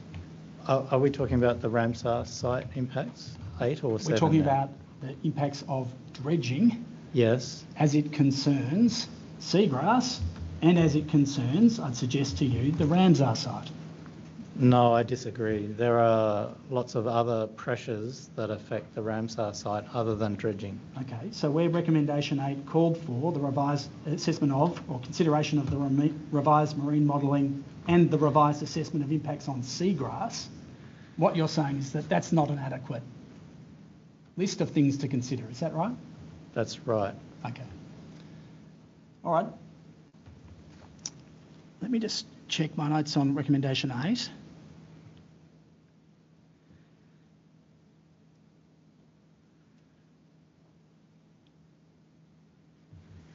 All right. I want to turn now to the second part of, move away from construction impacts or dredging impacts, and I want to focus on operating impacts. And it seems to me that if we look at the recommendations, it's recommendation 3, 4 and 5 that directly concern operation. Recommendation 1 and 2 being matters relevant to establishing the environmental context and to modelling. But it's 3, 4 and 5 that directly concern operation. That's right, isn't it? Parts of that to the dredging operation and effluent discharge. Dredging operation or FSAU operation? The dredging is 6, 7 and 8. Oh, sorry, yes, I see where you're coming from now. Sorry, yes, correct. Yes, I want to move now away from dredging and to the operation of this facility. Yes. Okay. Now, when we consider the potential for effects to arise from operation, those effects principally arise as a consequence of the intake and discharge of seawater utilised as part of the FSAU process. That's right, isn't it? That's some of them. Well, let me break it down perhaps. There are potential impacts that arise as a consequence of intake, being most notably entrainment. That's right. Yes, that's one of them. That's direction 5. And then there are potential effects that arise as a consequence of seawater discharge. And those, the relevant or most relevant stresses are chlorination and temperature change. Do you agree with that? If you're saying chlorination includes the disinfection byproducts, then yes. Yeah, okay. And they're the relevant or most relevant stresses, aren't they, that this project in operation will place upon the environment? No. Okay. No. There are many others. Right. Not assessed in the SES, not in the scope. Not as a consequence of chlorination, discharge of seawater. So what other processes in operation do you say should have been assessed? There's things like translocation of marine pests. Sorry, can you repeat that? Translocation of marine pests into and out of Corio Bay. There's the sediment plumes generated by vessel movements, which will be twice a week by the tugs and the tankers. So if you look on the near map, there's a sediment plume that gets spread around. There's things like light at night, visual disturbances to birds. There's the sediment disturbances for ships crossing the basin of Port Phillip Bay. Then there's the event risks, obviously, which hopefully don't happen. But they include, obviously, the gas process, but also the navigation issues, entering the heads, groundings, those kind of things. On your reading, do any of the recommendations that were to inform this supplementary environmental effects statement include any of those other things? Translocation of marine pests, sediment plumes by vessel movements, light at night, event risks? Were they the subject of the directions that concern this supplementary statement? No, but they pertain to the environment in the EMF. They pertain to the EMF. Okay. So for the purposes of this assessment as it concerns operation, I'd suggest to you that it's recommendations 3, 4 and 5 that are directly relevant, and I'd suggest to you that they concern potential consequences arising as a result of the intake and discharge of seawater through processes associated with the FSRU. Do you agree? No, they are some of the components. There are other operational components. Or am I 3, 4 misunderstanding? and 5, the recommendations that concern operation as it relates to the scope of this supplementary environmental effects statement are concerned with the effects related to the intake and discharge of seawater utilised for the purposes of the FSRU. That's correct, isn't it? Yes. Okay. Now,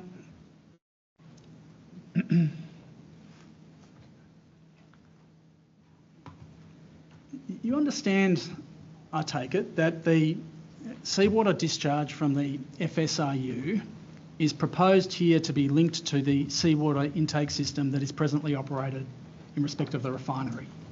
Yes. Now, you'll have seen in the materials that that's described as the proposed standard operation, and that the backup operation is the discharge by way of the diffuser. Do you recall seeing that in the technical report? Yes.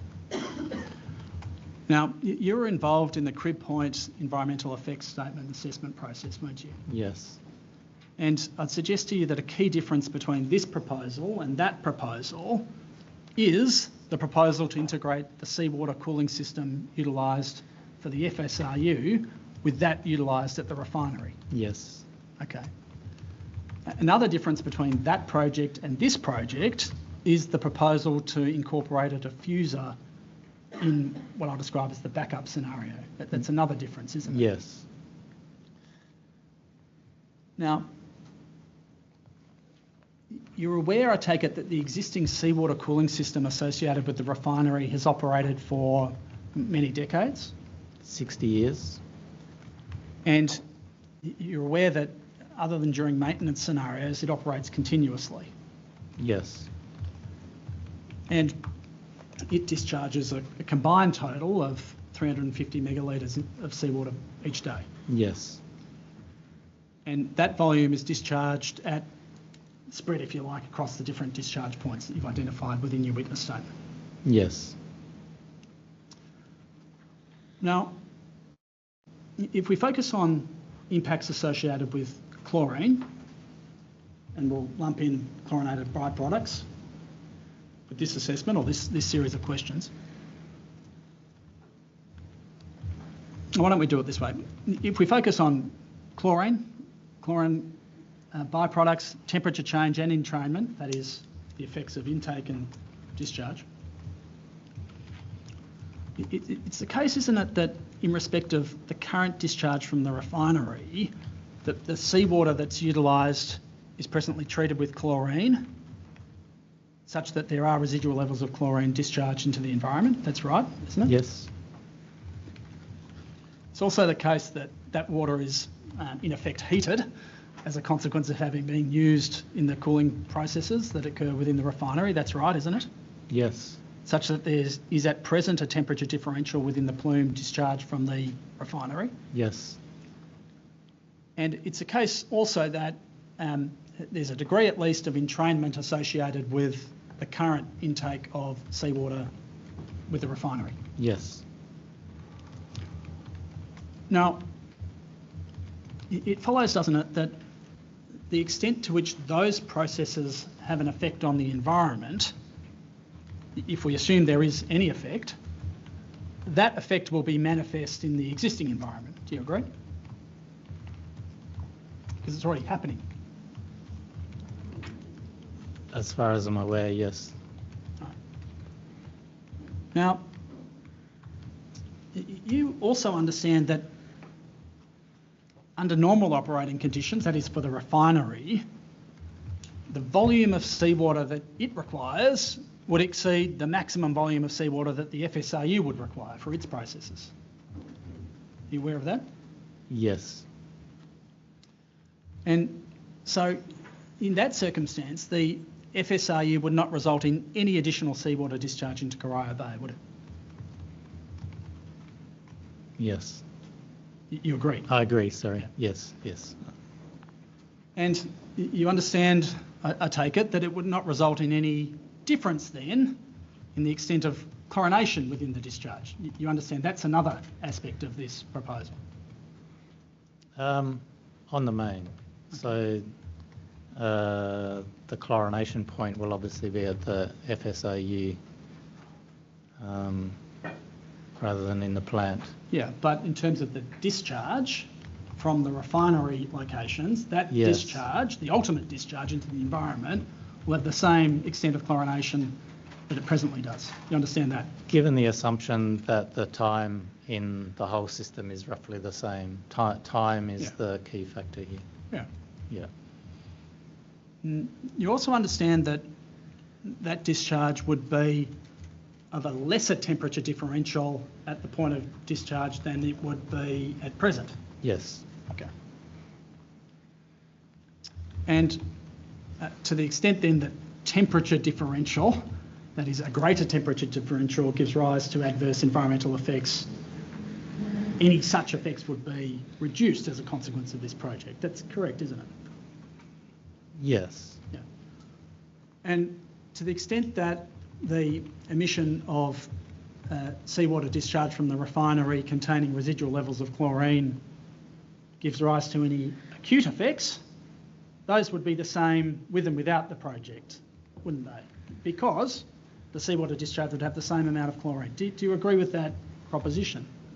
I don't think there's enough information to answer that actually, because the byproducts depend on the introduction of organics. Right.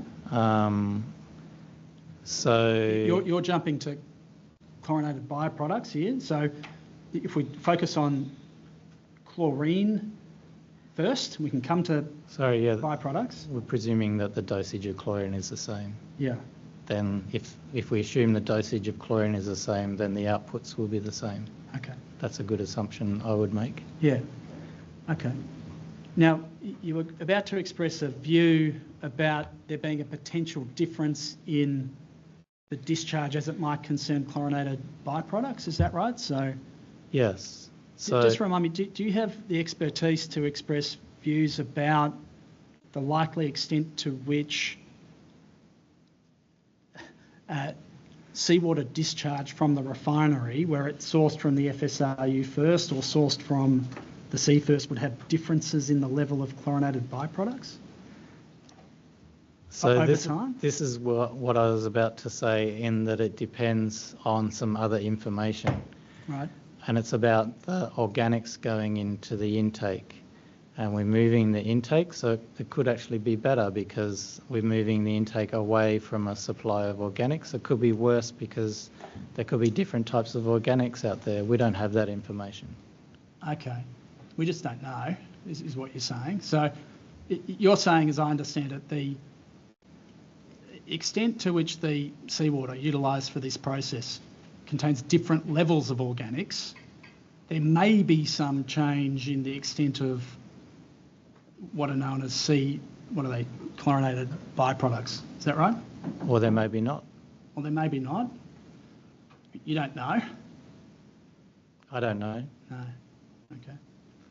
All right. Subject to that qualification, you'd agree that in terms of a change, in terms of an effect of this project, there would be no effect, there would be no change under this scenario. Do you agree? I just said I can't answer that question because you need that bit of subject to that qualification. Subject to that qualification, yes, I would agree with what you said. Okay. Now, this is an environmental effects statement, right? So we're concerned with the effects of the project, and you'd agree with me that an effect, properly understood, is a change attributable to an action or an event, correct? Yes. And the change here, the relevant event, is the introduction of the FSRU, correct? That's what we're concerned with, at least as it concerns operation. Yes. And as we're concerned with the effect of intake and discharge of seawater,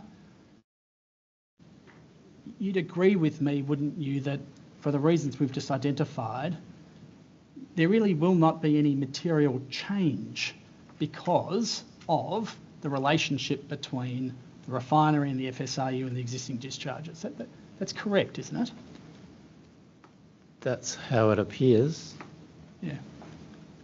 I mean, it's important, isn't it? Isn't that an important aspect of this assessment for this project?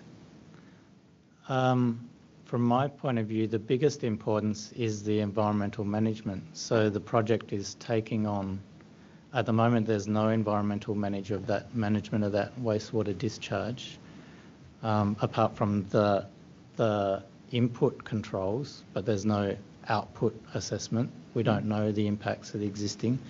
That has to be taken on board to the new project. So that is a change. Yeah. It's the management side. So what you're calling for is management, is it, of the effects associated with the discharge, the composition of which will not materially change other than in respect of temperature. That's right, isn't it? Is that the answer you just gave? The management? That's the way it seems to me. Yes. Okay. All right. Well, look, I want to take you to some of the specific recommendations as they concern operation and more particularly as they concern discharge from the FSRU. And do you see that recommendation 3 calls for the wastewater discharge modelling to be rerun with revised inputs based on the revised hydrodynamic model? That's what it required. That's what recommendation 3 required. As I recall, yeah. And the things that needed to be considered were revisions to the near-field modelling of discharges from the diffuser to address the matters raised by Dr McCowan. So here we're talking about the alternative scenario where emissions are from the diffuser, correct? Yes, I didn't review these sections forensically, just by way of informing the background knowledge for the rest of my review. Okay, no, that's useful, thank you. And secondly, the IAC's recommended default guideline values for chlorine discharges being 7.2 micrograms per litre in Corio Bay generally and 2.2 micrograms per litre at the Ramsar site. That was the subject matter of recommendation 3 that was translated into direction 3. That's right, isn't it? As I recall. You say you didn't review this part of the report forensically, but you did criticise the response contained within the supplementary statement as it concerned this topic, didn't you? Recommendation 4. No, recommendation 3.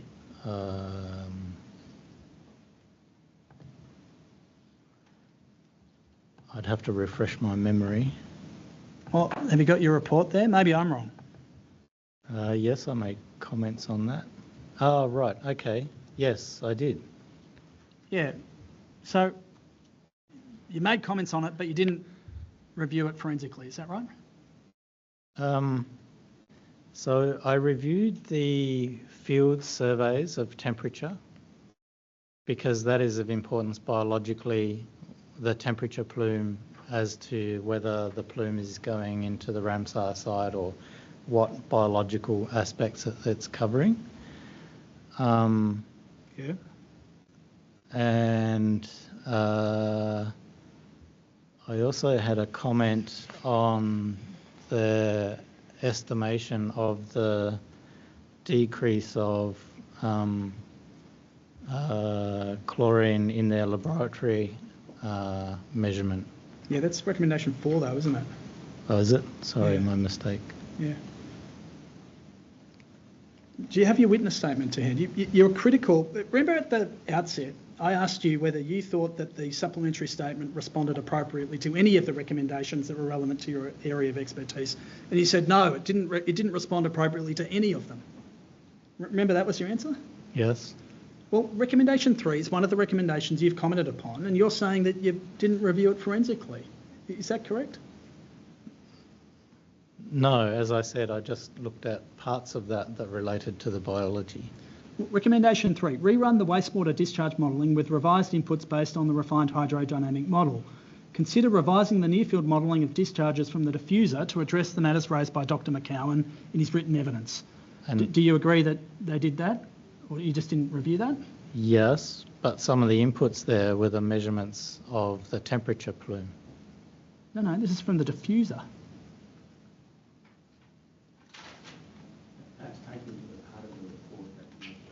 No, I'll just ask him this question. Do you read this as relating to discharges from the refinery, do you? Yes.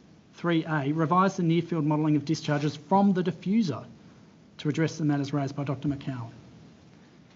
So again, this is one of these aspects that had fallen through the cracks. I mean, I agree on your reading there that I have misread it in a literal sense, but there's important information that I've brought to light that's relevant there. Okay, 3B, the IAC's recommended default guideline values for chlorine discharges, 7.2 microgram per litre, 2.2 microgram per litre at the Ramsar site. That's what the SES did, isn't it, in direct response to what recommendation 3 asked of it. It did exactly what was called for, I'd suggest to you. Do you agree? That's a tick in that box, yes. Do you agree? Yes. Okay. All right. Well, Member Carlisle, I'm about to move to another topic. I'm not going to finish today. This might be an appropriate time to break.